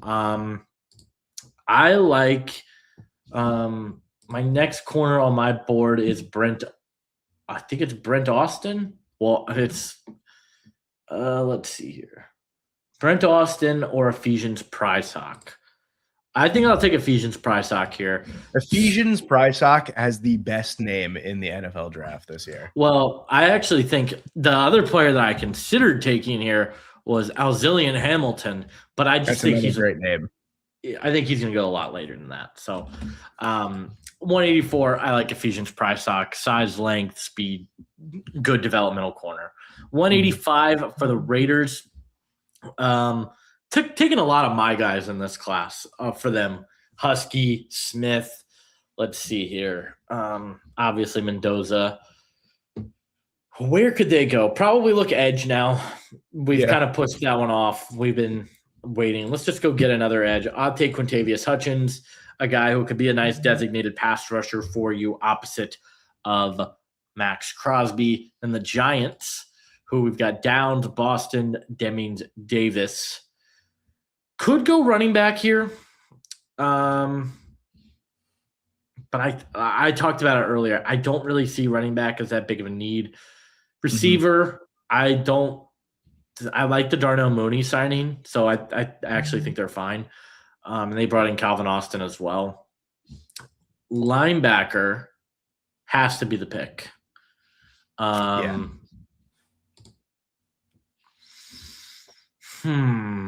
Justin Jefferson's pretty high on my board. I like Justin Jefferson a good bit. Yeah. He's small, but he's really good. A lot of guys down here that aren't even in this draft. Glasgow, Raymond Wilson. Yeah, I'll take Justin Jefferson. He's my highest ranked linebacker available. So I'll take him at 186. Nice. I like that. That's good. They need a coverage base linebacker there. Let's take a look at what I've done for the Commanders so far. I think we've gone all offense actually for the Commanders. Not that they've had a ton of picks, but yeah, I actually really like the way that has shaken out for the Commanders. I'm going to go with I mean, they just added so much in the offseason on the defensive side, but I'm going to add a corner here in this spot. I think corner's a definite need for them. So let's take a look at who's on the board. Again, a lot of value here. I really like some of the players that are on the board. I like Josh Moten quite a bit, but so just scroll down just a little bit here. I want to see who else is on the board. I know they added Emmerich Robertson. Latrell McCutcheon Sr. is interesting as well. That might be that's going to be the pick that I make here. I mean, Latrell McCutcheon Sr. is going to be the pick that I make at this point. I think that's some nice depth on the boundary for them. They brought in Emmerich Robertson to play the nickel, so I don't hate Trey Amos and Mike Sanders still on the boundary. Yeah. I feel like this has to be a running back for the Seahawks. Oh, shit, I'm up again. Yeah. I didn't even realize. Contrary to belief, I'm just not in love with the running back class, especially at this point in the draft. You're looking at some guys that are in their mid-20s already. I don't even know if I want to consider, I might be a priority free agent type of guy when it comes to this stuff. But we'll take a look. Well, I mean, Kaytron Allen is still on the board, so that's the way that we're going to wind up going here. Yeah, I always forget that he's still on the board at this point. So Kaytron Allen is going to be the last pick for the Seahawks there in this mock draft. Bengals at 189, probably defensive tackle here. We haven't addressed defensive tackle yet. They've got BJ Hill. They've got Jonathan Allen, who that's a really good signing for them, to be completely honest. Could go linebacker, but I feel like a lot of people are just saying that the Bengals need a linebacker because it was bad last year, not realizing they were starting 2 rookies last year at a position that it's very hard to it's still bad contributors at. It's bad, but I don't think it's – I think I could do that later. So I think we are probably defensive tackle here. Man.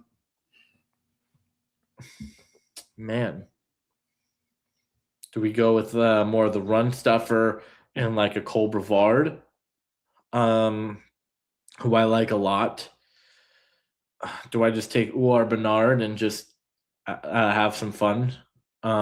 They do like those developmental prospects. So, I mean, I don't think it gets more developmental than Uar Bernard. If I'm going to take a developmental guy, I think I would rather take Landon Robinson, though. True. Yeah, I'm going to take Landon Robinson for them. Nice. Like that. Big fan of Landon Robinson. The New Orleans Saints again. Hey, it's your last pick. I'm having a great time with the Saints because I feel like this is a great draft class for them. I'll probably go back to the well here. I'll probably look at the edge class that probably ended out with that just because I feel like they do need some help there for sure. Let's see. Scroll down just a little bit for me. Jack Pyburn is certainly interesting. I like Aiden Hubbard, actually. I think Aiden Hubbard is kind of the guy that would be the choice for me here. Much more of a run defender, in my opinion, but I feel like that's just a solid developmental player, a rotational guy at the end of the draft. Yeah. Patriots back on the clock again. We haven't taken a safety yet for them, and we talked about them needing a safety at some point, so we're going to do that here. There's a name that I like, but I'm just trying to figure this out. I do like Jalen Stroman, but I'm going to go with Lewis Moore here. Nice. Lewis Moore is not a very good athlete, but he's one of the smartest football players in this class. So he's also 37 years old too. So there is that. Wrong player. But just a really good player. 4.4 RAS score. So not a good athlete, but definitely a guy that I think should get drafted. 192 for the Giants. Our last 2 picks here for the Giants. Nice draft. Might take a running back here for them because that's the last 3 picks. I have, but I hate the running back class, but at this point in the draft, like you might as well consider it. And then maybe we take another corner for them, a guy that could play nickel. Depth, yeah. And I don't love Drew Phillips, so maybe we take a nickel here. Running back is where I'll start here. My next ranked running back is Damon Claiborne. So could be a nice scat back for them. Yeah, we'll take Damon Claiborne, and then at 193, we will take. I already forgot what position I said I was going to go with.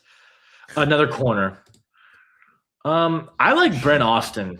This is the trials and tribulations of being 200 picks into a mock draft. Yep.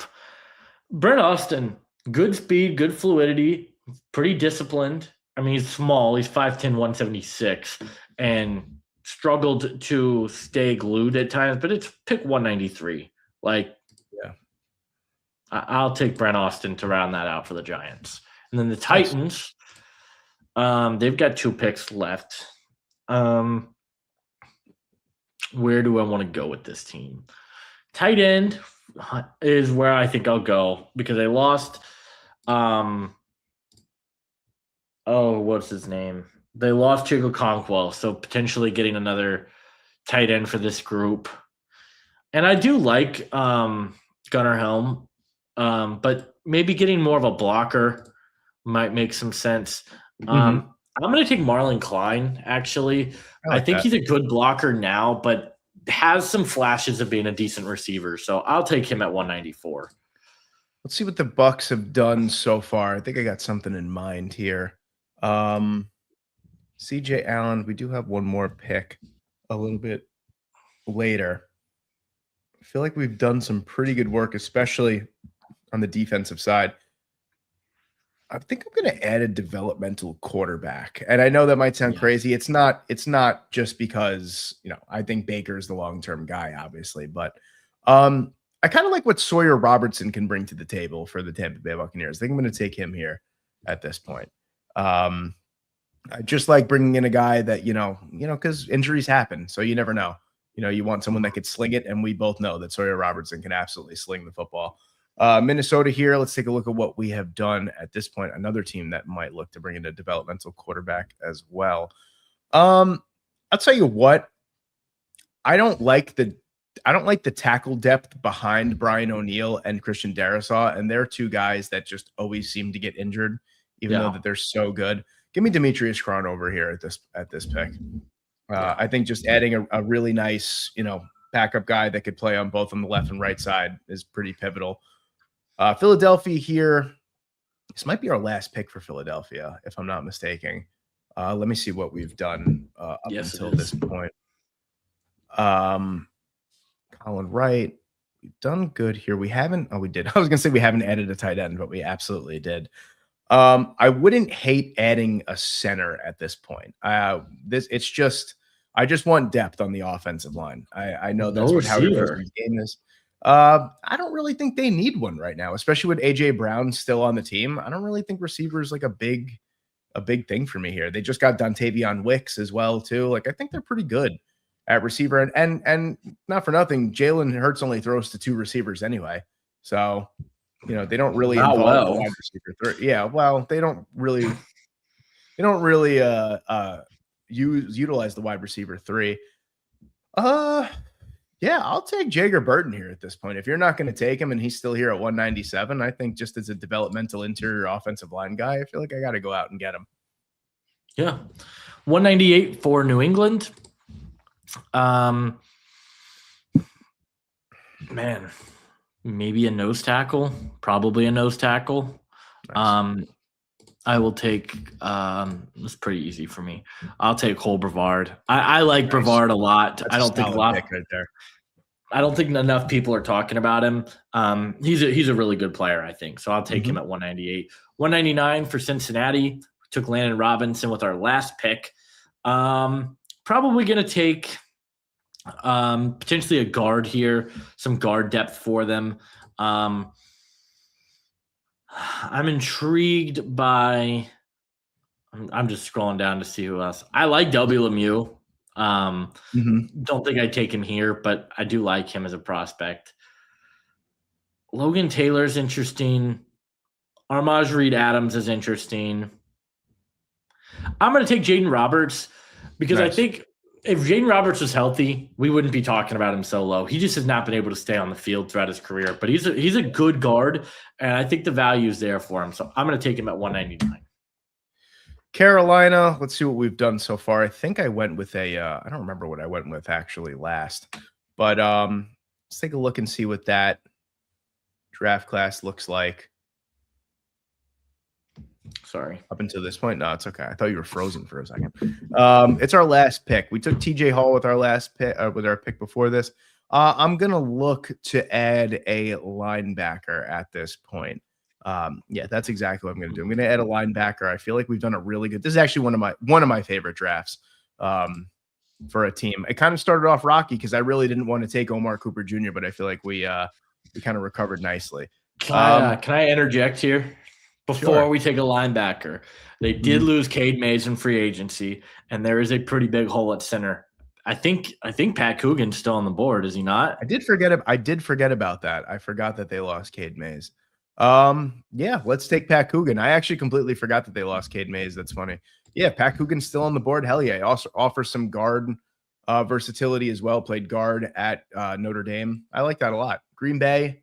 I already know the Green Bay Packers aren't going to like this draft class for them, and I truly don't care because I feel like they also just never like any draft class that they have, so it doesn't really matter that much to me. You know, thinking maybe a wide receiver here. I think Jacoby Lane is still on the board at this point, and yeah, I'm going to wind up taking him here. I just think that that's just solid long-term depth for them as well. They like to have a ton of bodies at receiver, so just add another one. Yeah, I like that. Here at pick 202, I'm going to take a quarterback for New England because they have Tommy DeVito as their backup and no one else on the roster. I mean, I don't like any of these quarterbacks, and it's the 6th or 7th round at this point. My next quarterback is Garrett Nussmeier, so welcome to New England. 203 for Jacksonville. Might go defensive tackle again. I know I've talked about that a couple of times throughout the video and potentially get some offensive line depth later. But yeah, I think I want to take another defensive tackle to them. Maybe one with more pass rush appeal. I'll take Skylar Gill Howard here. I like him a lot. Like that. That's good. He's being slept on because he's undersized and he got injured, but I think we'd be talking about him a lot higher if he was healthy. And then 204 for the Chargers, probably go with safety here. It's a nice draft class. Safety or tight end. You've got Gadsden, you've got Charlie Kolar. Like Dallin Bentley's where I'm thinking I would go. Solid. Bentley, or do we take we're going to take Dallin Bentley. I don't like the safety board. So Dallin Bentley will be the last pick for the Chargers mock. All right, let's take a look at Detroit. Let's take a look at that board. A couple different ways I was thinking about going here with this one. And we're probably going to look to add a little bit of interior offensive line depth at this point. I think this is around the point where you need to start really considering that. It's just been the offensive line went from a strength to being, not dire, but man, Micah Morris is here at this point. He's also someone that I think truly probably deserves to start at some point, but if he's still here and we're looking for depth along the we don't really need depth along the offensive line. They have Miles Frazier too. I'm gonna go with offensive line depth. I'm gonna go with Micah Morris here at this pick for Detroit. I just think, he's one of my top 10 guards in the class, and if he's still here, I just think it makes plenty of sense. Yeah, I like that. Cleveland here at 206. We took the blocking tight end. Could look for another boundary corner. could go defensive tackle, maybe. Linebacker is interesting because they lost Devin Bush and Jeremiah Owusu-Koramoah. Didn't he retire? Like, I think he might. He's gonna be like he's like on the fence about retiring. Yeah. So I think Torian York is too good value to pass on at this point. Like, he's small, I get it, but he's a really, really impressive player. Yeah. So at 206, I'll take Torian York. Let's take a look at the Rams, what they've done up until this point here. I feel like we've taken some really good players at positions of need as well for the Rams up until this point. Wow, we've only had 3 picks. I forgot that they have a ton of like day 3 picks. Really towards the end of the draft here. We took Jalen Kilgore and Jake Golday. Let's take a look at wide receiver. I'm probably going to wind up adding, maybe a slot or something like that at this point. I like Cyrus Allen. Kevin Coleman is still here too.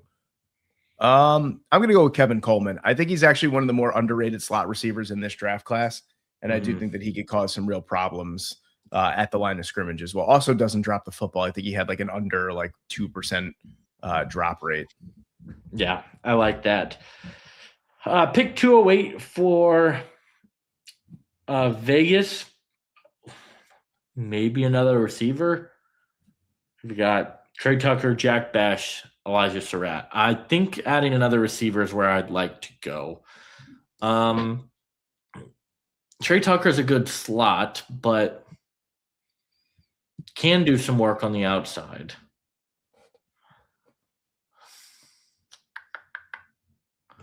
I think I'm gonna take Kendrick Law here. Nice. I like Kendrick Law a lot, and I think he can slot in, be a playmaker, a gadget type of player for this team. So I'm gonna take him at that spot. Nice.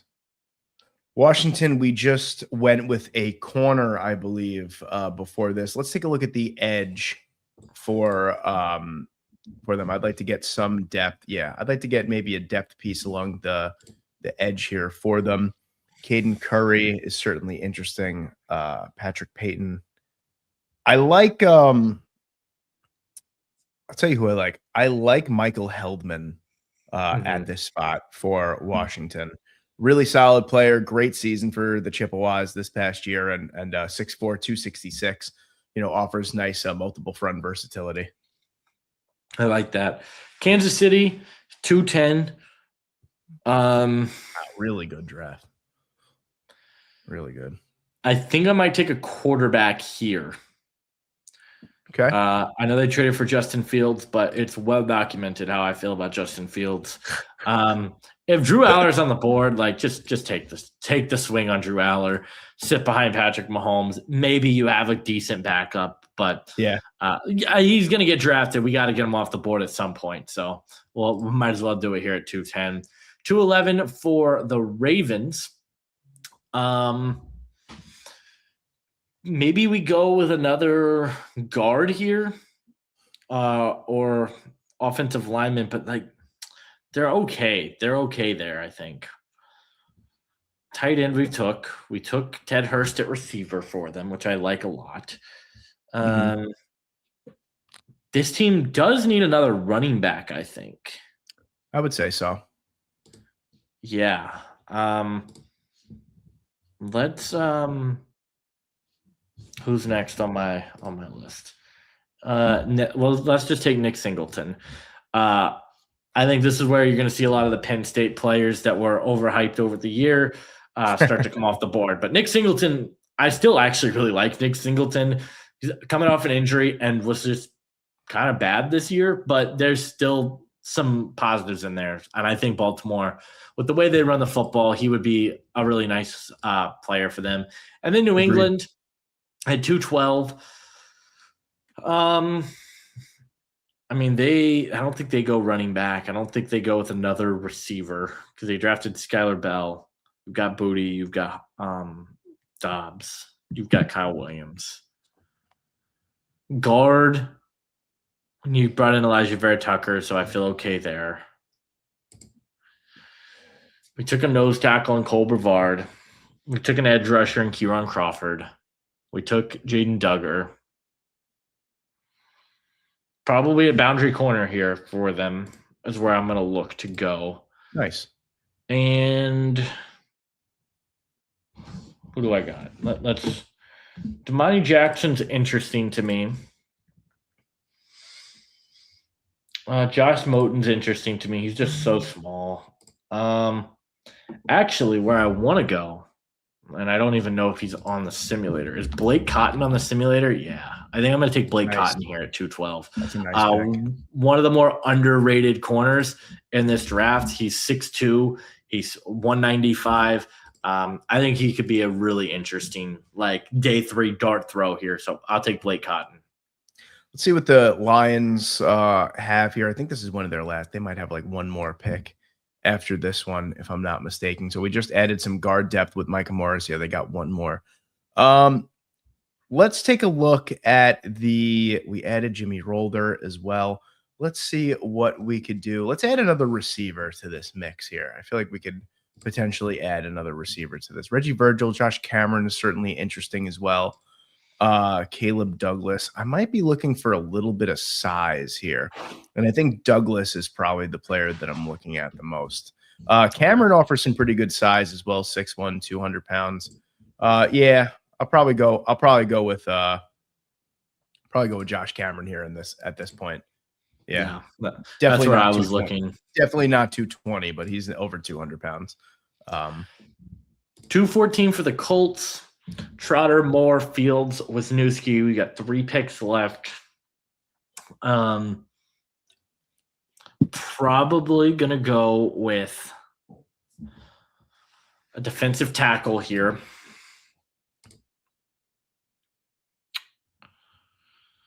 They don't have his numbers.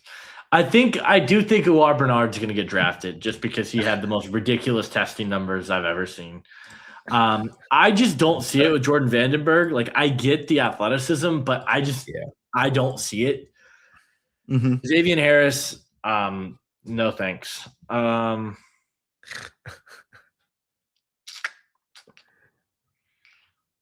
Terry Webb's not bad. I don't think I would take him, though. The next guy is like James Thompson, Cameron Ball. Yeah, I'll take Jordan Vandenberg, I guess. I don't love it, but really, really impressive athlete. A guy that, he's moved up my board. He's got good size at 6'3", 301. Good run defender. Moves really well. Shot gaps really well. So I'll take him. That's something Chris Ballard would do. Let me see Atlanta. I know we've only made a handful of picks for them here, but I feel like we've done some real damage here. I'm going to look at the defensive line. I'm probably going to wind up taking LT Overton here. I think that's actually a good value at this point, and they definitely are a team that always looks to improve the defensive line. So, and he's kind of in between where he could probably play, in the front 3, or he could even, rush off the edge. So I kind of like that value there at that point. I do also. Pittsburgh at 216. I mean, we're going to have to start double dipping. I think we've touched a lot of the needs that they have. Yeah. And done a really good job, I think. Maybe they brought in – I was considering maybe going with another receiver for them because you bring in Concepcion. You've got Metcalf, Pittman, but they extended Pittman. I don't know that they're going to do that. Let's take I might take another safety for them, to be honest. And I'm going to go with I wanted to go with Devon Boykin, but I think he's a nickel, and we drafted Keontae Scott. Let's go with Jacoby Thomas here. Nice. I like everything about Jacoby Thomas except his tackling. I think, and he's just not that type of athlete that like a Genesis Smith is, but he's got good size at 6'1", 211. He's got good ball skills. He's explosive. You can utilize him as a blitz threat. He's just so inconsistent at getting off of blocks and playing downhill. So at 216, though, I think it makes a lot of sense. For Arizona, let's take a look at edge. I'd like to add another player to that room here. Just the value never really appealed to me anywhere else, to be quite honest with you. Earlier in the draft here, a couple of really nice players that you could potentially, you could kind of build around here. I feel like at this point, just to add some juice, I feel like Caden Curry would make a little bit of sense here. At this point, again, I'm not in love with him, but I feel like banking off of the season that he had last year, I feel like this would be a really good spot for him. So we'll take Caden Curry at And that rounds 217. out. Not that this matters to literally anybody, but that rounds out every player from a red college. So, it's funny. I forgot about that. That's funny. Dallas here. I believe this is their last pick. We have the Cowboys. Yeah, I feel like this has really been a pretty good draft for them, especially on the defensive side. We've only added we added one offensive player so far. Let's take a punt on a wide receiver at this point here, because it does seem like I don't know if they're going to commit all that money to George Pickens and CeeDee Lamb. So it does feel like it's inevitable that one of those guys is moved. And I do like Caleb Douglas in this spot here. I'm going to take the boundary guy with a lot of speed. I think Douglas makes a lot of sense. They did lose quite a bit in free agency in their depth, but they do have Ryan Flournoy too, so it's not the end of the world. Yeah. The Raiders here at 219 might go with an RB2. Because right now it's Chris Collier. You've got Max Crosby, Tyree Wilson. We drafted Quintavious Hutchins. They signed Kwity Paye. They've still got Malcolm Kuhn. So I actually kind of like the edge rush rotation now. You've got Quay Walker, Nakobe Dean. You've brought in Malik Muhammad, Jalen Husky. I mean, maybe they go with another outside corner, but I am going to go RB2, I think. Just get somebody that can get you something on the ground. My next ranked running back, I don't even know if he's going to be in the simulator. It's Curtis Allen out of Virginia Union. Hey, there he is. I see him. D2 running back. Or I'm going to go – I actually am going to go with Robert Henry Jr. Gives them a little bit more speed that they don't really – I know he tested poorly, but that is not a 4.6 running back. He's got real juice, real explosiveness. So at 219, I like that for the Raiders. At 220 for Buffalo, Mazador, Farmer, K. Park, Caldwell, Fisher, Kennedy. Great draft from Buffalo. Yeah. Could go safety. I think that's ultimately where I'm going to go. You got Jordan Hancock, Cole Bishop, CJ Gardner-Johnson, and then DeMar Hamlin down there. So safety. I'm going to take Jalen Stroman. I like Jalen Stroman more than I like Lorenzo Styles. Stroman 6'1" or 6 foot 198. Good run defender, pretty nice athlete. Can play in man, just hasn't been the healthiest and been able to stay on the field super consistently. And then at 221 for Cincinnati, another team that I think could go running back here. They've got Chase Brown, but outside of that, I don't really love the running back group. So I think I'm going to take another running back here, and this is where I'll take Curtis Allen off the board from Virginia Union. He's big. He's powerful. Really small school guy, but there's some juice there. I worry that he gets tackled from behind way too often, but a good player nonetheless, and I'll take him to Cincinnati.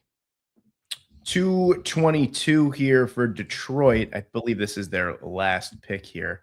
I think I'm going to look to add a safety here. And I think I saw Dalton Johnson was on the board, and I think that's a player that I'm going to wind up going with. I like what he could bring to this safety room here. For Washington, I believe this is also their last pick in this one.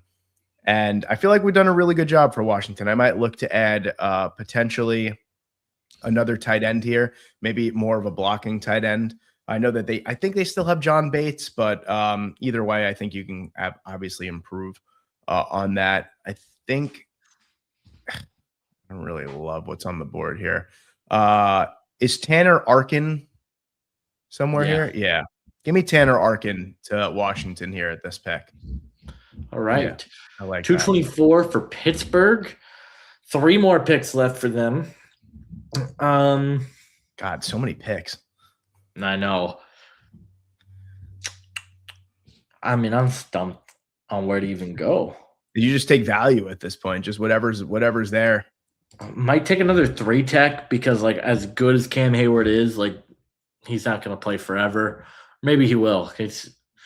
But that's kind of where I'm thinking I would go. Is there like an edge rusher in this group that would make sense? I'll take George Gums. I like George Gums. Good run defender. Good size. He's got to get better as a pass rusher, but at 224, I think he could be an interesting player. 225 for the Titans, their last pick. Very nice draft from them. Probably going to go with – I don't think safety's that big a need. Like Amani Hooker's maybe another depth piece at safety. You've got Kevin Winston, who was good. Amani Hooker is a solid player. Another depth safety, I think, could make some sense for them. Who do they have in the nickel right now? Marcus Harris? Yeah, I'll take Devon Boykin out of Indiana. I really, really like Boykin. I think he's one of the more underappreciated players in this class. So I'll take him here. 226 for Cincinnati, their final pick of the draft. Probably this is where the linebacker will come off the board. So a couple of interesting players in Jack Kelly and Leander Barton are here, but I kind of want to take a player. He's probably there. I'll take Jackson Kuwach out of Miami of Ohio. Nice. Pretty good athlete, 6'3", 230, fluid. They have the regular Miami logo next to him. Yeah. He's fluid. He's athletic. I think there's something there. Has to get better in coverage, but it's 226. Take a flyer on one of these athletic linebackers. Yeah, absolutely. Miami at 227. Jeez, man. This is about as good of a draft class I've ever seen. Yeah. Still just take best player available, I guess. Have we gone linebacker for them? No. So that might be the one of the areas on their roster that actually isn't bad. Tyrell Dodson, Jordan Brooks. Yeah, you could definitely use some depth, but like that might be one of the only areas on their entire roster that's kind of okay. Might take another pass rusher, to be honest with you. If there's anybody that I like. Let's see here. I've got Wesley Williams, Vincent Anthony, both guys that I'm slightly intrigued by. Yeah, we'll take Vincent Anthony here at 227. He's got great size. I mean, he's got to get better. Like, there's a lot of question marks that I have around him, but he's got some intriguing traits and ran pretty well. There's something there with Vincent Anthony, so I'll take him at 227. 228 here. I think I'm going to continue to hammer the defensive front here. I think Tyree West is the player that I'm going to wind up going with here. At this spot for the Jets. I know that they like him. They've had a couple of pre-draft meetings with him, and that's going to be more of your tweener. He's about 290 pounds. He's not really going to be off the edge like a Cian Sloan or an Arvell Reese. I'm just going to keep hammering the defensive line. I'm going to go, with what we've seen, what we know the Jets like. So let's see. This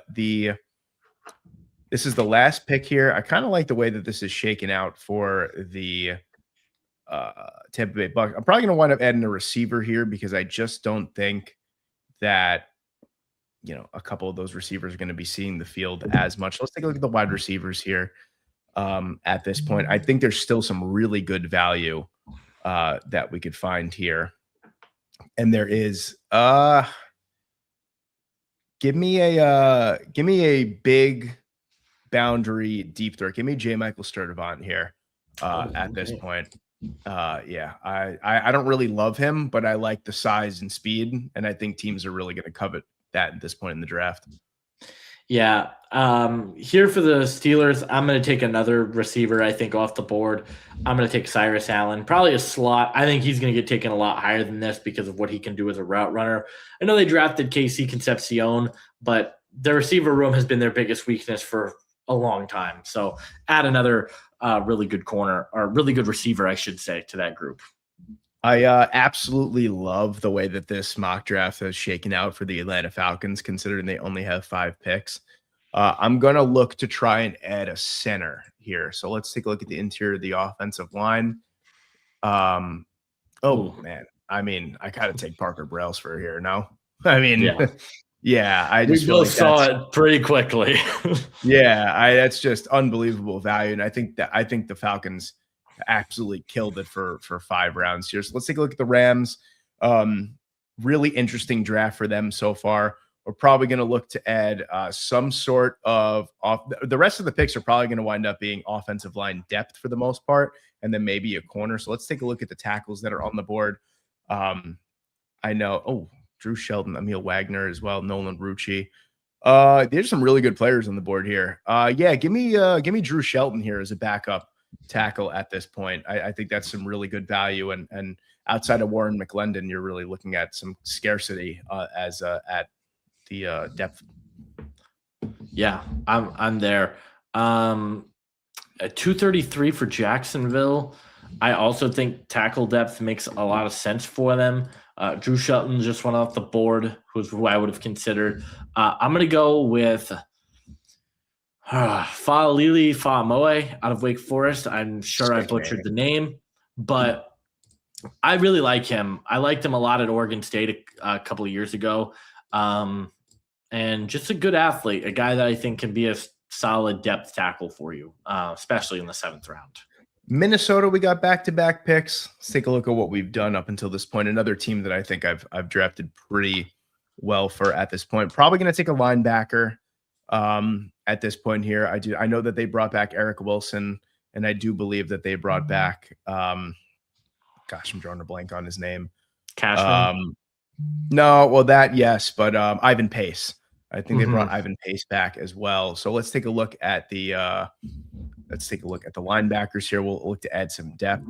Not bad. I mean, Deontay Lawson being here at this point kind of seems crazy. I like Lander Barton as well. Owen Heineke is a really good player. You know what? I like Jack Kelly. Give me Kelly because I feel like he can rush the passer, and we know that what's his name? Brian Flores really loves off-ball linebackers that could rush the passer. So we'll take that.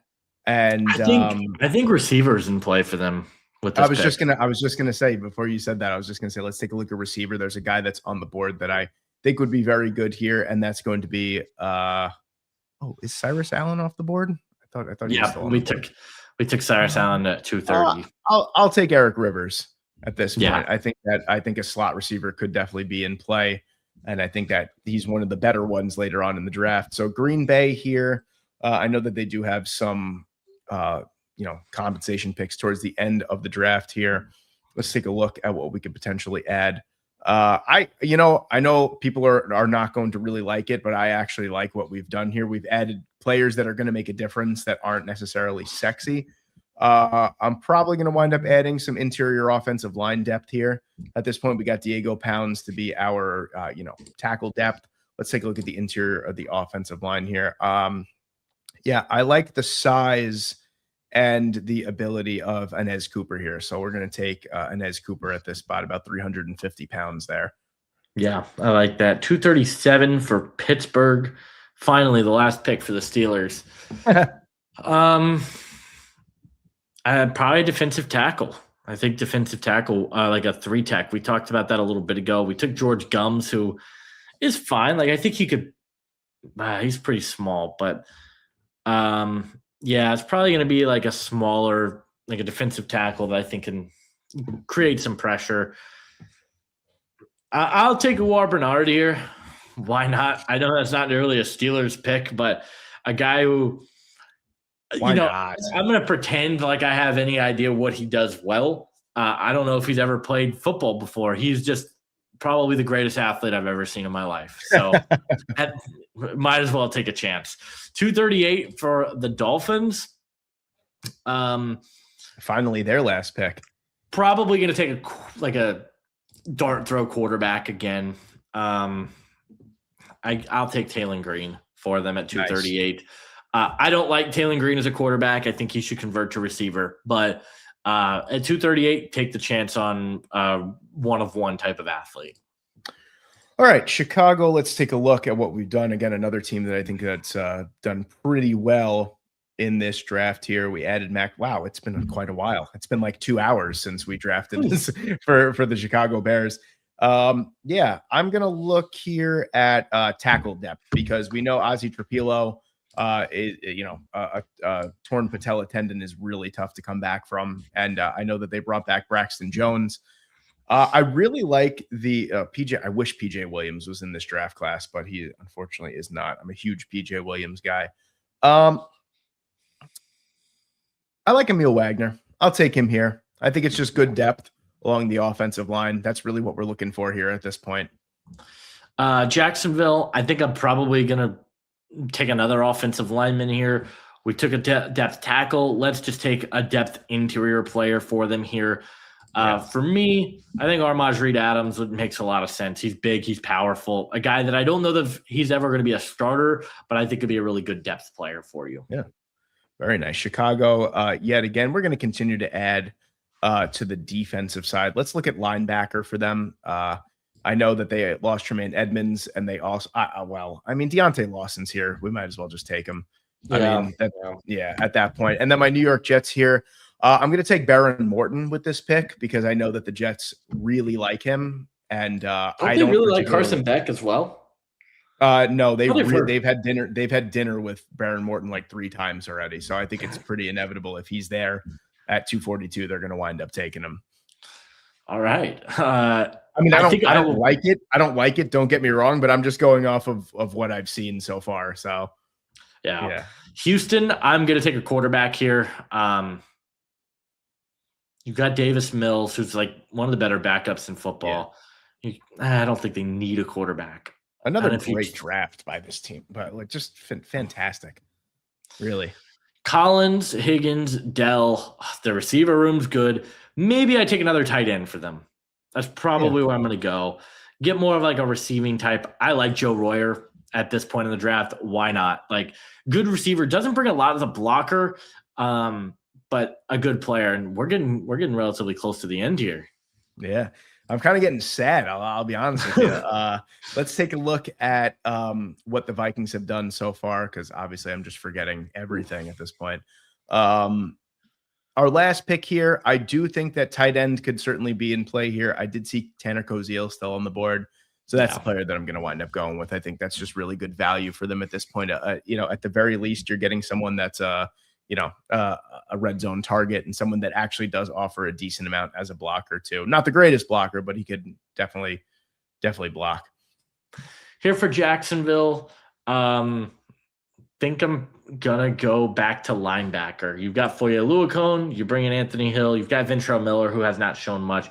I'm gonna take another linebacker for this team, and that player, I'm going to take Eric Gentry. I don't know what he is at the next level, but he's definitely something. So I'm going to bet on him here. Denver at 246. He's still got 3 picks left. Kyle Lewis, Sam Roush, Rayshon Benning, Bishop Fitzgerald. Maybe like an edge. I don't know. I'd look for some O-line depth at this point.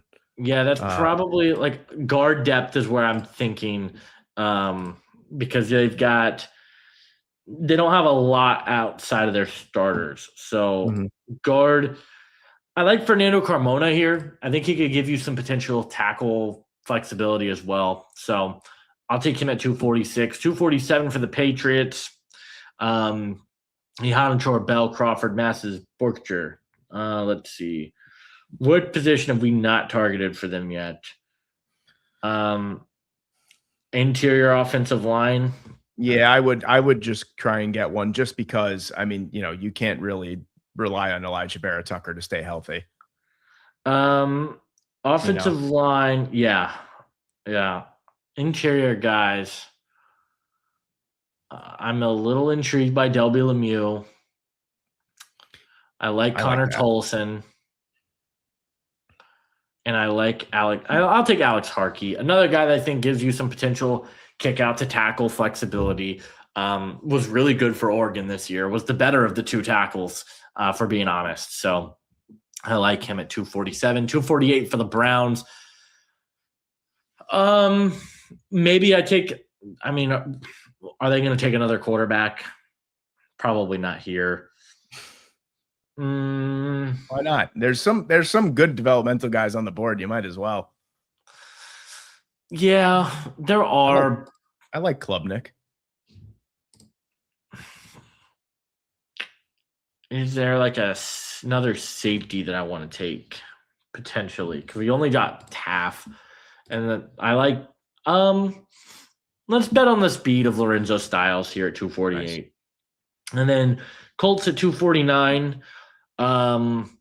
Very Colts draft right now. I was going to say, what a Colts draft that is. This is the most Colts draft I've ever seen.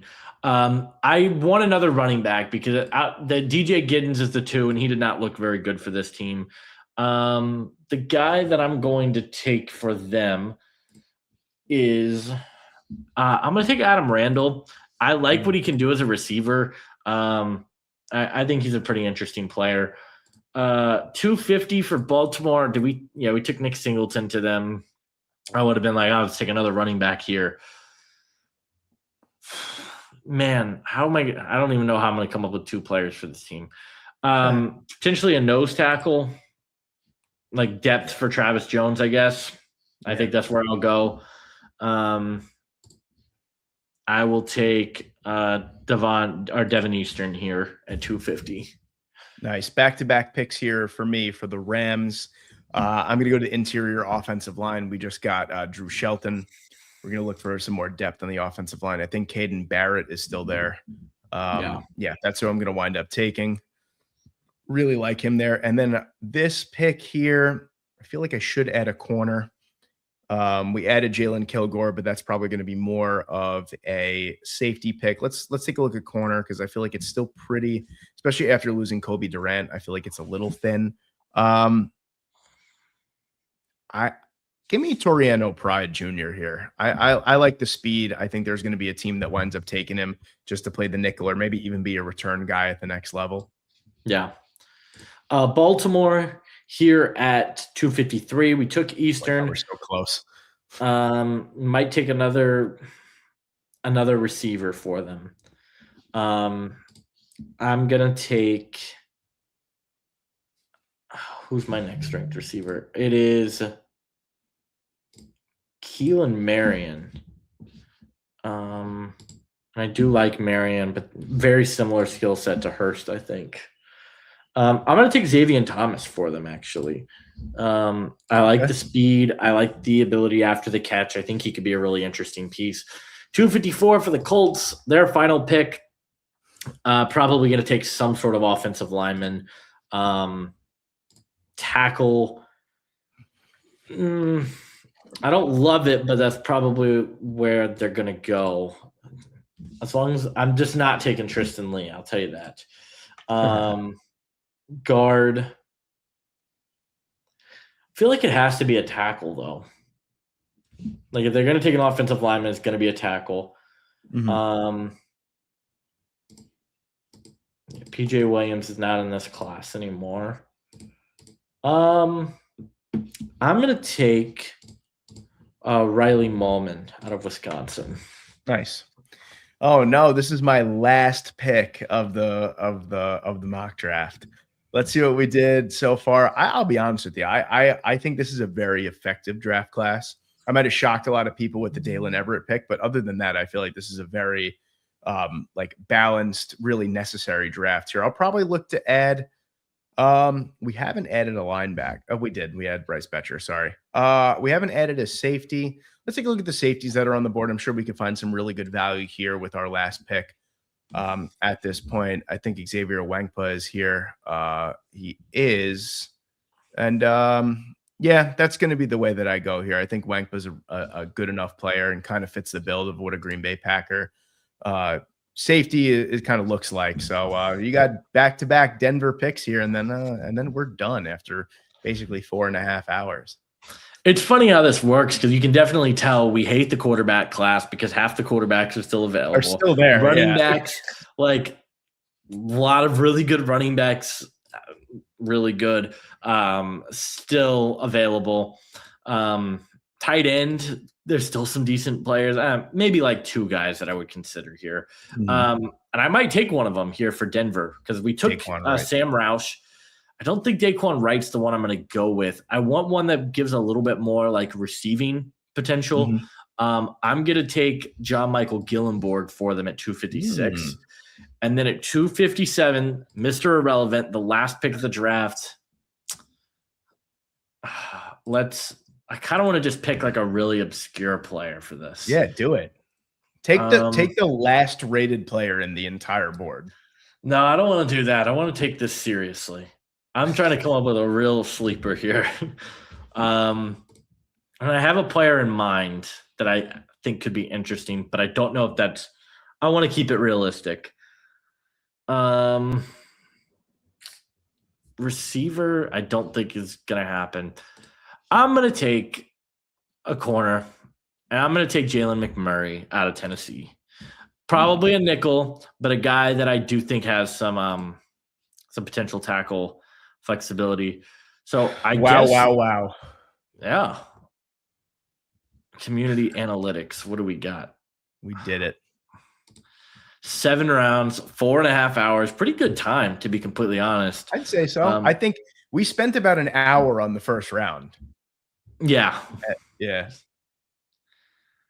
Yeah. I like the way this came out. I think there's some teams that made out pretty nicely. I'm looking at the Kansas City Chiefs, who absolutely crushed it. What was, for your side, what was your favorite? You would say the Chiefs was your favorite? I think the Chiefs probably had the best draft. Ruben Bain, Chris Johnson, Jeremy Bernard, Bud Clark, Chandler Rivers, Travis Burke, Josh Cuevas, Kobe Baines, even Drew Aller. Like, I like Drew Aller as a 7th rounder. I don't like him as a day 2 pick, but like good value.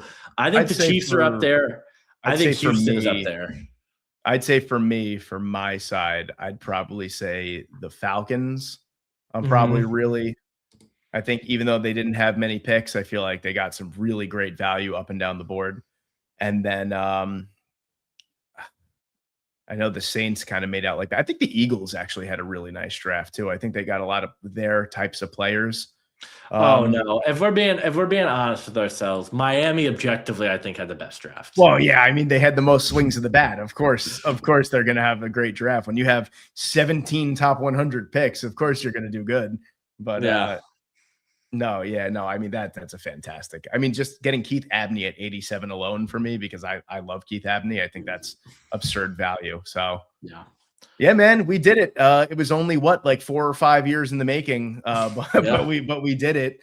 And great time. Honest with you, I mean, we're gonna do it again next year. I already know we are. I mean, we kind of have to, but might have to do one in the preseason. There's already like 7 rounds worth of players on my watch list. seriously.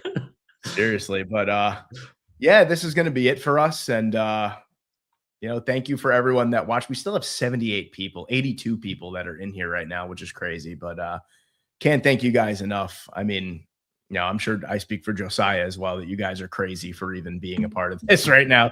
But, thank you guys. That's all I got from my end. Let us know what you guys think in the comments section, and Josiah, take it away. I know you got to hit us with an adios. So adios. That's all I got. Oh man. Let's see how long it takes me to end this here now. End stream.